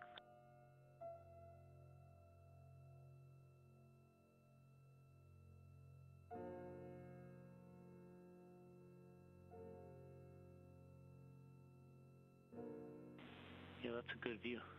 We see those IT cables just wishing they could grow like they did on Space Station.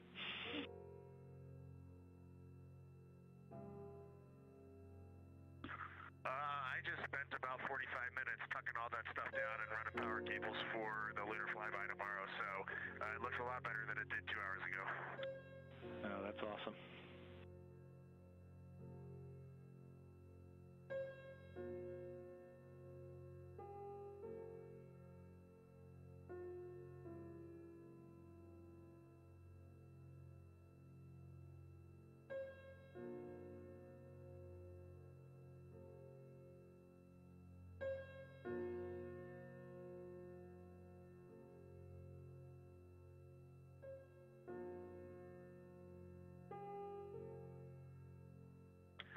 Mark, with that, I'm going to stop the feed, and I'm going to go look at the moon for a minute. All right, copy that. Thank you. We appreciate that extra time.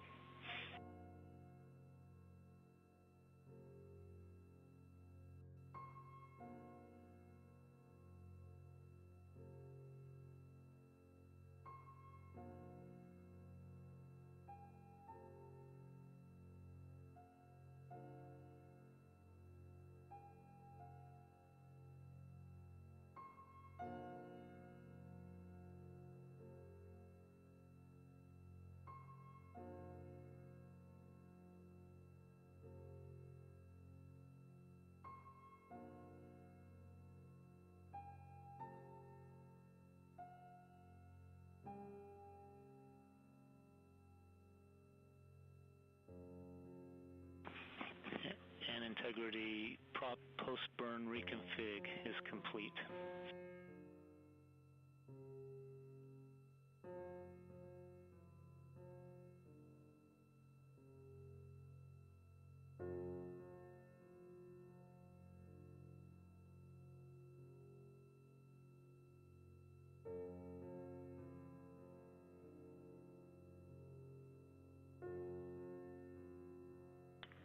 Integrity copies. This is Artemis Mission Control. The crew is currently completing some opportunistic lunar science imagery where the Orion spacecraft was maneuvered into an attitude in order to be able to complete that imagery. And there on your screen, you are seeing a live look outside of the Orion spacecraft. This is coming to you from one of the solar array wing cameras. And in the bottom portion of that view, below one of those solar array wings, you can actually see the moon there.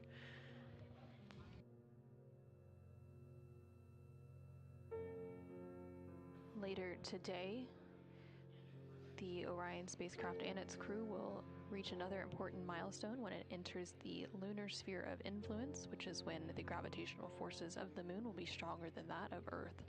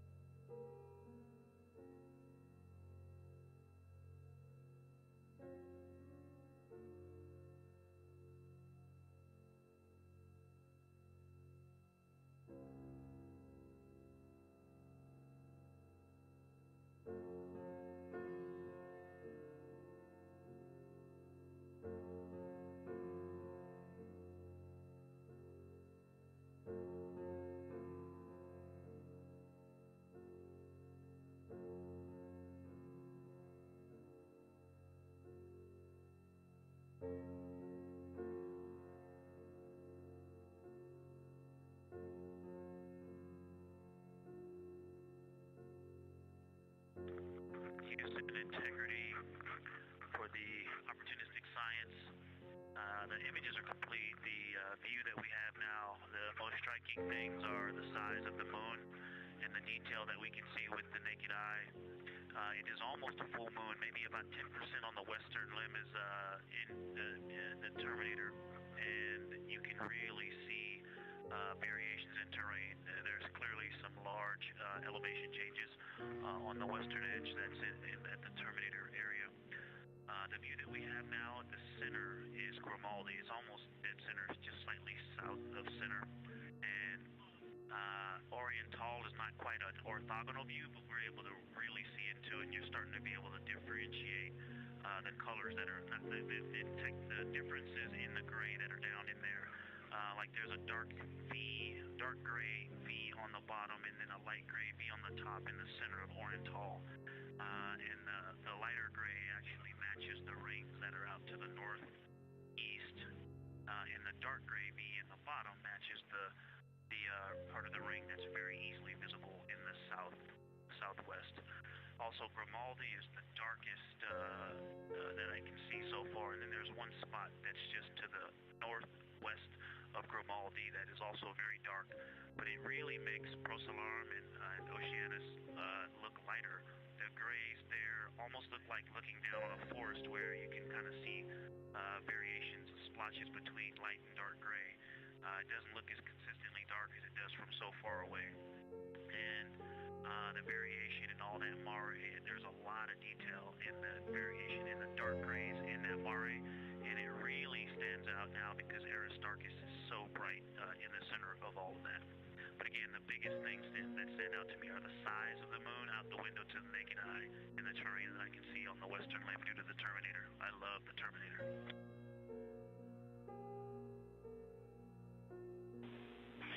That's awesome, Victor. Really good description. It's easy to imagine what you're looking at. Thank you for that.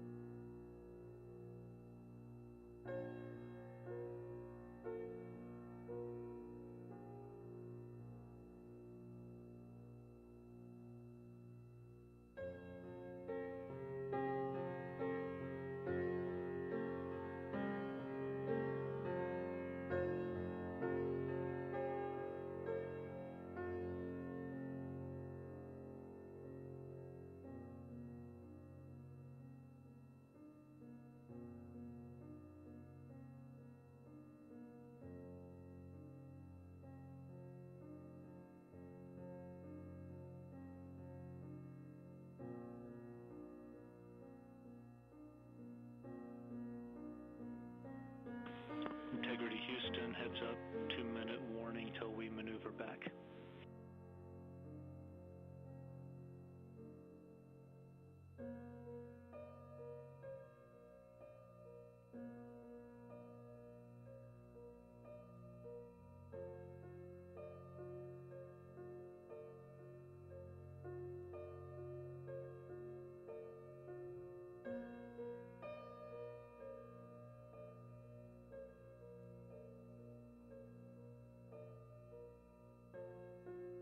This is Artemis Mission Control. We just heard some communication there between NASA astronaut Victor Glover, who is the pilot on board the Orion spacecraft, as the crew is completing some opportunistic science imagery of the moon, and they were providing some of that science description down to the team here in Mission Control Houston.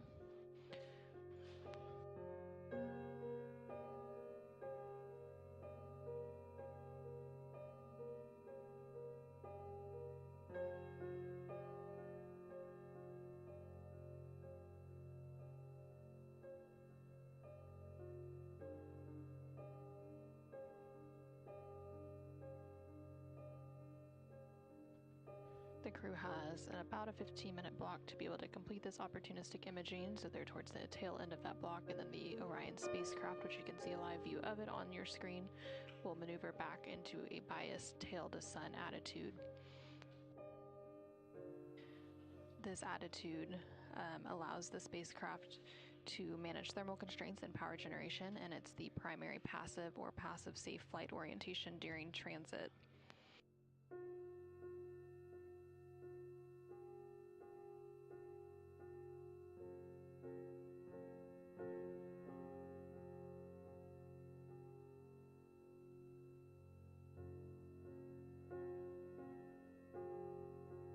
And there you can see that attitude maneuver now taking place to move back into that biased tail descent attitude with the moon in the lower corner of the screen. I'm not asking you to break any analysis, but if you could give us 3 more minutes in this attitude, we would take it. We're just trying to wrap up some images, but we understand if you can't.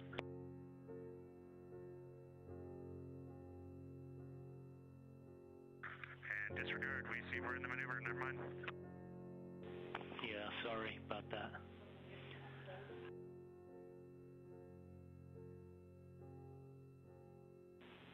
Could we make it up to you by getting you a little closer for tomorrow?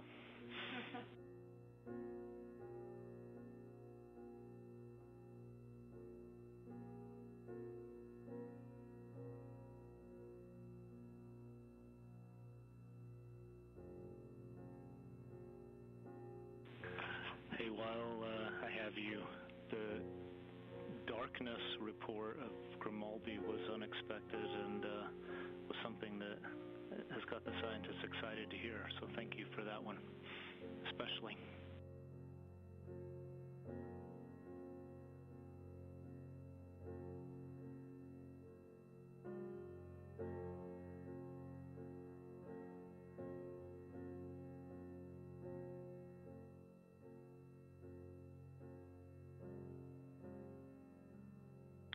You are welcome.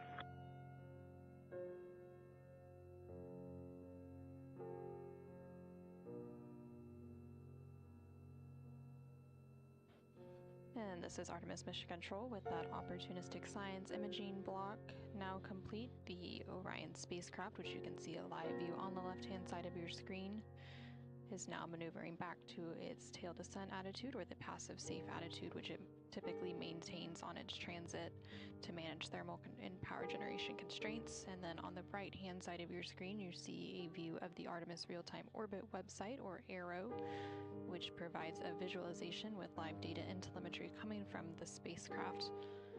And so we are currently about 231,000 miles from the Earth, and the crew has about 41,000 miles separating them and the spacecraft from the moon. The crew on board the Orion spacecraft is expected to make their lunar close approach and their lunar flyby observation period tomorrow during flight day 6.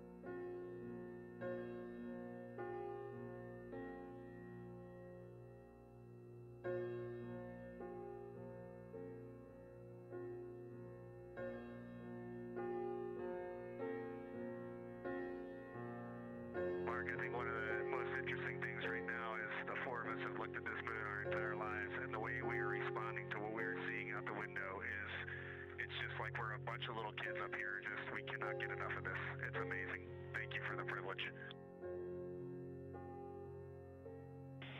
Thank you for sharing that special perspective you have with all of us back here.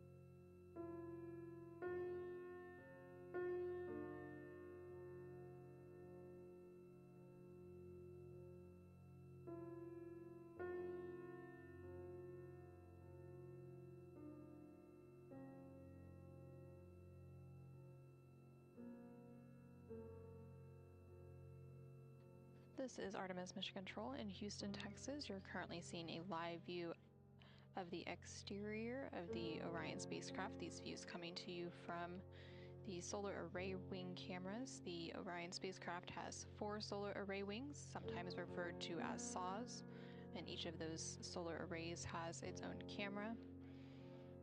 And this view you're seeing here provides a good look of the engines and thrusters that are on the service module of the Orion spacecraft. The crew is currently wrapping up their day. This is the 5th flight day of the Artemis II mission. They will be moving into a private crew conference with the flight director here in Mission Control Houston in about 5 minutes. Following that private conference, they will enter their pre-sleep period, and during this time, they will perform any hygiene activities that they need to before going to bed, and they will also eat their dinner for the day.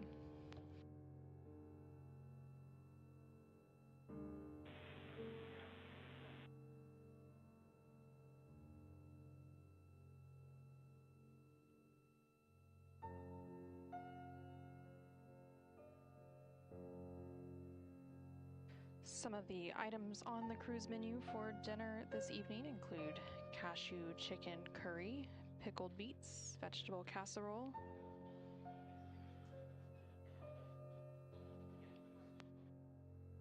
beef fajita strips, and fish with mango salsa. Ahead of any mission, the assigned crews typically work with the Space Food Systems Laboratory here in Houston, Texas, to taste the variety of space food options available and pick some of the items that they would like to eat during their mission.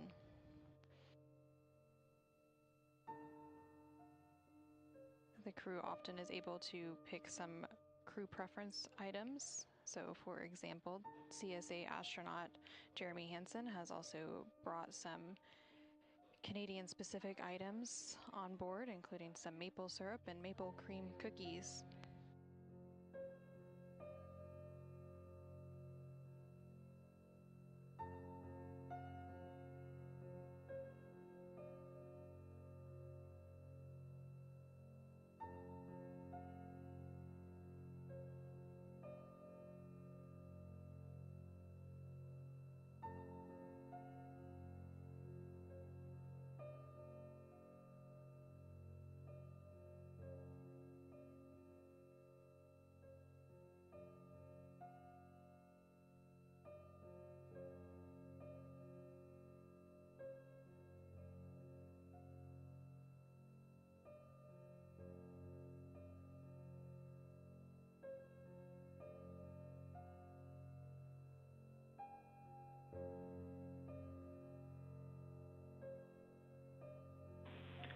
Integrity Houston, be advised that we're getting a little bit of Radicom.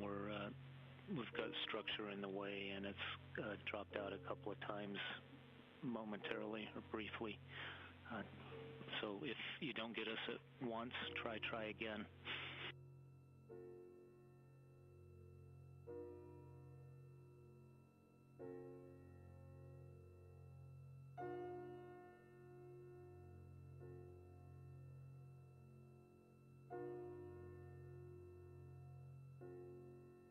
Copy that, Houston.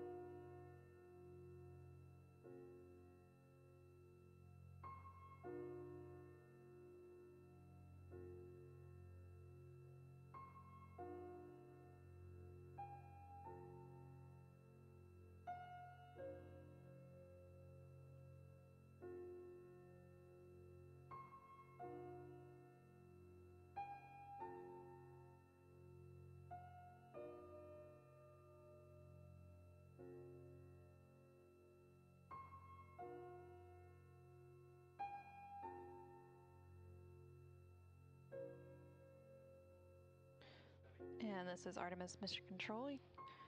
You just heard some communication between the Capcom or capsule communicator here in Mission Control, which for the Orbit 2 ship currently on console is Mark Reagan, and the crew on board the Orion spacecraft discussing the current communication status between the ground and the spacecraft.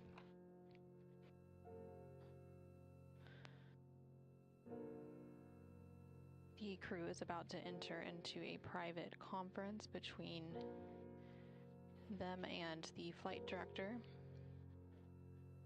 to round out Flight Day 5. The crew typically has a private flight director conference at the end of each day, and the flight director currently on console for Orbit 2 is Diane Daly.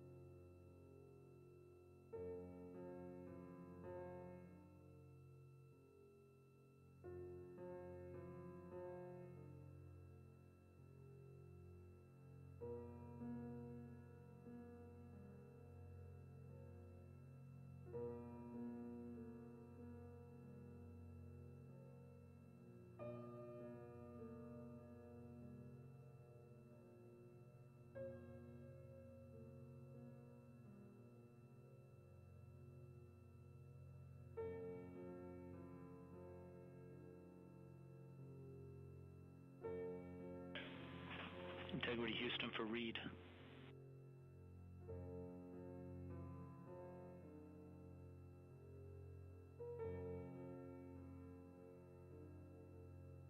Go ahead, Mark.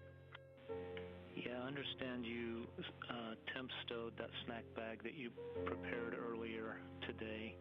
You are go to double bag that and stow that with the rest of the snack stuff in A1. We're not going to use that, but we want it there because we're going to analyze all of that after you get back.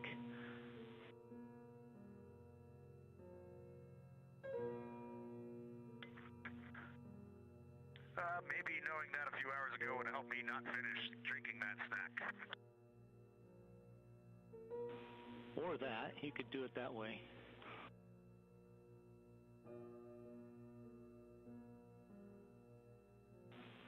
Okay, and also... if the team wants, I did get out 2 snacks earlier, and one of them I did not put any water in, and I re-stowed it. I can pull that one out and fill it, and then re-stow it just for analysis.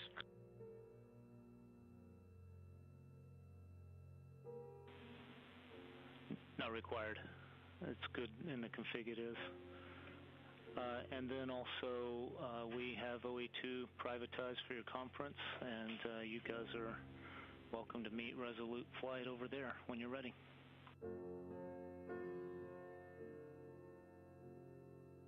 Heading over there now.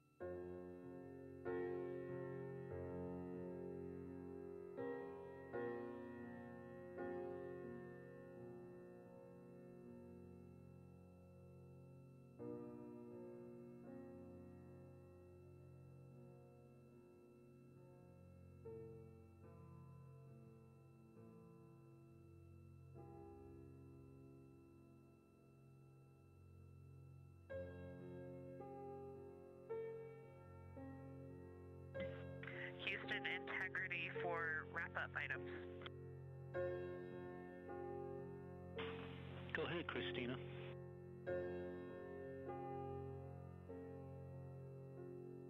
Hey, Mark, I have AGA readings when you're ready.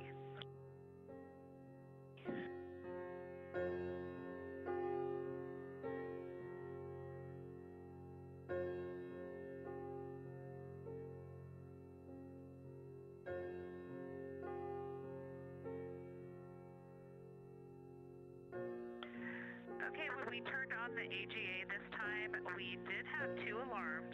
One said for HCN, it was like a read error. I don't remember the exact verbiage. That was transient. It went away after just a couple seconds and then read off-scale low. Then we had the expected high oxygen alarm.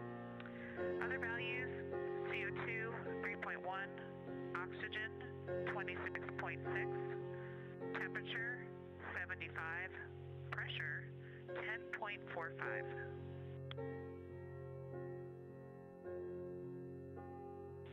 Okay, we copy those. Do you have more stuff for us? Do you have... And for the docking camera, we will be completing that activity shortly. Okay, awesome.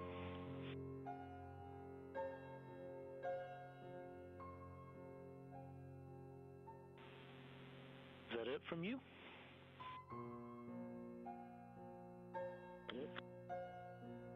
And Mark, we were just chatting that we probably owe you a report on Nat Geo shot list, and we have been referring to the shot list, and basically we really just have the cameras out almost at all times.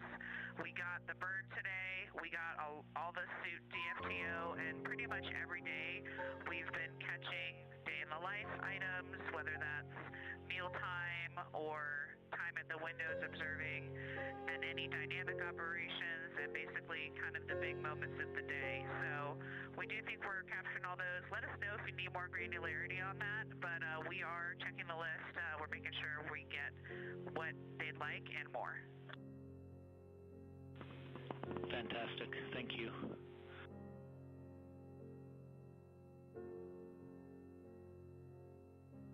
That's all we had. Anything from y'all?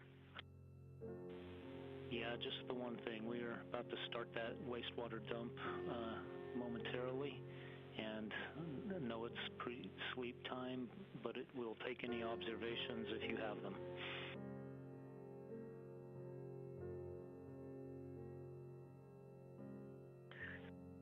We're watching right now, and it's a light blizzard with kind of familiar larger particles and kind of pulsing, chugging.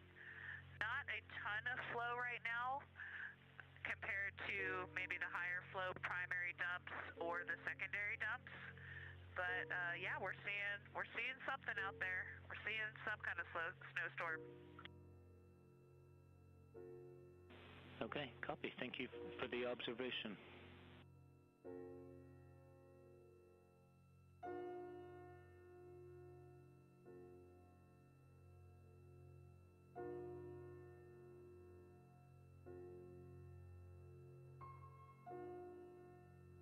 And Mark, it pretty much came to a complete stop there, and then there's been a couple little spurts, almost a complete stop right now while I'm talking to you.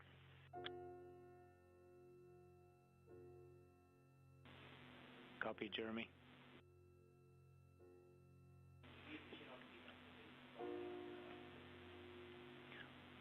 We're going to keep it config to dump and see how far we can get this down. Thank you for the insights.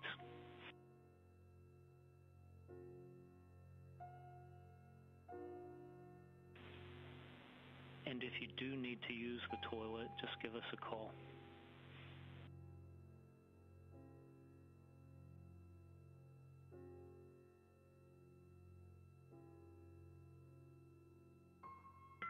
Copy and understand. Thanks.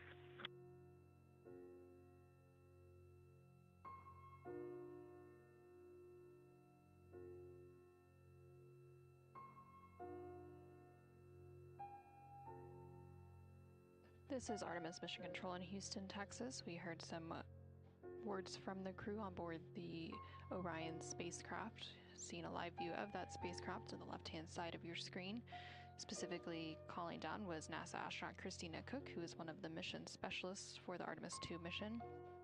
They were providing some final updates for the remaining tasks on their timeline for Flight Day 5. They provided some AGA, or anomaly gas analyzer, readings. These readings are provided periodically to provide an update of any trace contaminants and also levels of things such as carbon dioxide in the cabin of the Orion spacecraft. They also provided an update on the docking camera installation. This is another task that is completed pretty regularly, especially ahead of the crew sleep period coming up. And then they also provided some updates on the imagery capture for activities related to a National Geographic documentary. And then seeing flurries out the window now, and it's slightly increasing, just started. Okay, that's good news. And Jeremy, we got one go back. If you could tell us where the images are from the day, we have good comm and to downlink that stuff right now.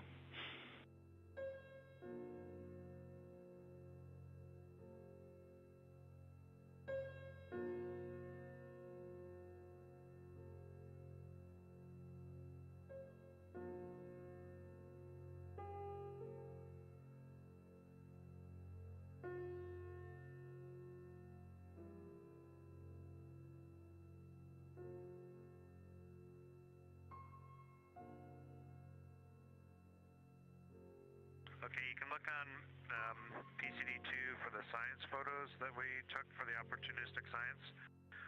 And that's the only ones we've done so far. We're probably going to add a few more later. Awesome. We'll go look there. Thank you. And if this is it, and I hope it is, good night to you guys. Sleep well.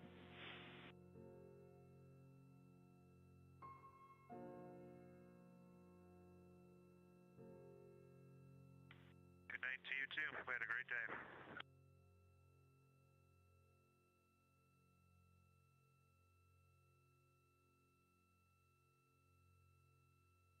And this is Artemis Mission Control. The final item that the crew was talking about just now was related to a wastewater dump. Again, this is a daily activity that takes place typically towards the end of the flight day. The Universal Waste Management System, or basically the space toilet on board the Orion spacecraft, typically vents its contents overboard each day. The crew is now heading into their pre-sleep period, and during this time they will have the opportunity to eat their dinner and also complete any remainder personal activities for the day to prepare for their upcoming sleep period. They typically have about 2.5 hours dedicated for that pre-sleep period, and then the sleep period itself will last about 8.5 hours.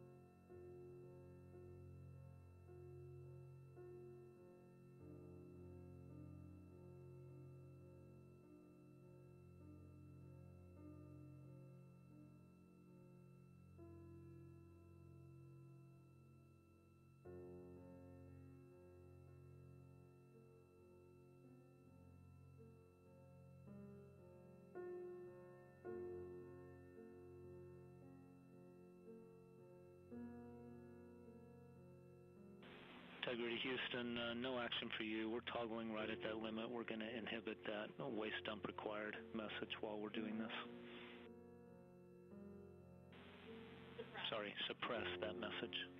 Okay, makes sense to us. Thanks.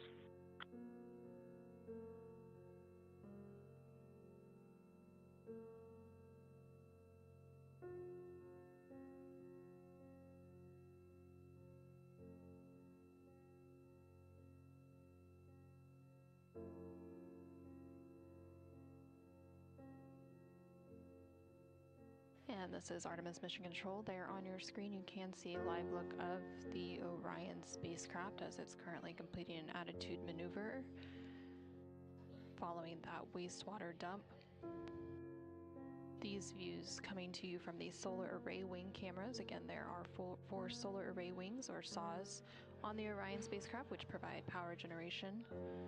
And each of those solar array wings has a camera mounted to it, and it provides some of these live views that you've been seeing throughout the mission.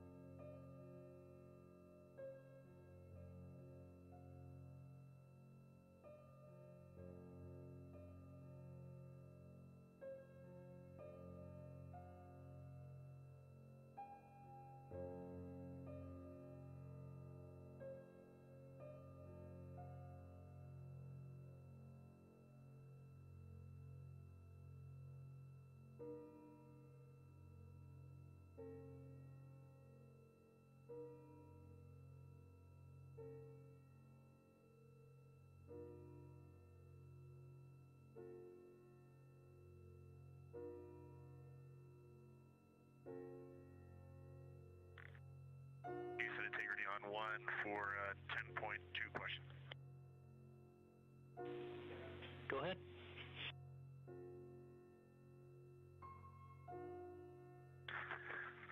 First on the dump, very slow flurries, and then the docking camera is powered. And then third, when we went down to 10.2, we just, obviously with the pressure change, a lot of our packaging up here expanded pretty heavily.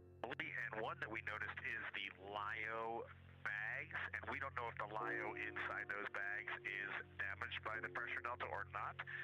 Let us know if you would like to open up the Ziplocs there and take a look. I'm not sure if we have to go into the like the hermetic seal on that bag or not. Okay, copy the question. We're talking about it.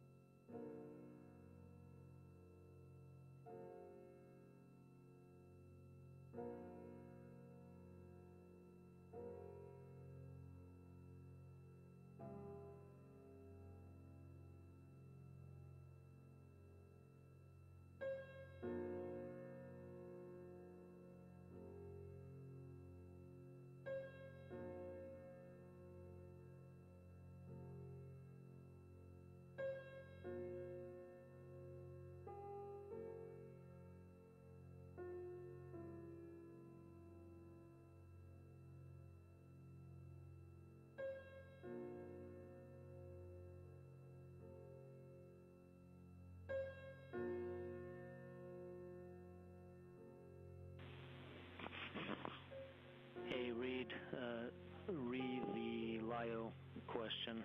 Nobody seems too concerned about that right now, but it is going to take a little while to talk to the MER and get a better answer than that. Would you like that called up tonight if we get that tonight, or would you rather just wait and hear it in the morning?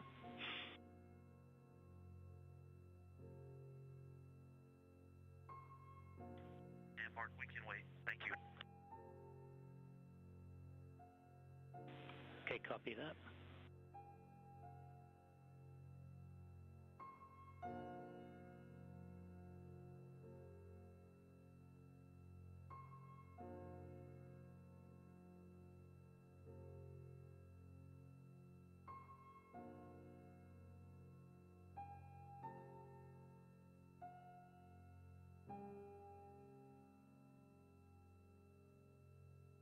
This is Artemis Mission Control in Houston, Texas. We recently received confirmation that the Orion spacecraft and its crew have officially entered the lunar sphere of influence, that milestone taking place at a mission elapsed time of 4 days, 6 hours, 2 minutes, and 54 seconds into the Artemis II mission. By reaching this milestone, it means that the gravitational forces of the moon are now greater on the Orion spacecraft than that of Earth.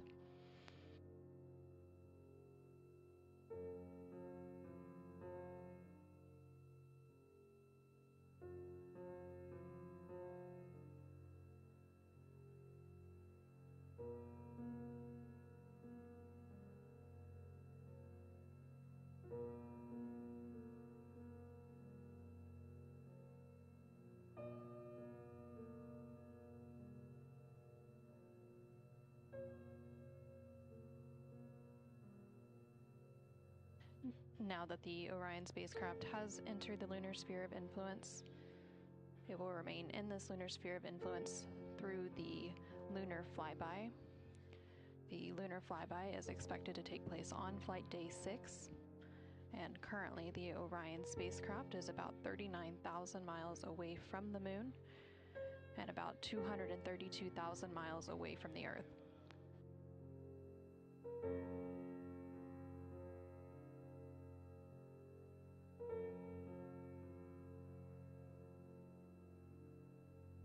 And Houston Integrity, there's now some photos on PCD3 for downlink PAO flight day 5. Copy that. Thank you.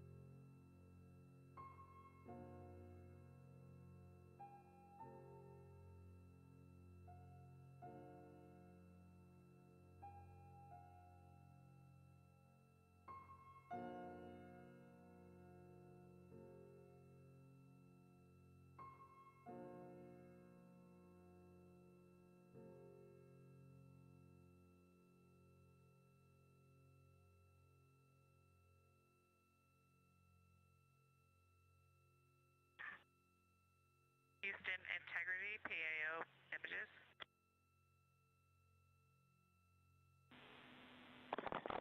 Go ahead, Christina.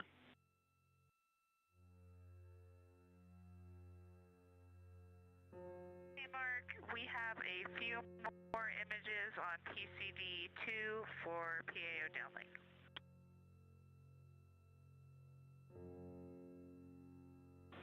Okay, copy that.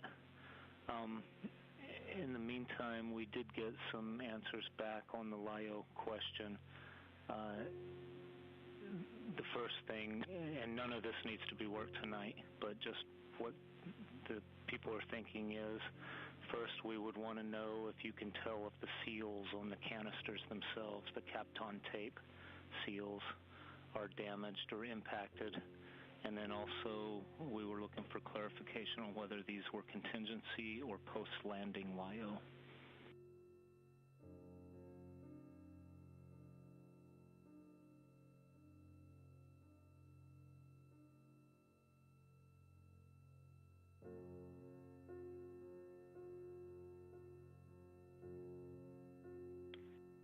Hey, Mark, the ones that we can see that are very poofy are post-landing. Our assumption was that potentially others that might be packaged the same are that way, but the Kapton tape of the canister itself, obviously we'd have to open the bubble wrap to see, so maybe that's something we can do tomorrow, but understand no issue with opening the bubble wrap, which has Kapton tape over the Ziploc seal.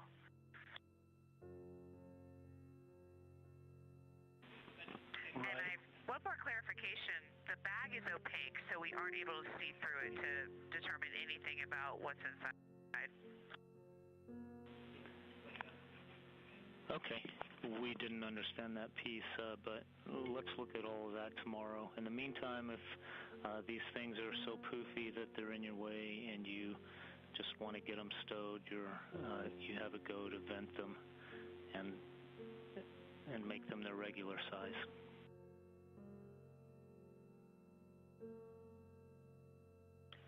Okay, understand. So far, not too in the way, but we'll definitely address tomorrow as able around our awesome day of science. Thank you for the answers. You bet. Thank you.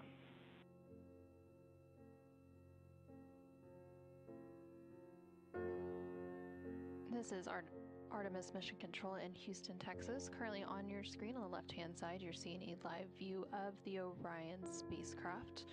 And on the right-hand side, you can see inside Mission Control here in Houston, specifically the Capcom or Capsule Communicator console and the Flight Director console. Currently supporting the Orion spacecraft and its crew in Mission Control are the Orbit 2 team of flight controllers being led by Flight Director Diane Daly, and then the Capcom that you are hearing communicating up with the crew is Mark Reagan. The crew is currently in their pre-sleep period. They will remain in this pre-sleep period for about another hour and a half before they begin their sleep and round out flight day 5. Pre-sleep is typically a 2.5-hour block of time during which the crew has the opportunity to prepare for sleep by completing any hygiene activities and also eating their dinner for the day. On the menu for the crew's dinner this evening are a variety of items, but some of them include beef fajita strips, fish with mango salsa, creamed spinach, and chicken noodle soup. The food that the crew eats plays a key role in maintaining their health and ensuring they can perform their mission objectives to the best of their abilities. And long before launch, the teams here at the Johnson Space Center in Houston, Texas, began preparing so that the crew has had everything that they need to enjoy their around-the-moon meals. It started specifically with the Space Food Systems Laboratory, which supports the development and production of space food, menus, packaging, and food-related hardware for all NASA programs, including the Artemis program. And the crew also spent time practicing how to use equipment on board the Orion spacecraft to rehydrate and warm their food inside the full-size Orion mock-up here at the Space Vehicle Mock-up Facility in Houston. Now, of course, while they are in flight, the crew uses a potable water dispenser to rehydrate their chosen food and drink packages, and a briefcase-style food warmer for warming them up. Let's go ahead and take a closer look at how the crew eats in space. Around the moon meal. Around the moon meal. What would you eat? Cheese? Can you think? Oh my gosh. That's clever. What do you think? All right, describe. My name is Christina Cook. And I'm Jeremy Hansen. We're crew members on the Artemis II mission flying around the moon. And when we fly around the moon, of course, we're going to be taking some food with us. That's right. This is how to eat in space.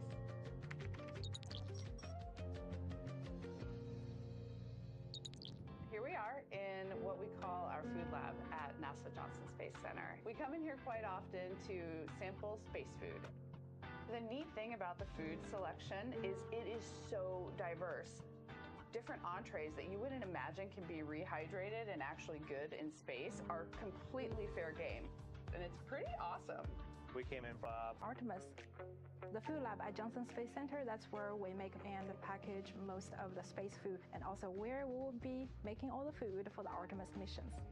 Food is a big part for our crew members. They provide the nutrition, the calorie, micronutrient for crew members, but also boosting crew morale. It's very important. There is always a lot of steps, very strict steps for us to follow to making sure the food we provide are consistent and meet all the food safety, nutritional requirements, and most important, also need to taste good. The other strategy is always promote the variety, because everybody's food preference can be very different. Therefore, the more variety we can have, the better to meet the needs of the astronaut group. They bring out these little tiny samples of each food, and you're like, oh my gosh, I thought we were having lunch. And then by the end, there's so many space foods, and every time you leave, you're like, I am so full. I'm so full, I'm in pain. And you just rate them like, I love this, I don't want to eat it, I'd eat it if you tell me I need it. Because what the food lab does is they take all your preferences, but they're also like good parents and are like, you need a well-balanced diet. Exactly. They were like, no, you can't have mac and cheese every day, Christina. Sorry.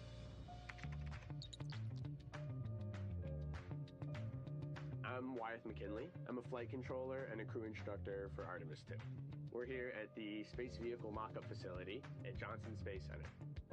We're inside the Orion mock-up where we perform crew training for the Artemis II mission. On the Orion vehicle, crew is able to heat up their food using our briefcase-style food warmer. The food is held in contact with the central heater plate by these springs so that it can warm up and they can have a delicious meal. Much of the food and drink that's on Orion is rehydrated. And so crew at our potable water dispenser will fill up their food and drink, and then at that point, you go ahead and pop it into your food warmer. I'm kind of envisioning there's maybe one person putting the stuff in and out, kind of tossing it out to everyone as it's done. Or maybe if we're not scheduled together, you're just on your own over there, popping some things in. Or maybe just in your 2 minutes of free time between things, you're kind of getting it ready so it has time to warm up. Well, we'll see. Eating together really resonates with me. I think it's just a human thing to break bread together and to enjoy that necessary thing you have to do, the thing you should be grateful for. And so doing that as a group, as a family, has always been meaningful for me. Absolutely. It represents togetherness and something a little out of the ordinary. You don't necessarily get to have those meals with everybody in your life, but if you are sharing a meal, especially if you're sharing breakfast, lunch, and dinner with a group of people, that means something. It's like a camping trip.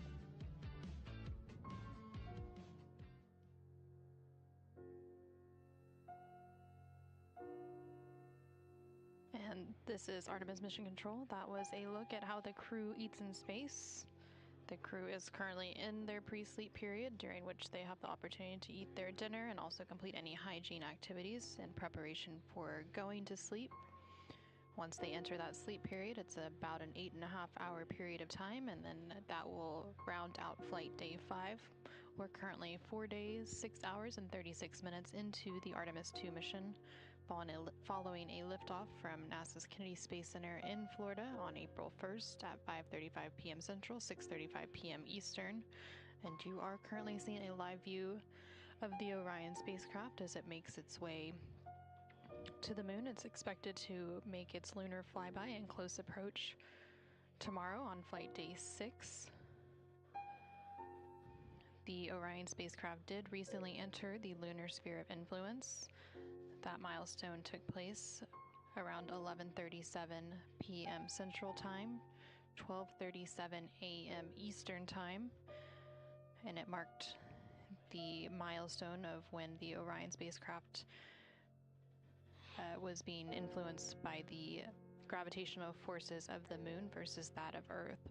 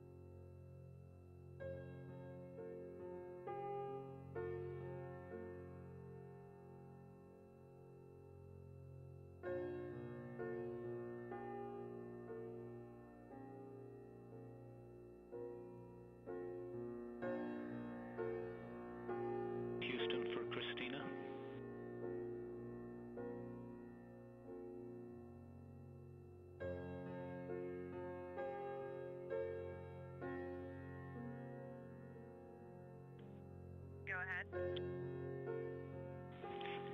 Here we have some general toilet info for you guys. We are about to terminate the wastewater dump because we have some docking camera objectives happening. We do have enough oilage for one more use. So anytime between this termination here shortly and 9:20, which is when we'll resume dumping again, one more use can happen, and then our objective is to be done with this dumping overnight, and by the time post-sleep starts, it will be ready for another use or more.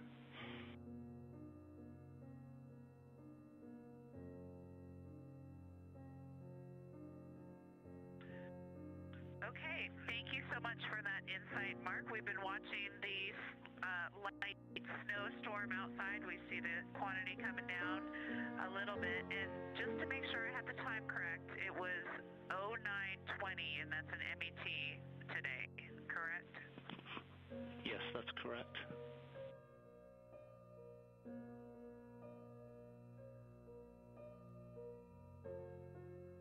And another question, can we use the secondary pump or the secondary waistline during these docking cam ops? Checking.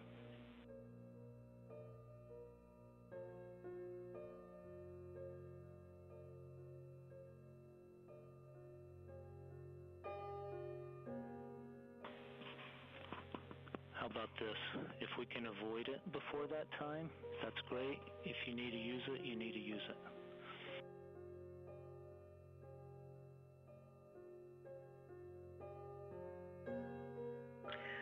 Okay.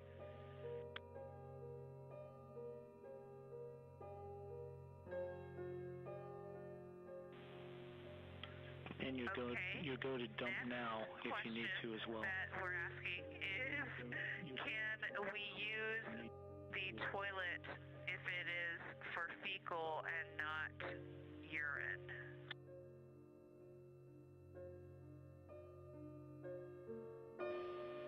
Checking.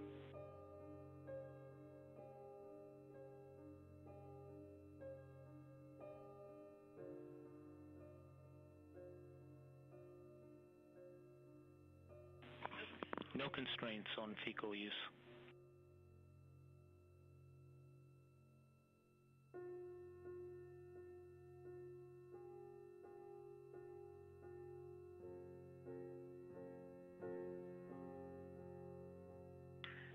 Okay, I think we've got everything we need.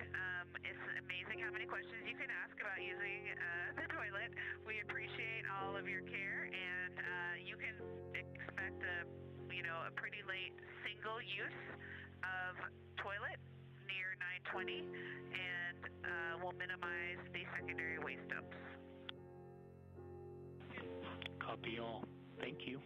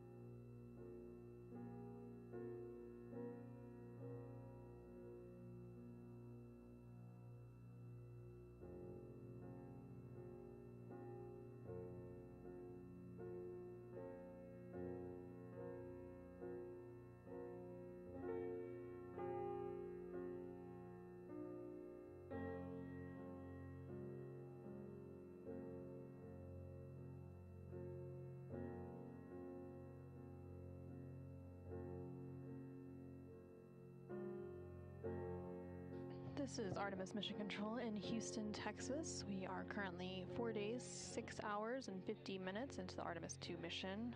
Currently on your screen on the left-hand side, you can see a live look of the Orion spacecraft as it makes its approach towards the moon. This view coming to you from one of the cameras on the solar array wings. And then on the right-hand side, you can see a view of the Artemis Real-Time Orbit website, which provides updates on the real-time data and telemetry from the Orion spacecraft, and you can track this website at nasa.gov/trackartemis. Currently, the Orion spacecraft is about 233,000 miles away from Earth and about 38,000 miles away from the Moon. We just heard some conversations between the crew, specifically NASA astronaut Christina Cook, currently on board the Orion spacecraft named Integrity, and the Capcom, or capsule communicator here in Mission Control, Mark Reagan. They were discussing a recent wastewater dump. These typically take place towards the end of each day. And the Universal Waste Management System on board the Orion spacecraft is basically the space toilet, and it has to empty out the urine tank each day, and it's vented overboard. The crew is currently in their pre-sleep period. They have a little more than an hour remaining in that pre-sleep period before they enter into their sleep period to round out flight day 5.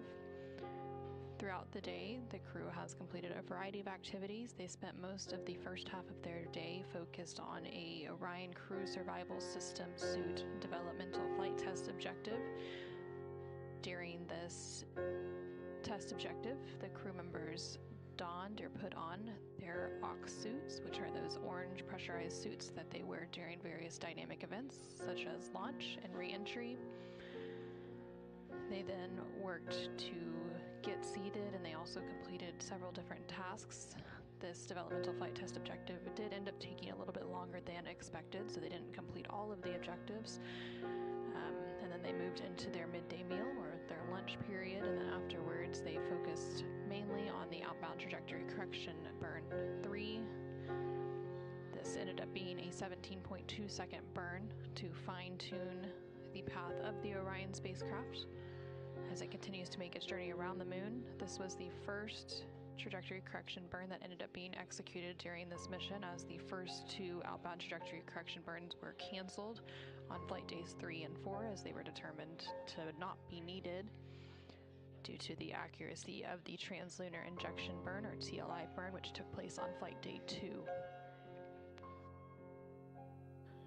Following that outbound trajectory correction burn, the crew then was able to do some opportunistic science imaging. So the Orion spacecraft was maneuvered into an attitude that allowed the crew to capture imagery of the moon from the windows in the Orion spacecraft cabin and provide some observations down to the science team here in Mission Control Houston.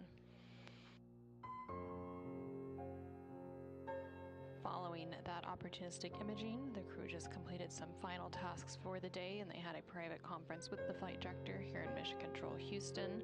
They typically have a private conference towards the end of every day to go over vehicle status and any other topics or questions that may be on their minds.